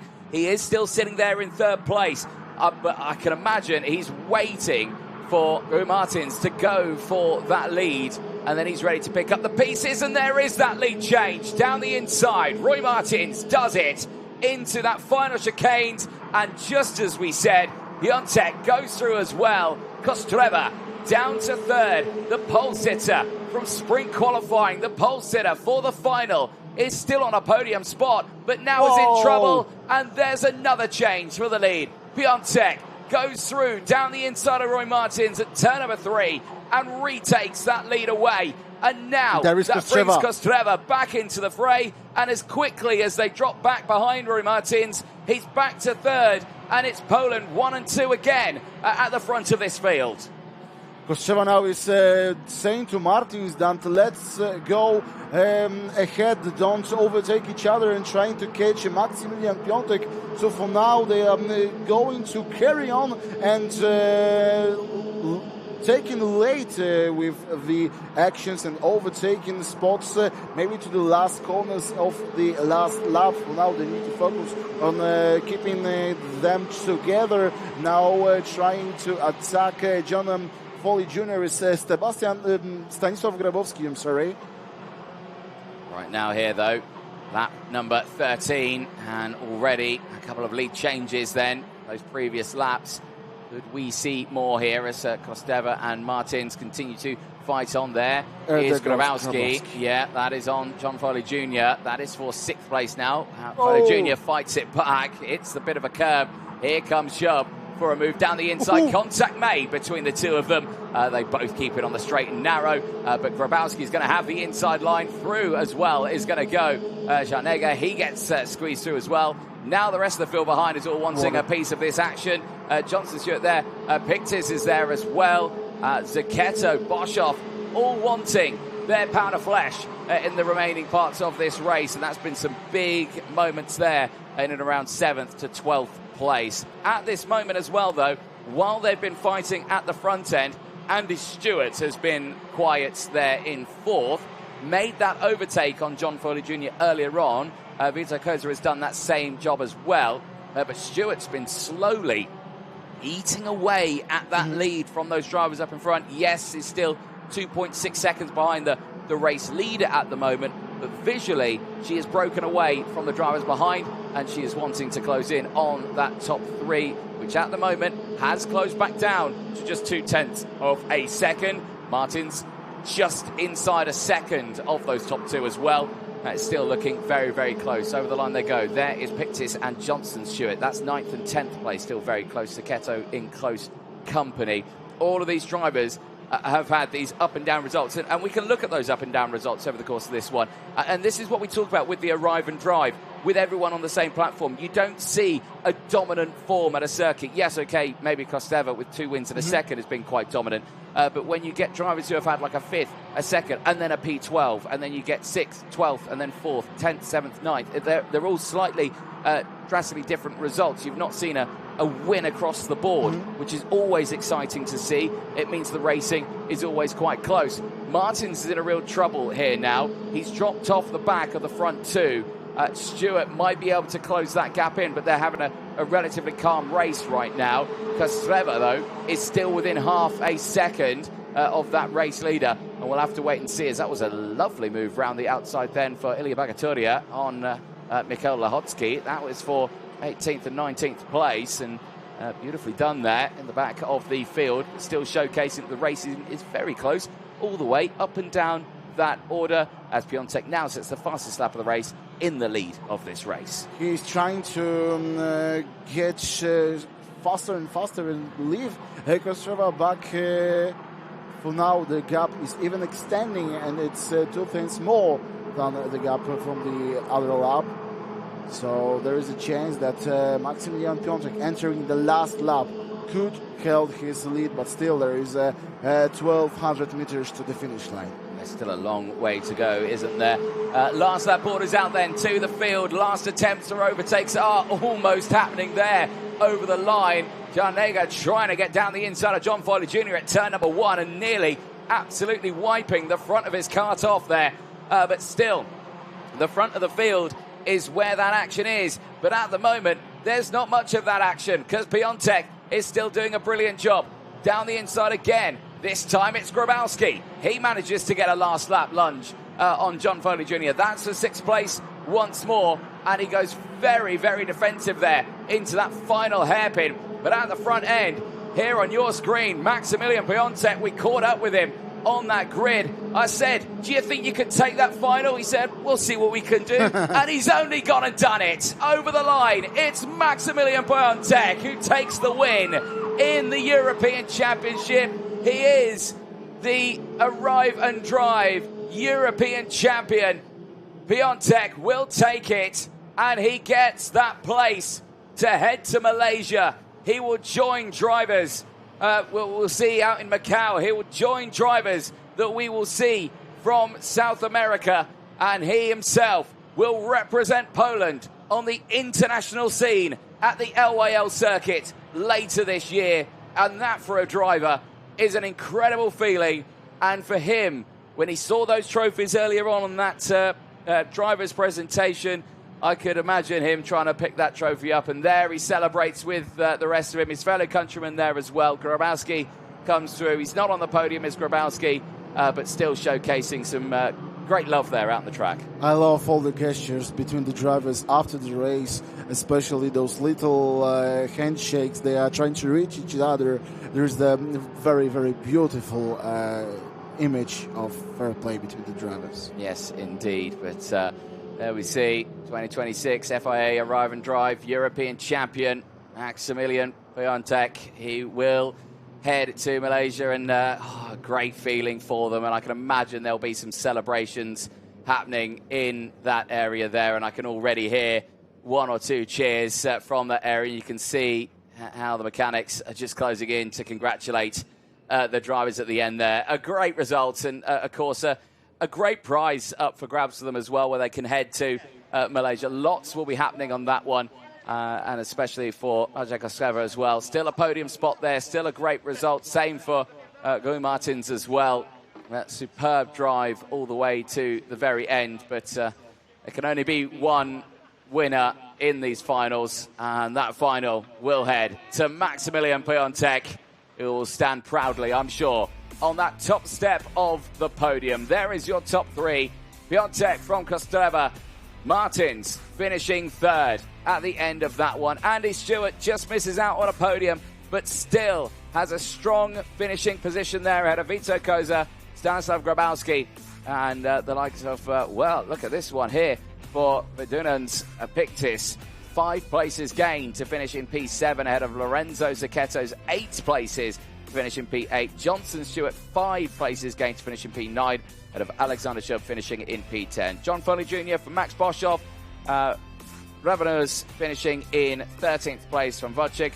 Fricka from Shigevsky. Bagaturia from Lehotsky. And Monler and Charnega at the end of that one, finishing down in 20th place. That's a tough one there for Ivan Charnega, who was fighting in and around that mid-pack there. The aerial views of the drivers coming in towards scrutineering. Of course, these will still get checked over, weighed up and sorted out. But there, congratulations all around. Maximilian Piontek's going to take it. He stands on that podium and the mechanic nearly wipes him out. Please don't do that before he stands on the podium. That would be a very interesting moment. But great emotions all around here, and it's got to be a superb feeling for them. Yeah, of course, especially because they might have thought that Błażej Kostrzewa was going to dominate it this weekend. Now, Maximilian Piontek could be really, really happy and proud of himself, especially he was first on the last heat qualification, and after that being a very, very in good pace to receive the first place in the most important race, the final race, here to be champion. Now we are going to see how this race was from the first lap. The great pace from Kostrzewa and Maximilian Piontek. Remember, just at the second and third turn, they catch up each other and then carry on the pace by their two at the front. But just after, Rui Martins went to this battle and was trying to ruin their plan to finish 1 and 2. As we could see always on as well, with some problems to other drivers leaving the track, and there is the overtaking spot for Andy Stewart. Later on, lots of overtaking spots as well. This was the battle between Andy Stewart and Vito Koza during lots of the laps. Unfortunately for Koza, Andy Stewart picked it up the pace and then was really good on staying on her position. And on the 3 Apex's big pan, we see the problems from Fricka, I believe. Fricka. Dylan Roman Fricka with problems after this big willow. And lots of overtaking spots. As John Ryan said in the interview with Anthony Jordan, lots of the space, lots of the moments to take an advantage, trying to do some actions, maybe not with bumping, just like here and this highlight one video, but still all the overtaking spots are really sweet, and for all the viewers, not only at the track, but as well for you at the screens at your homes. There is a very beautiful images to watch, especially when the drivers are really fighting for the first place. Just like here in white helmet is Maximilian Piontek, who was successfully past not only Kostrzewa but as well Rui Martins, and after that as well Kostrzewa was able to catch Rui Martin and was able to regain second place. Maybe this wasn't a win for Kostrzewa, but still there was a very, very good weekend for him with really good fights and leading the pack from first and second hit qualification. Also during the overtakes here on track, especially for Ivan Jarneha, he could see that all the rivals have a very big ego to be at the front, but the man who did it first was Maksymilian Piątek. What a feeling to know that you are a champion of FIA Karting, arrive and drive Europe, the qualifications for World Championship in Malaysia. For now, you can see the podium, the ceremony place here at Autodrom Słomczyn with beautiful equipment everywhere near it. The white and red with little amount of black is the colors of Autodrom Słomczyn, but these blue colors on the FIA Karting Arrive and Drive Europe, the flags and all the stuff that was brought here looks really amazing, and we here in Poland are so proud that the FIA Karting Arrive and Drive came here.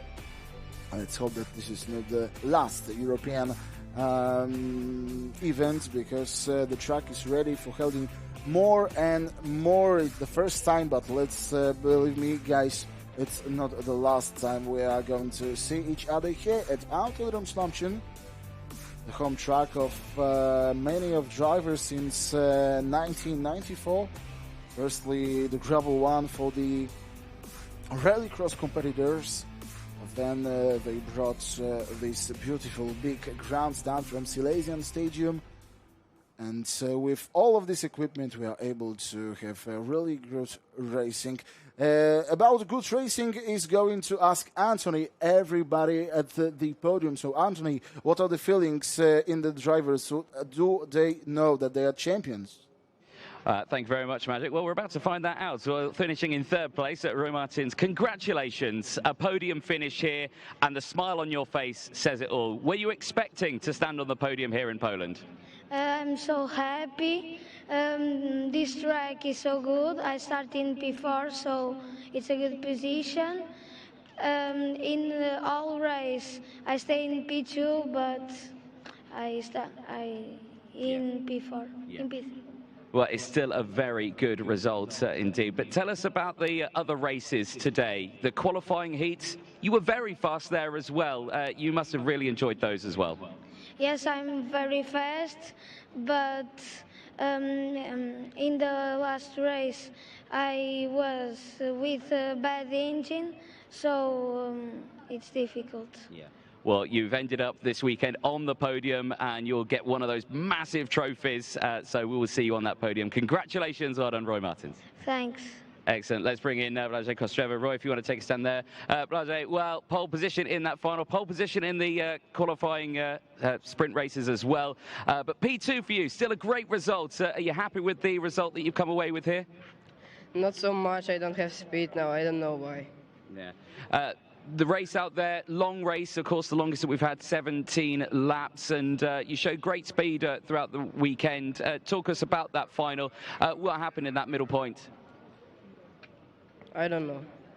Well, still a great result for you. You stand on that P2 spot, and still a great drive for you this weekend. So congratulations, well done. Thank you, and congratulations from Max. Excellent stuff there for Blažej Kostrzewa. And then we'll bring in Maksymilian Piątek. Max, great result for you there. P1, you stand on that top step, and you become the first ever FIA Karting Arrive and Drive European champion here in Poland. Tell us, great feeling for you, and tell us your thoughts after that final. Yeah, in the final I had so much pace.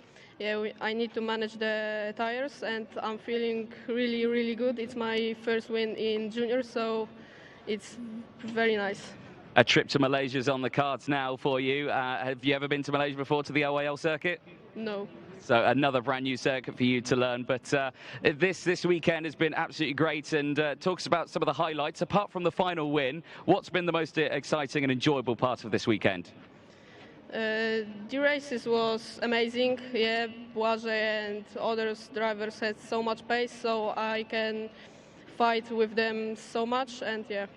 Excellent. Well, congratulations. You'll be standing on that top step of the podium in your home country as well. So a great end to the day. Well done. Thank you.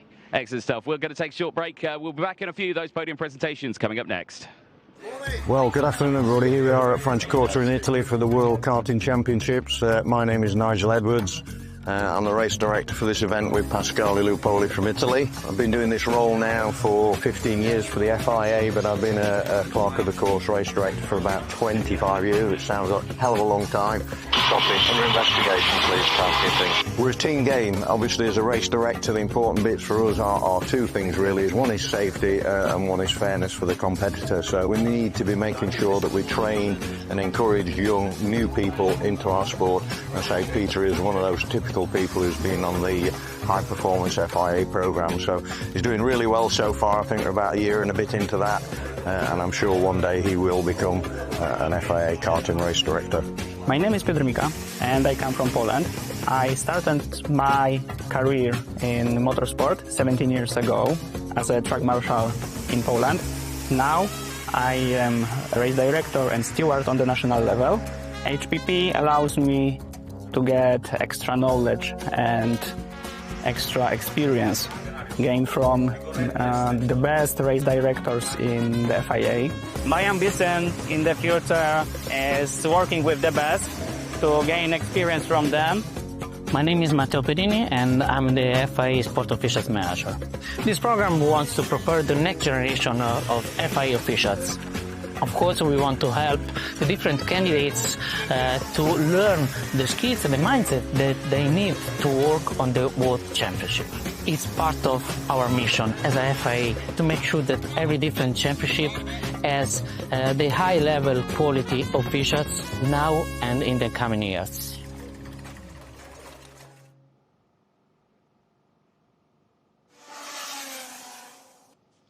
Well, a very busy end to the finals here, and these drivers here standing on this top step of the podium will, I'm sure, be very excited to stand on this top step of the podium. The juniors, of course, they're 17 laps. Very exciting end to their racing, but in the sunshine here in Poland has been an absolutely superb end to the right. We will now start with third position, finishing that race representing Portugal, gaining one position. Please give a huge round of applause to Rui Martins.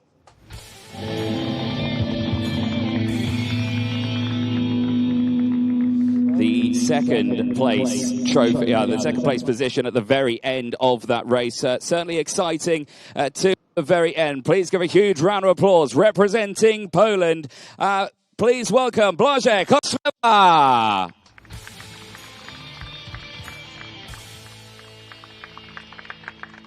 And finally, your final race winner here, and the first ever FIA Karting Arrive and Drive European champion here in Poland. Please give a huge round of applause for representing Poland. It's Maximilian Piątek.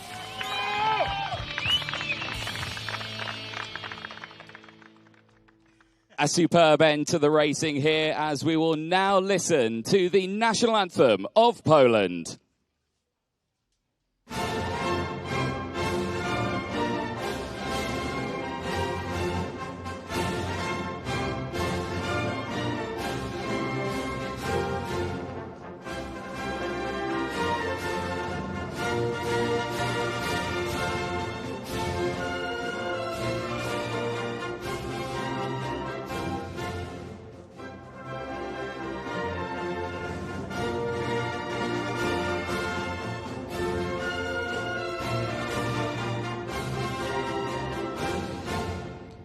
Big round of applause for your finalists in the junior category.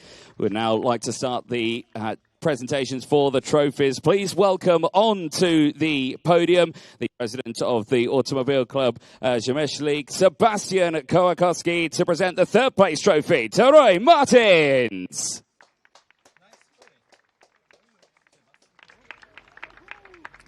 Please welcome the president of the Polish Automobile and Motorcycle Federation, Michał Sakura, to present the second place trophy, heading to Blażej Kostrzewa. And please welcome the FIA Karting Commission Vice President John Ryan to present the Winners' Trophy heading to Maximilian Piontek.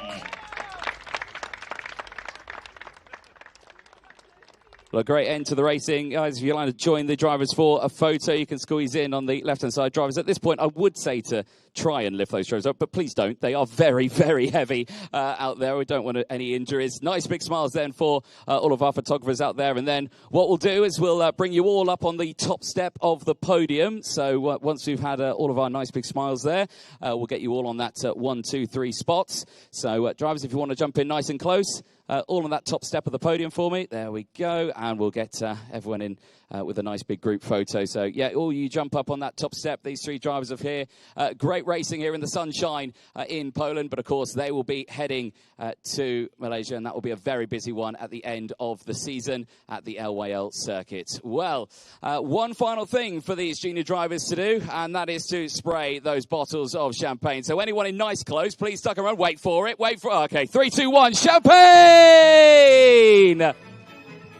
He beat me to it, and straight in with the champagne there. A superb end to the racing in the juniors, in the sunshine here at the Autodrom Słomczyn circuit in Poland. And as we mentioned, all these drivers heading to a great end of their season with the World Cup for the Arrive and Drive that'll be in Malaysia. We certainly look forward to that one. But plenty of action left to come up. One more race to go, as it will be the seniors heading out on track next.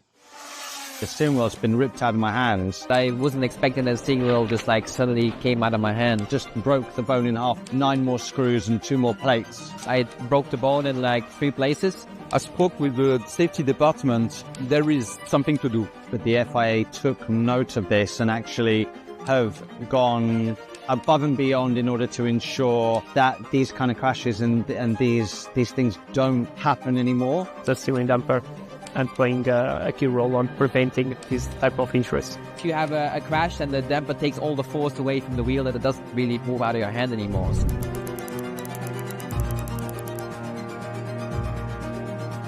I'm here with Sam Bird, who unfortunately was one of the victims of a hand injury in the Gen 3 car last year. I was. Sam, can you run us through a little bit about what happened? Being brutally honest, it was my mistake. I hadn't put enough work and temperature into the hydraulic brakes in order for, if I had a small issue in lock and if I went over the threshold with the regenerative braking, that I had hydraulic brakes there. Anyway, I locked up into Sandoval, turn 1. The steering wheel's been ripped out of my hands. And I think my hand has either hit the cockpit flat out or the steering wheel has chopped this bone on my hand, just broke the bone in half, which then required 9 more screws and 2 more plates in the outside bone in my hand. I just kissed Norman's rear wheel with my left front and the steering wheel turned in my hand, and basically I broke my hand inside the cockpit because I wasn't expecting that the steering wheel just like suddenly came out of my hand. So it was just a very unlucky situation. Unfortunately, I had quite some big damage on my hand because I broke the bone in like 3 places. I realized that we have this hand fracture, which are not usual. I'm 20 years doctor in motorsports, so I know the drivers very well, and I have the feedback from them. And looking at what they are saying to me and the feeling they have in the car, I spoke with the safety department and telling them there is something to do. For us as engineers, we need first to understand what has been happening, because then when you understand the problem, you can find a solution. It was quite challenging because it was very difficult to understand why does it happen, when. Once we understood that when there was front wheel contact and introducing air rotation on the steering wheel, that was at the origin of these injuries, we start looking to different solutions. To mitigate that, we put in place many things regarding the shape of the steering wheel. We put some foam in the cockpit. For the Gen 3 Evo, we use also a bigger wing to protect the wheel. But also what we saw clearly, it was that during each hand injuries, in fact, the speed of the steering column was very high. When there was impact on the front wheels, the steering wheel was rotating up to 10 times more fast than normal driving. Then we start doing simulations, trying to understand what we needed to do to reduce that speed. The easiest thing for us was to put in parallel the steering rack again a damper to amortize, in fact, the energy after a crash. There was a fantastic collaboration between the FIA, and Spark, the manufacturer of the steering damper. From the paper to come with a solution, produce it and validate it is a long step. But then what we did 2 steps to validate it. So the first one was to go to the track. So we got with manufactured parts, we installed them on the car, we asked the teams to test them. So they need to test it on private testing, and we tested all the cars during the pre-season testing. So for us it was important that the solution was transparent for the drivers. Basically, we didn't want to increase the force to drive the car during normal driving, so we want that the system only works when there is an impact. And basically what I tried to do it was to simulate an impact on the wheel. So we did it with and without the steering damper to validate that all the idea, all the concept that worked.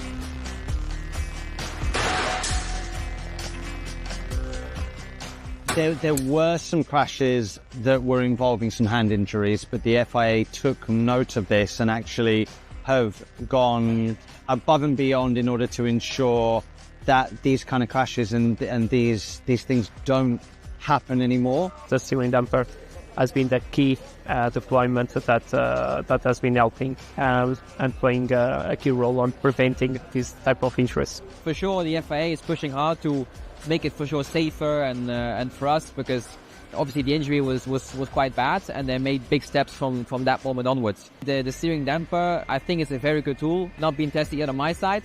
But if you have a crash, then the damper takes all the force away from the wheel, that it doesn't really move out of your hand anymore. Clearly, safety is something which is maybe the most important thing within a FIA. And of course, when speaking safety and safety for driver, it is a key pillar. Since the introduction of that solution, that is the steering damper, we have, fortunately, and hopefully will remain like that, we have not seen any injuries anymore.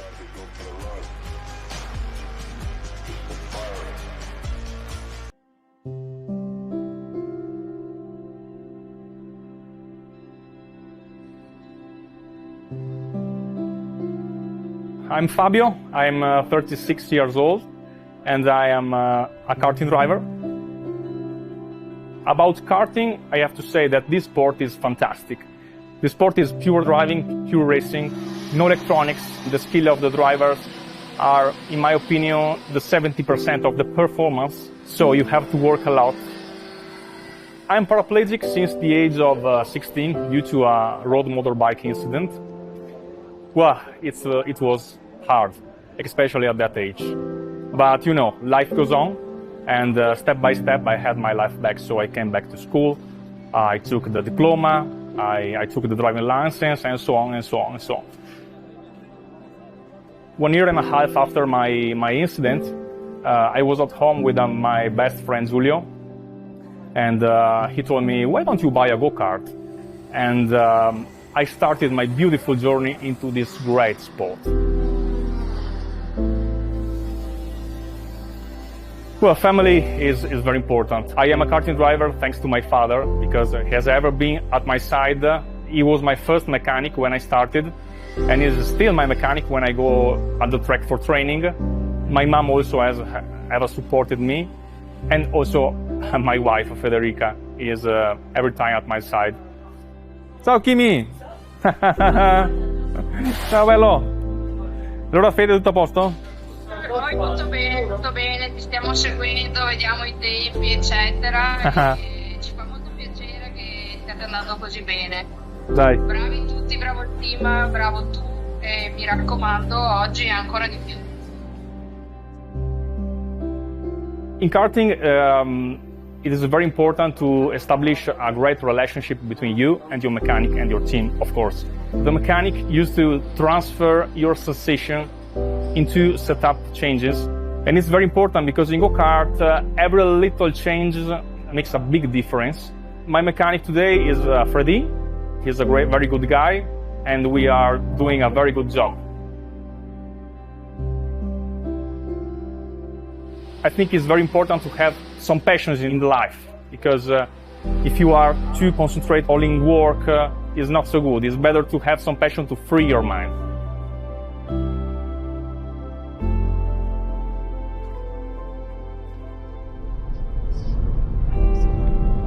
Questa sera potremmo farcela la pizza. Che dici? Ma sì. I did a lot of races in Italy with the able-bodied, and in 2020 I joined the FIA. I joined the Disability and Accessibility Commission. Basically, we work to make the motorsport safe and accessible for disabled people.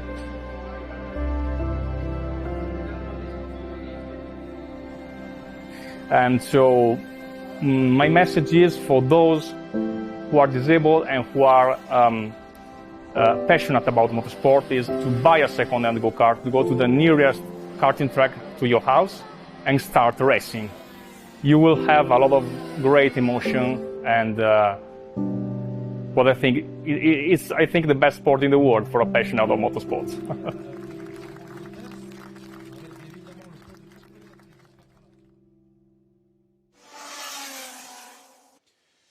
Not only with this beautiful advert, but as well with the thing of the last race here at Autodrom Słomczyn, I have a little tear in my left eye, being honest, because now it's the final of the senior class, 21 laps to 25.5 kilometers. This is the last race here for FIA Karting Arrive and Drive European Championship, the eliminations of World Cup Arrive and Drive.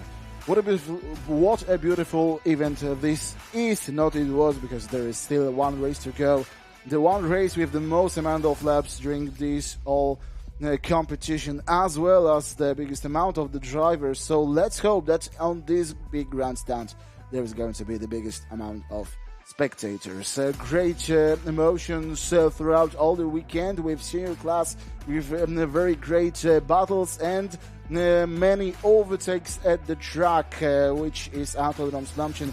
The senior class is drivers between 14 and 18 years old, and for this competition there is 22 drivers from 15 countries.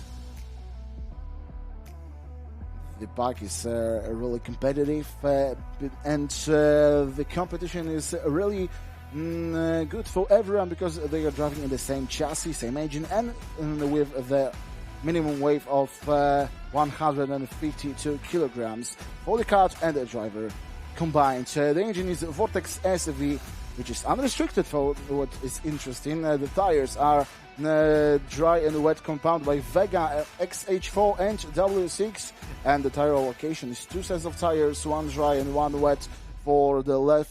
For what's left, it's new set of tires for finals. One dry set and one wet set for each driver.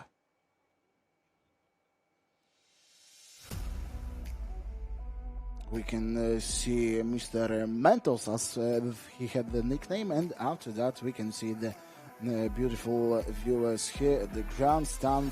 They are keeping their fingers crossed for their drivers. All of them would like to have a big, spectacular battles here at the track, and I make you sure that it is going to be happening. From the front row, it's Kacper Turobojski and Adrian Potempa. They are very proud of their pace, and they are pretty confident they are going to fight for the podium, as well as Łukasz Jezierski and Bernardo Pinto from the second row, watching closely the battle of the first place. Then it's Colin Ważny and Oskar Hildebrandski. I'll make you sure that these drivers can really mix up on all the pack and will be going to fight to the podium places. Jan Pinto and Jonathan Landström is going to start from the fourth row.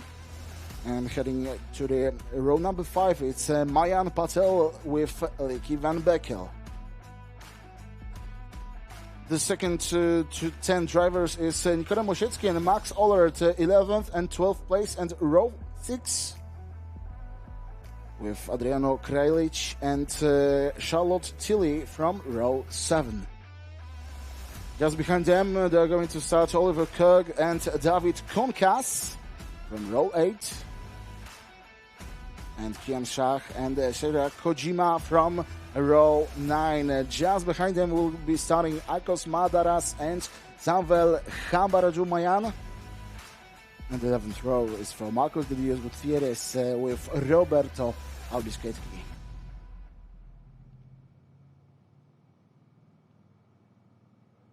only a few seconds depart us from the interviews on the grid, but for now there are still emotions in the hearts and souls as well as in the head for the drivers. Let's talk about these emotions with the drivers. Anthony, are you ready? I'm always ready, Magic, on a grid, but the drivers are almost ready as well. How can you tell it's too hot right now? Exhibit A, everyone's hiding in the shade. Give us a wave, guys. All good? Yeah? Cooling down in the shade over there? I'll maybe join them over there as well, because Todorowski is over there. He is getting himself ready. Mechanics driving away. Casper, I don't want to get involved in the timing laser there, so I'll squeeze over on this side. This is the second time I've sat down on a tyre wall today. I get told off usually for this, but this is quite nice. Pole position for you. That's a really nice position to be in. How are you feeling? I'm feeling very good, looking forward to it, and let's win this race. That's the main thing, isn't it? You've got competition beside you. Are they competition in your mind, or are you just thinking of your own race? Of course, yes. I will, no. Respect to all of them. Excellent. Everyone's equally quick on this one, aren't they? You're all on the same machinery. How does it feel to drive these sort of karts? Because, of course, they're all identical as much as they can be, and you've enjoyed racing on them? Yeah, it's a good feeling. I like the tire, I like the engine, I like the track. Everything is good. So let's have fun. Yes, indeed. That's the main thing. Fun all the way around. That's what we like. This is really nice here, actually. I don't really want to leave, but I am going to. All right, guys, thank you very much. A lot of the Polish drivers there who are starting at the front of this grid, and is that a joke at me there? I know, I'm not too sure. Right, Autodrom Słomczyn, he's over there also. He's just here chatting away with some of the mechanics at the head of this one. Mr. Patepa, Adrian, yeah, you are in a really good spot here. Front row of the grid. You've been really quick. You've been so quick that you actually tried to teach me a thing or two when I went out, and I didn't really listen because I was still very slow. But you've been quick. You're on that front row of the grid, and you've been nailing these starts as well. Tell me, do you think you can take Todorowski to the checker flag? Yeah, I won't win, but I know it's pretty difficult, and we will see in the checking flag. I think I will win, and we see the results. Yeah. Tell us about this track here. It's very fast. What can you tell us about the circuit? Any tips or tricks you can give us that won't the other drivers won't listen to? Yeah, I think in this track you can touch the curbs. And I pretty like this track because I live there, and it's so nice, and no only straights, there are some corners, and I like it. Yeah. Well, we'll see how you get on in this final. Well, safe race, and we'll see you at the end. Yes. Excellent there for Adrian Patepa. He's primed and ready to go. All the drivers are sitting over there. A little further back, we've got other drivers who are sorting out. Hidabransky's kart, he sat over there. Colin Razzi's kart, he sat over there. Yedrzejewski's kart, he sat over there. They're all chilling in the shade. Someone who's not chilling in the shade is Jonathan Landström here from Sweden. Jonathan, good to see you. This is not a bad place to be. Row 4, you've only got a couple of karts in front of you, and this is still very possible. Do you feel confident? Yeah, I feel like it's pretty decent. I have high hopes still. I think it's yeah, I still have a shot. I think it's gonna hopefully will be quite a mix-up, and I can climb a couple positions and find myself going home with one of those neat trophies, hopefully. Yeah, they're quite large. Who are you flying with? Yeah, I mean, I don't want to sound overconfident, but I'm always aiming for the top of the podium, right? That's what you want to be on. That is what you want to be on. That's always the goal. P1 is the goal. Best of luck, Jonathan. Safe drive for you as well. Landström there starting, and that number 6 kart alongside Jan Pinto, who's also been looking very quick this weekend, and Jan's over there. Good to see you, Jan. All good. I am going to quickly chat here very quickly, though, to Mayan Patel, because he's right here in front of me. Mayan, you've been really quick this weekend so far. You've actually taken some race wins as well, the same as Jan Pinto, who's over there. But a little further back than I think you would like to be, knowing the pace you've had. But tell us, have you enjoyed the weekend? Yeah, definitely. It's been quite a fun weekend. You know, I've never been to the track, and to come out Friday quickest in front of all the Polish people, I think that's quite a good achievement. Yeah, and just about the racing, we've been quite unlucky, to be fair. First qualifying heat, we got a bit of contact, which made us not finish the race. Second one, I made a bit of an error, and then the last heat, we were leading until we think someone dropped a bit of dust on the track, and then it just went awful, and then I lost about 3-4 places, but still got 4th and starting 9th, which is not too bad. So just hopefully I can do well from here. Well, that's the game, isn't it? Speaking of the game, what did you think of the match last night? Oh, I went to sleep, if I'm being honest. Oh, no. I saw the result in the morning. I was very happy for the England people who were wearing the shirt. Excellent. Well, yeah, I'd just like to thank Motorsport UK for letting me race on this weekend. So, yeah. Excellent. Well, congratulations. We'll see what you can do. Safe drive for you, mine. We'll see you at that checkered flag. One of many young ladies who are racing here this weekend. Lieke van Berkel is here. Lieke, if I can come over and have a chat. We've not spoken to you so far this weekend. And again, mid-pack for you. Are you excited to start this final? Yeah, I'm hoping for top 3 actually, so... Yeah. You've got top 3 pace as well. Previous races earlier on, fastest lap, over and over and over. Can you do that again in this final, and can you just sneak your way through? Yeah, I hope so. We'll be very happy if I can. Yeah. What have you made of the weekend so far? Of course, you're all tucked away in the paddock, all in the little tents. Have you enjoyed the weekend? Have you enjoyed the kart that you've been racing on? Yeah, it's also very new for me, because I've never raced in this one before. But I have very high hopes, so... Yeah. Well, very best of luck in the final. It's a long old final, 21 laps, and hopefully you have a nice cold drink at the end of that race. Yeah, thank you. Excellent. Safe drive for there. Lieke van Berkel, who is ready to go. Oseshki, all ready? You got your rib protector? You're not ready to go just yet. No, you're getting ready to go at the moment. Good stuff. He's getting ready to go. Axelair as well. Younger brother of someone who's now in the world of Formula 4, and you are still in the world of karting. And are you looking forward to this this final? Yeah, I am. Quite not the best starting position, but it's not too shabby. It's not too shabby. I like that. Not too shabby. That's a good line, that.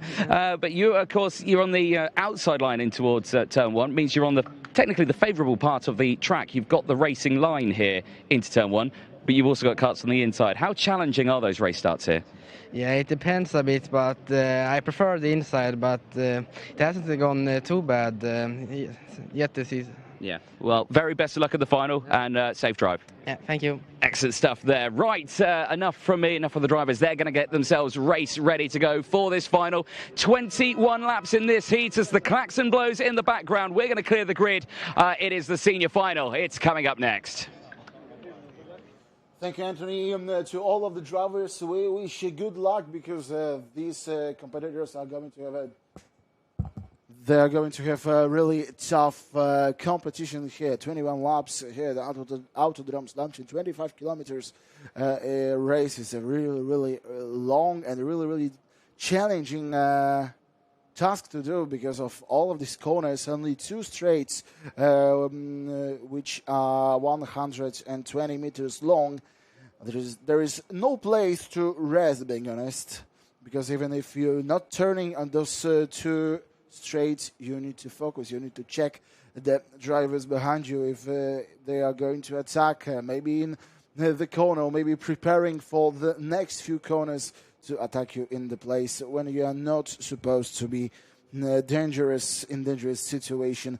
The grandstand is filling, especially the right-hand side going to with the view of the curse, of course, from our screen. It is looking like this is the left side of the grandstand, and now we are looking at our viewers, and still they are talking about the drivers, talking about the emotions we are going to have, and Anthony is here with me, so give him a second, because this is a big run from the starting grid here to the commentating spot.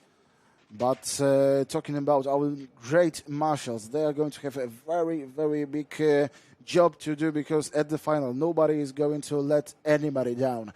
They are going to fight really harsh, really tough each other, and let's believe that these emotions are going to be in our heads. Maybe not shorter than a year, because let's hope that in a year we are going to meet here once again. Indeed, and you are correct in saying it is a long old walk, and trust me when I say that I'm not as fit as I used to be a few months ago, and yes, even a brisk walk can knock me for 6. This final not far away from being started. The longest race of the weekend, though, 21 laps. And 25 kilometers. Yeah, exactly. Double the race distance that they've had in those qualifying heats on those same tyres. And again, all of this now is just a case of seeing who has looked after those karts the most over this weekend, who's got it set up in just the right way for these 21 laps. Tyre pressure is vital at this stage, of course, because the air temperature quite warm. It is only 24 degrees. We have been in a lot hotter conditions so far this year, but when you're down there on the grid, the heat coming off the tarmac and on the karts as well, it is really, really warm. And while those drivers have just sat there in their race suits and helmets, they've boiled in them. Now they've got going, the air will start to cool them down just that little bit. But a very testing moment as one or two karts have not fired into life here. Lieke van Berkel is one of those karts that's now just fired into life.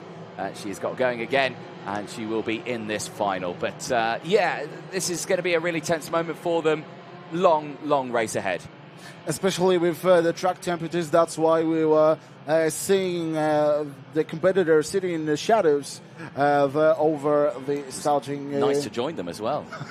Just for a few seconds. Just for a few seconds, yeah. But any chance to sit down in the shade, for me, I'm taking it, especially on a grid walk. Then for the drivers, it's good that they have the wind coming off their helmets and their racing suits. So let's believe that for now the conditions are slightly better for them, but still all the emotions that they have in their minds, their souls, their hearts is still going to getting their hotter inside their bodies. Yeah, indeed. But that is that. They'll deal with that, I'm sure, over the course of this race. But we're moments away from it starting as the field now have crossed over that start-finish line. They've ended their out lap. They've started their formation lap here.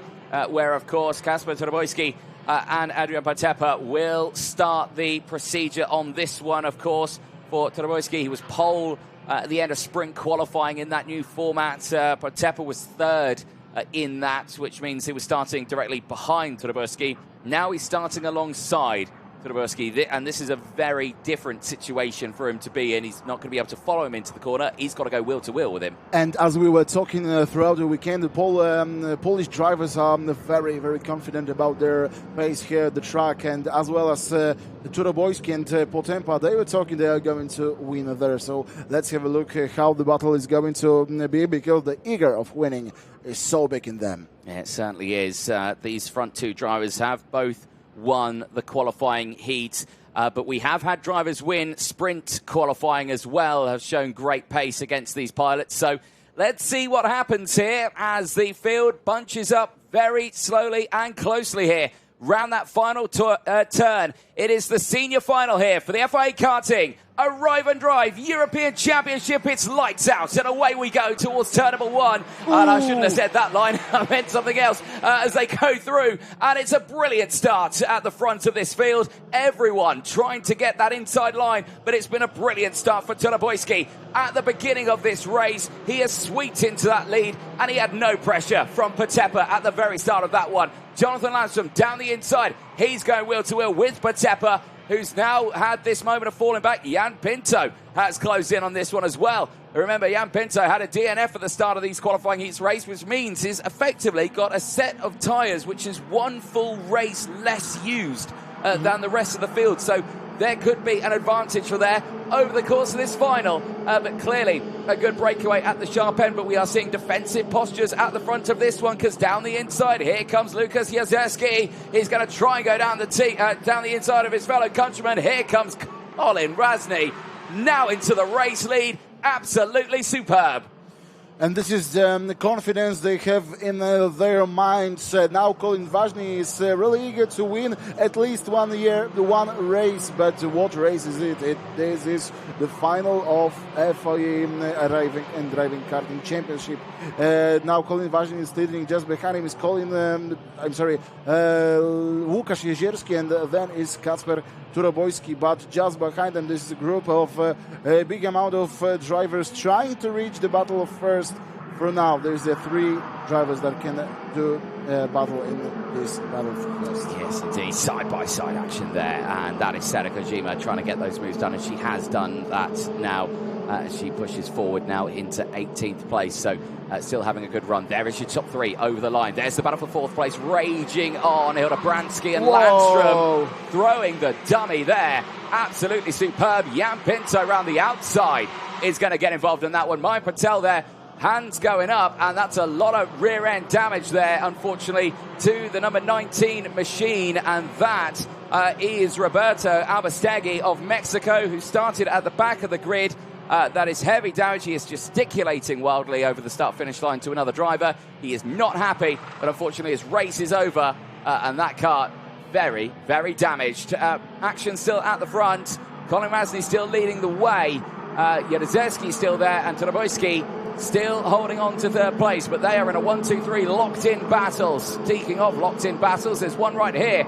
Bernardo Pinto fighting away with Patepa, but this is down in 8th and 9th place. Both of these drivers on a downward path at this moment as they're trying to fight back in this early stage. And speaking of fighting back, there's a change for the race lead. Jaruzelski gets it through down at turn number 2. Wesley tries to get the nose down the inside. Contact between the two of them, and that could be damage and detrimental to Colin Vasny's machine, who now puts it back down the inside. Here comes Taraboyski. He's going to get 2 for 1 through the hairpin. Beautifully done for Kasper Taraboyski. The pole sitter in this race retakes the lead on lap number 4. What a battle between those 3 poles. Meanwhile, Potempa somewhere over there is trying to catch up the pack to return to the front of the standings. But for now, Taraboyski is very happy for being at the first place, as well as Łukasz Jezierski, as Colin Vasny was fighting really hard in the first part of the track. Let's hope that no of the front bumpers are being pushed to the carts, because there is going to be a penalty. No, it certainly could be. And here, now on this early stage of the race, everyone is still thinking they can get those early lap overtakes, and we are seeing quite a few of those over the course of this one. Mayan Patel getting past Oscar Hildebrandski for position. We're seeing Nikodem Oseski as well gaining those places, as Bernardo Pinto now is reacquiring himself. Send the fastest lap of the race on that previous one, 52.745, and now is bringing Leki van Bierkel into play as well. She struggled to get the kart started at the beginning of that race, but showcased some great speed earlier on, and is doing the same right now in this final, going purple in sector number 1. Taraboyski leads the way then, 0.4 of a second from Jaruzelski. Vasny still there in third place, who's under now increasing pressure from Jan Pinto, who's trying to get that nose down the inside line. But at this moment, he's not found that way through. There, just behind is Mayan Patel, already waiting to pick up all the pieces, and behind him Patepa as well, who started on the front row of this grid. Certainly, I can imagine, will not want to wait around and lose out on these spots. But here we see Leki van Bierkel, 51.997, is pushing forward and continuing to set those fastest laps of the race. Exactly what we were talking about earlier on in that grid walk. There's the aerial view. There you can see the gaps that are starting to form, and there you can see the fight for 5th place raging on. Patepa and Patel wheel to wheel, and no change there, because now down the inside, Hildebrandski is going to try and get involved in that fight, and I think has done so, and that is beautifully done from them. Vasny now is down to 5th place. And Potempa returned to the 4th. Yeah, indeed. So Patepa up to 4th, Vasny back down to 5th. And here's Mayan Patel now down the inside. Vasny here just seemingly struggling in this early part of the race. And is that down to tyre pressures? Did they put the pressures in a good position for the very start of the race? Now that the pressures have raised a bit in the tyres, now is it starting to just drop back a bit too much here? Not too sure. But all we know is that it's still very close in this top section, with everyone trying to gain those early places still. And Potempa could have a great setup for the tires, because for now he is catching the pack, he's returning to the last places he had. Of course, he's maybe not second, but what a great fight here at the last chicane, going wide as well. That's Bernardo Pinto there trying to get his nose down the inside of Mayan Patel. A little bit of contact made, and both of them falling down the field. That allows Leka van Bierkel to get up into 6th place, Hildebrandski to get up into 7, and Ojeski to get up into 8th place here. So that's been quite detrimental to them, but very good for them. And a change again. Patepa has just got past Jan Pinto while we were watching that battle, and that has raged on. This is at the front end of the field. Taraboyski once more under pressure from Jaruzelski. They go wheel to wheel. Is it going to be a late dive down the inside? No, is the answer. He just tried to get that kart position in the right spot. It wasn't going to be enough. and he stays in second place for this attempt. But what is very important, Potempa is picking up the pace. The pink mark in his time, that means that he's the fastest driver at the circuit. So he's now trying to make a difference with this gap, and for now is less than a second, so he's really faster than the drivers in front of him. For now, Jezierski is trying to attack Turobojski. That is why Potempa can reach them, because they are losing time battling each other, and maybe in the next lap we are going to see that Potempa could reach them, and then there is going to be a fight for first, even for 3 drivers. There you can see the 4th place driver, Jan Pinto, trying to close in on that fight as we cut back to this battle just a little further behind. And this is still Van Berkel, Dobransky and Oshesky still fighting away for position back to the front battle here. Turobolski, Jezierski and Potempa. And you can see how the crowd are geeing on the drivers here. And I think it's working out for Jezierski here, right back on that rear bumper. He's going to try. He's going to try it into turn 3. Very close. Contact between the two of them. Here's Potempa back into play, back to wanting to be on that front part of the grid. And he's going to try and go for it. The up and under here. Can he slingshot it through? The answer's no. Stays in 3rd place as Jezierski defends now that position. Here's Jan Pinto wanting to get involved. Big smile on his face on that grid walk because he was chilling on the barrier ready before this race, and I am sure that smile has been extended into this racing action as he sits just off a podium position here. Into the final corner they go. Already hand signals coming out because I think Jezierski, Potempa and Pinto have all agreed that hold on here, Turobolski's breaking away now.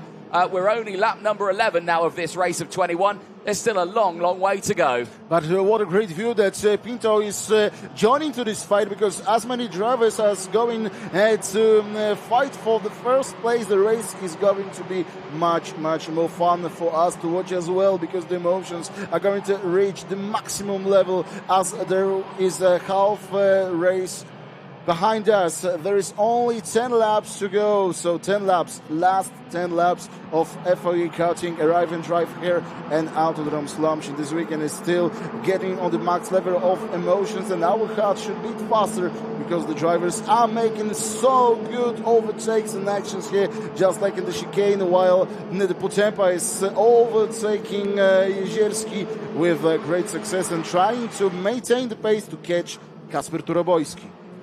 So that gap still 0.9 of a second here. It's another cheeky look to the inside there for Jezierski to try and retake that second place away, but not close enough for that fight. You can see Potempa, he's taking the optimal racing line here.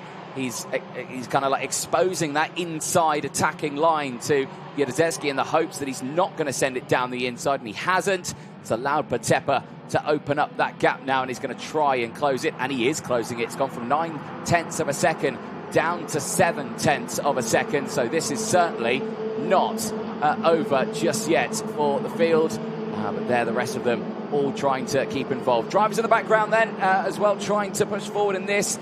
We see Oshesky with the 3 places gain. Oliver Kurtz gained 3 places. He's currently running in 12th place from Charlotte Till in 13th.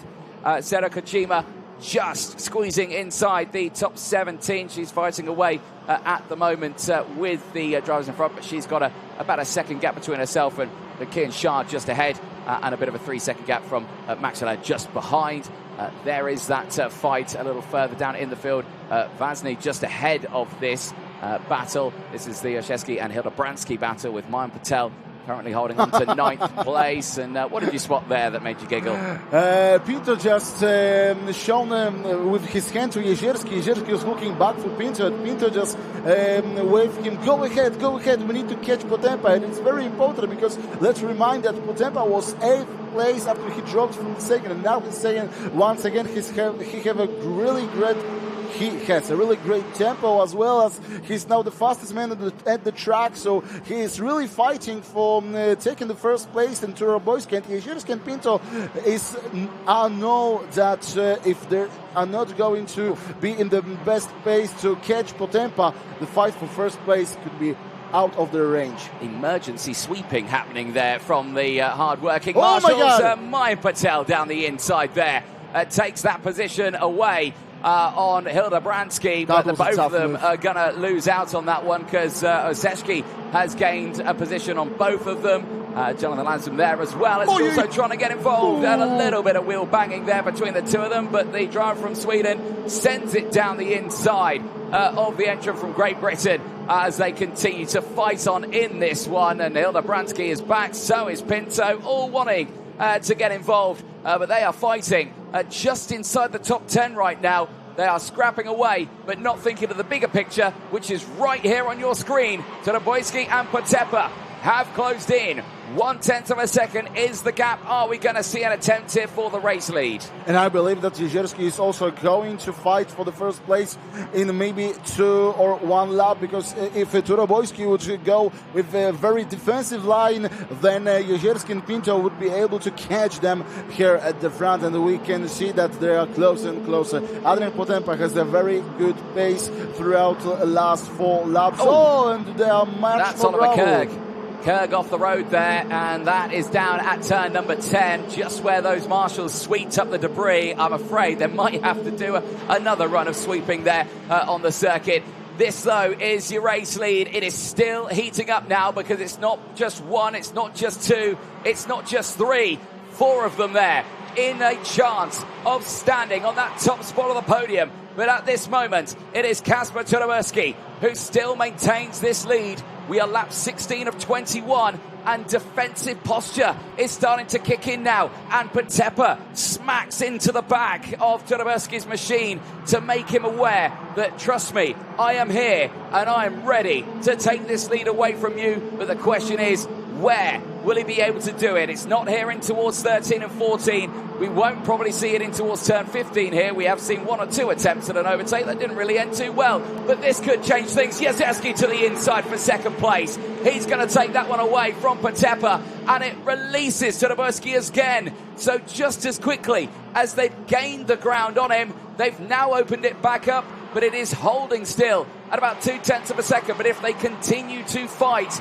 they will lose Todoroboyski once more. That's not what they want to achieve here. Dear viewers, you need to fasten your seatbelts because these last 4 laps are going to be really incredible. Pinto. Just as Pinto is overtaking the Jezierski, and still he's shaking his head and shaking his hand to talk to him like, we are going to fight back, we are going to catch them up, because for now we are losing them. Todoroboyski is first, Jezierski is second. Sorry, I was talking about Pinto and Potempa. They are going to have last 4 laps, last 4.5, maybe 5 kilometers of fighting, and this fight is going to be incredible. It certainly will be. A little wobbly there for Todoroboyski. Seemed not confident with the tyres there at all into turn 3, and now he's got Jezierski all over the rear bumper. He is really pushing him now, but he's not managed to find the nose down the inside just yet. And if he doesn't find that gap, trust me when I say Jan Pinto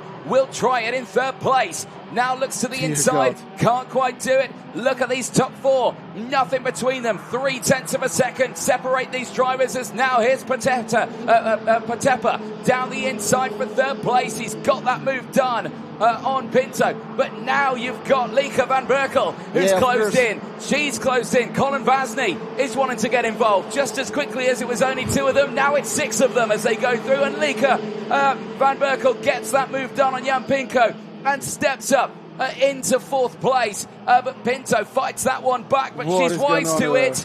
Gets the up and under, steps it back through into 4th place, but it's released the top 3 now with only a couple of laps to go. It is really looking so good to see all those overtakes. Now 6 drivers are trying to maintain pace to taking the lead of the race. Maybe there was one mistake between Berkel, Pinto and Vasny, that their battle makes them a little more gap between Potempa, Jezierski, Todoroboyski, but still those 3 poles are not going to show any less than they're going to fight in a very tough driving throughout last 2 laps here, and going to the first corner with the big gap between Todoroboyski and Jezierski. But knowing Jezierski, he's going to be very, very competitive, especially at the first part of the track. A couple of drivers under investigation in this race. Mayan Patel, one of them, and Oscar Hildebrandski under investigation for potential contact in this race. Patepa there once again trying to repeat what he was doing earlier on, taking that optimal racing line, trying to get the power on earlier to get a nose down the inside. But Jarzewski just positioning that machine in just the right spot, but maybe have a chance here. No, just thinks against it. Didn't have the legs out of turn 10 there to get that power down, and just stays behind. The gap now starting to open up here. Tadeuszki, I think, can be a bit more comfortable here now, as Jarzewski is defending here as we go on to the last lap of this race. Tadeuszki has done a brilliant job right now. The gap's the biggest it's been for a long time in this race. But now here is Lieke van Berkel, who has closed in on these two. If they trip over each other, could we see Lieke van Berkel on the podium spot? She's going to try it her own right. As she looks to the inside, she's going to get the up and under. Wow. She's into third place. Beautiful drive, but she's on the outside line here. And Jan Pinto is going to have the inside line of the exit now, but she had the power out of the corner. But that was a valiant attempt on this one. Jarzewski, Patepa, Lieke van Berkel, Jan Pinto and Colin Vasny are all fighting for the last spot on the podium here. But your race winner is heading into the final turn. It's Poland again with Kasper Tadeuszki. He's European Arrival Drive champion. Over the line, it's Kasper Tadeuszki who will take the win. He will see the first senior Arrive and Drive European title. An incredible drive for him, and he's absolutely delighted with that result. Jarzewski does take second from Adrian Patepa, who finishes third. Jan Pinto takes fourth from Colin Vasny. Lieke van Berkel, I've got to say, credit where credit's due. She fought brilliant there to try and get onto that top three spots. Just missed out at the end.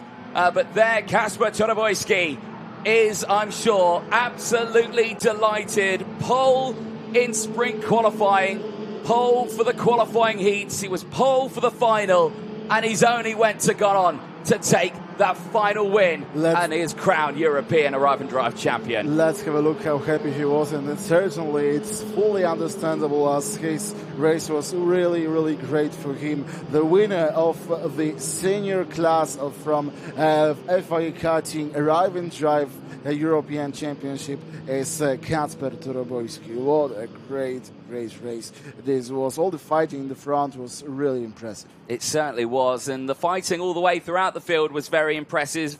Also, with everyone gaining some places there. Tadeuszki, Jarzewski and Patepa, of course, 1, 2, 3. Pinto, Jan Pinto finishing that one in P4 from Colin Vasny. Lieke van Berkel from Nicodemo Oseszki finishing in P7. Jonathan Landstrom and Bernardo Pinto finishing in P9. Adriano Kralic would round out the top 10 ahead of the field, and the biggest mover in that race will be Kian Shah, who just finishes off the top 10, P11 on a 6th place gain. A strong performance for many. Big emotions all the way around the paddock here. Smiles on his face, and there, Kasper Tadeuszki, and big congratulations to him. That is a great result for him, and he knows what it means to him here.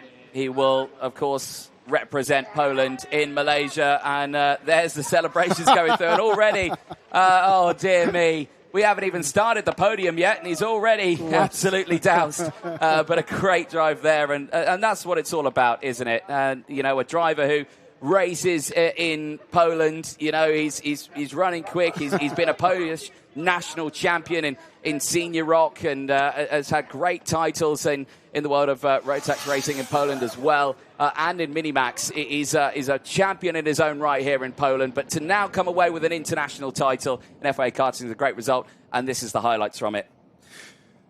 And there is no... we don't even try to think about why is he so happy about his first place, because as we can see in the highlights, his driving was amazing. Kasper Tadeuszki made a really, really great job to stay in the first place. The race was really tough, especially for Adrian Patepa. He was at the second place, and even we can see that he was trying to gain places as Colin Ważny and Łukasz Jezierski was fighting with Kacper Turobojski, but first they made some contacts and some misunderstandings between them, and then they were dropped back to the pack like Adrian Potempa to the 8th place. Then he needed to catch the pack and overtake lots of drivers, and there were so many actions in this place, but then we saw that Roberto Albistegui went off the track and has problems with his backing parts of the kart. Returning to the pack from the sky, we can see the groups that held in the beginning of the race. Mostly 3 drivers were fighting for the first place as well. Jezierski was in the lead. Then Colin Ważny was trying to overtake him, but then he was pushed by Jezierski, and we saw the contact with the front bumper. And after that, Kacper Turobojski attacked from the inside and regained the lead, as that was only 4th lap. So this race was so long with so many actions even from the beginning, but no for Albistegui, who was in need to get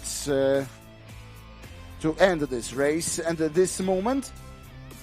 And let's remember, it's still only for lap, so their emotions through the beginning were in the highest level possibly, but then we could see that the battle for the first place was still going on with different drivers, with different groups, because fighting for first position, we could have not only 2 or 3 drivers, but for a moment there was even 6 drivers. As we can see, when Pinto and Colin Ważny was regaining the pace to catch all the drivers in front of them, as well as Marian Pocel, but even the competitors were being shouted from the grandstand by spectators, which are keeping their fingers crossed, not only with clapping and shouting to them as well, being happy for their movements here at the track. But then Patel made so many mistakes that he was dropping from lap to lap. And then we could see that Jezierski and Turobojski were fighting really, really hard, going throughout the hairpins and then watching each other. But then Turobojski held the lead and was trying to escape from them as fast as it is possible. And for the grandstands, that was a really, really interesting image. Back then, when Kacper Turobojski was already at the lead, a lot of the drivers came because of his defensive line. So just after the 11th lap, a lot of drivers were capable of to fight for this first place, but still the Oskar Hildebrandski was in the big fight with Nikodem Osiecki, and with great moves between Hildebrandski. There are some actions that pushed him wide with the contact in this second hairpin. The 24th driver is Marian Patel, and there are lots of actions for him during this race as well as here. And another overtakes with the drivers coming off the track. Number 5, it's Oliver Kerg from Estonia. And then back to the back, great racecraft between Polish drivers.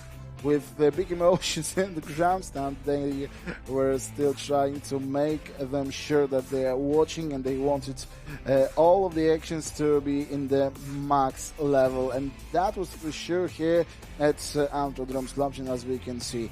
Only 4 laps left in this situation. We can see that all of the drivers were fighting very, very tough each other, trying to regain the places, trying to fight for the best possible places at the end, at the final race of FIA Karting Arrive and Drive European. But then the leader could be only one person, and that was Kacper Turobojski. What an incredible race for him, and his happiness is 100% understandably. I can see the Autodrom Słomczyn, and I know this is the last time I can speak to you, so thank you very much for this incredible weekend. My name is Maciek Kłakowski. That was a big pleasure, but I know that Anthony is ready. Anthony, tell us what drivers are feeling for now.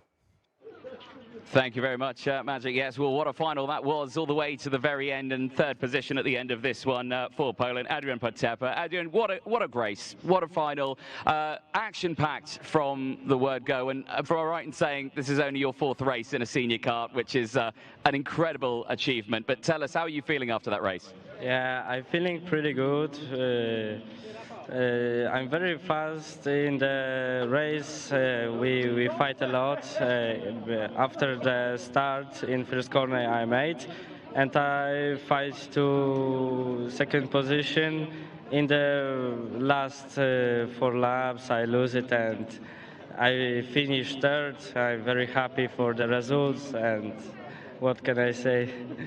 It's a Poland 1-2-3, isn't it? So it's a great result for your home country as well here in Poland. And I've got to say, you've enjoyed the race weekend, you've enjoyed everything that's happened, and of course you will enjoy a chance to head to Malaysia as well for that World Cup, and that is certainly going to be a great achievement for you. Are you looking forward to that? Yes. I'm feeling amazing now. I don't believe I go to Malaysia. It's so nice. Well, congratulations. Well done, and we'll see you on that podium, Adrian Potepa. Well done. Yeah, thank you. Excellent. Let's bring in our second place finish on that one, Luka Jezerski, who comes in. Lucas, a great race for you on this one as well, and quite the fight all the way throughout after it all started sitting down in the shade at the beginning of that race. But was that tactical, and were you happy with the result? Yeah, I'm happy with the result. I wanted to just drive with Kacper and don't fight much, but it is what it is. But we did the most we could do, so I'm happy. So the plan was to not fight with him, but the action-packed race there certainly didn't show that. But tell us, highlights from this weekend, apart from the podium that we're on right now, what's been the best moment of this weekend? Yeah, it's just, I'm so happy to be on the podium after a very unlucky last season and start of this season. I was fast all weekend in all weather, and I'm just happy. Well, I don't know what to say much more. Well, congratulations, well done, and we'll see you on that podium. Well done. Thank you. Excellent stuff there for our man finishing in second place. And finally, our race winner from this one, the big round of applause coming through as well. Kasper Czerwojski, come a bit closer. Kasper, great result for you on that one. You a little closer. Take a step back for me. One step back. There we go. There we go. There we go. Perfect. You're a European. You're a European champion now in the Arrive and Drive.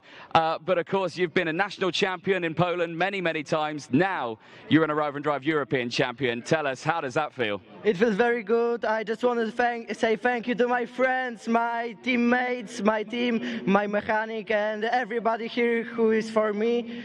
I'm just happy. I couldn't imagine better weekend. Yeah, you had a lot of support throughout that race, a lot of cheers at the end of that race as well. But the favourite then at the end of the European Championship for the Arrive and Drive, you head to Malaysia, of course, knowing you've won this one. Do you think that could be another win in the cards for you at the end of the season? Of course, I will win in Malaysia. See you there. Excellent. Congratulations. Well done to Kasper Czerwojski. Well done. Thank you very much. Excellent stuff. We're going to take a short break. Do not go anywhere. That podium is coming up next. Well, good afternoon, everybody. Here we are at French Quarter in Italy for the World Karting Championships. My name is Nigel Edwards.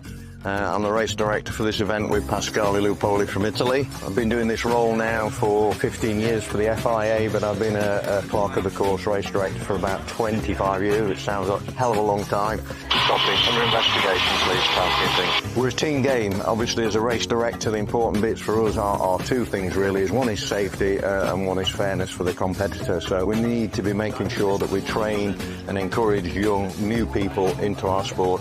I say Peter is one of those typical people who's been on the high performance FIA program, so he's doing really well so far. I think we're about a year and a bit into that, and I'm sure one day he will become an FIA karting race director.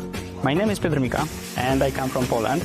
I started my career in motorsport 17 years ago as a track marshal in Poland. Now I am a race director and steward on the national level. HPP allows me to get extra knowledge and extra experience gained from the best race directors in the FIA. My ambition in the future is working with the best to gain experience from them. My name is Matteo Pedini and I'm the FIA Sport Officials Manager. This program wants to prepare the next generation of FIA officials. Of course, we want to help the different candidates to learn the skills and the mindset that they need to work on the World Championship. It's part of our mission as a FIA to make sure that every different championship has the high-level quality officials now and in the coming years.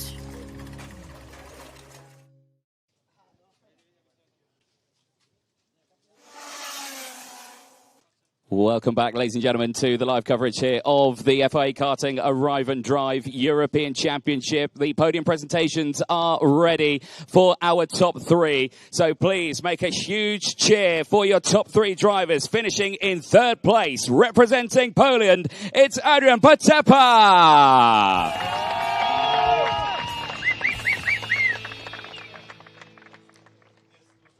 Finishing just very closely ahead, also representing Poland. Put your hands together for P2, Lukas Jaruzelski.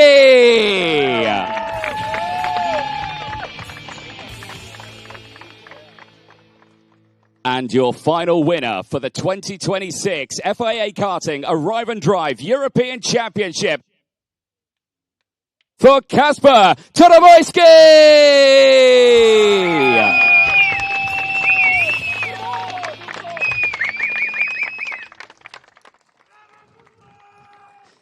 Well, a great end to the final. We will now listen to the national anthem of Poland.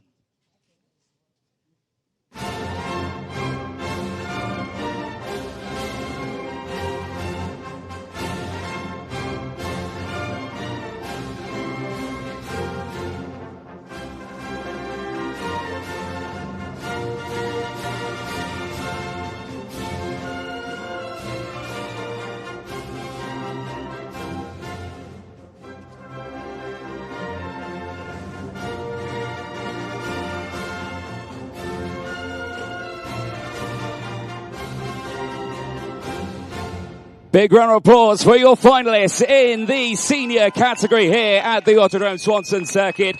We'd now like to welcome onto the podium to present the Winners' Trophy. With third position, please welcome the president of the Automobile Club, Rzemieślnik, Sebastian Korakowski, to present the third place trophy to Adrian Patepa. Great results for Patepa at the end of that one. A third place, finishing 2.3 seconds off the race leader. Please now welcome to present the second place trophy, the president of the Polish Automobile and Motorcycle Federation, Michael Sokora, to present that to second place, Lukas Jaruzelski.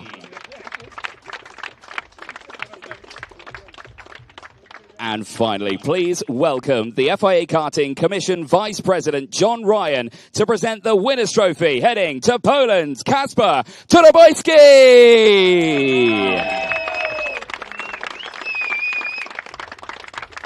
A great end to the racing weekend here, and if we'd like to get you guys to join in for a big group photo, so I'll cover you on one side and the others everywhere else. So drivers, I would say lift the trophies up, but please don't. They are very, very heavy indeed. So just nice big smiles next to everyone else. And then what we'll do is we'll get you all on that top step of the podium as well. We'll get everyone nice in close.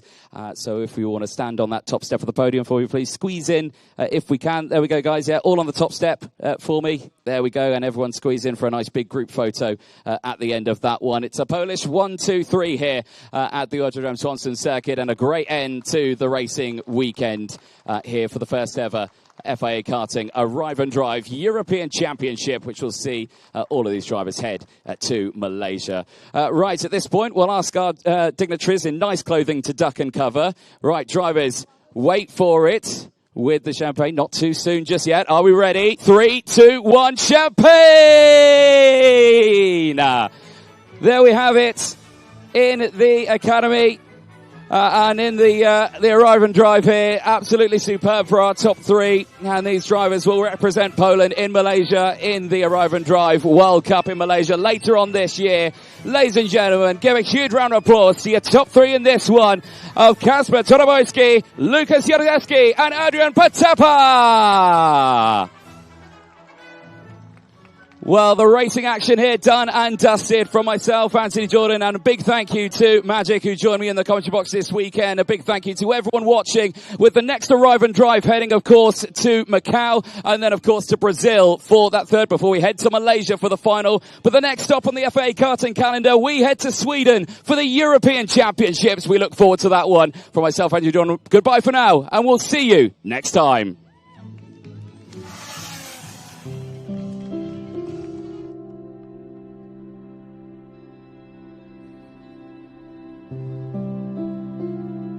I'm Fabio, I'm 36 years old, and I am a karting driver.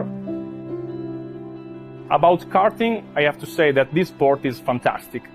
The sport is pure driving, pure racing, no electronics. The skill of the drivers are, in my opinion, the 70% of the performance, so you have to work a lot. I'm paraplegic since the age of 16 due to a road motorbike incident. Well, it was hard, especially at that age. But, you know, life goes on, and step by step I had my life back, so I came back to school, I took the diploma, I took the driving license, and so on and so on and so on. 1.5 years after my incident, I was at home with my best friend Julio, and he told me, why don't you buy a go-kart? And I started my beautiful journey into this great sport. Well, family is very important. I am a karting driver thanks to my father, because he has ever been at my side. He was my first mechanic when I started, and is still my mechanic when I go at the track for training. My mom also has ever supported me, and also my wife Federica is every time at my side. Ciao Kimi! Ciao bello! Allora Fede, tutto a posto? Poi tutto bene, ti stiamo seguendo, vediamo i tempi eccetera e ci fa molto piacere che stiate andando così bene. Dai. Bravi tutti, bravo il team, bravo tu e mi raccomando oggi ancora di più. In karting, it is very important to establish a great relationship between you and your mechanic and your team, of course. The mechanic used to transfer your sensation into setup changes, and it's very important because in go-kart, every little change makes a big difference. My mechanic today is Freddy. He's a very good guy, and we are doing a very good job. I think it's very important to have some passions in life, because if you are too concentrated all in work, it's not so good. It's better to have some passion to free your mind.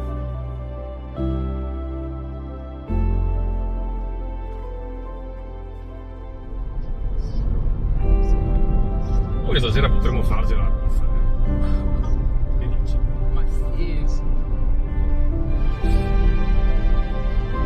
I did a lot of races in Italy with the able-bodied, and in 2020 I joined the FIA. I joined the Disability and Accessibility Commission. Basically, we work to make the motorsport safe and accessible for disabled people.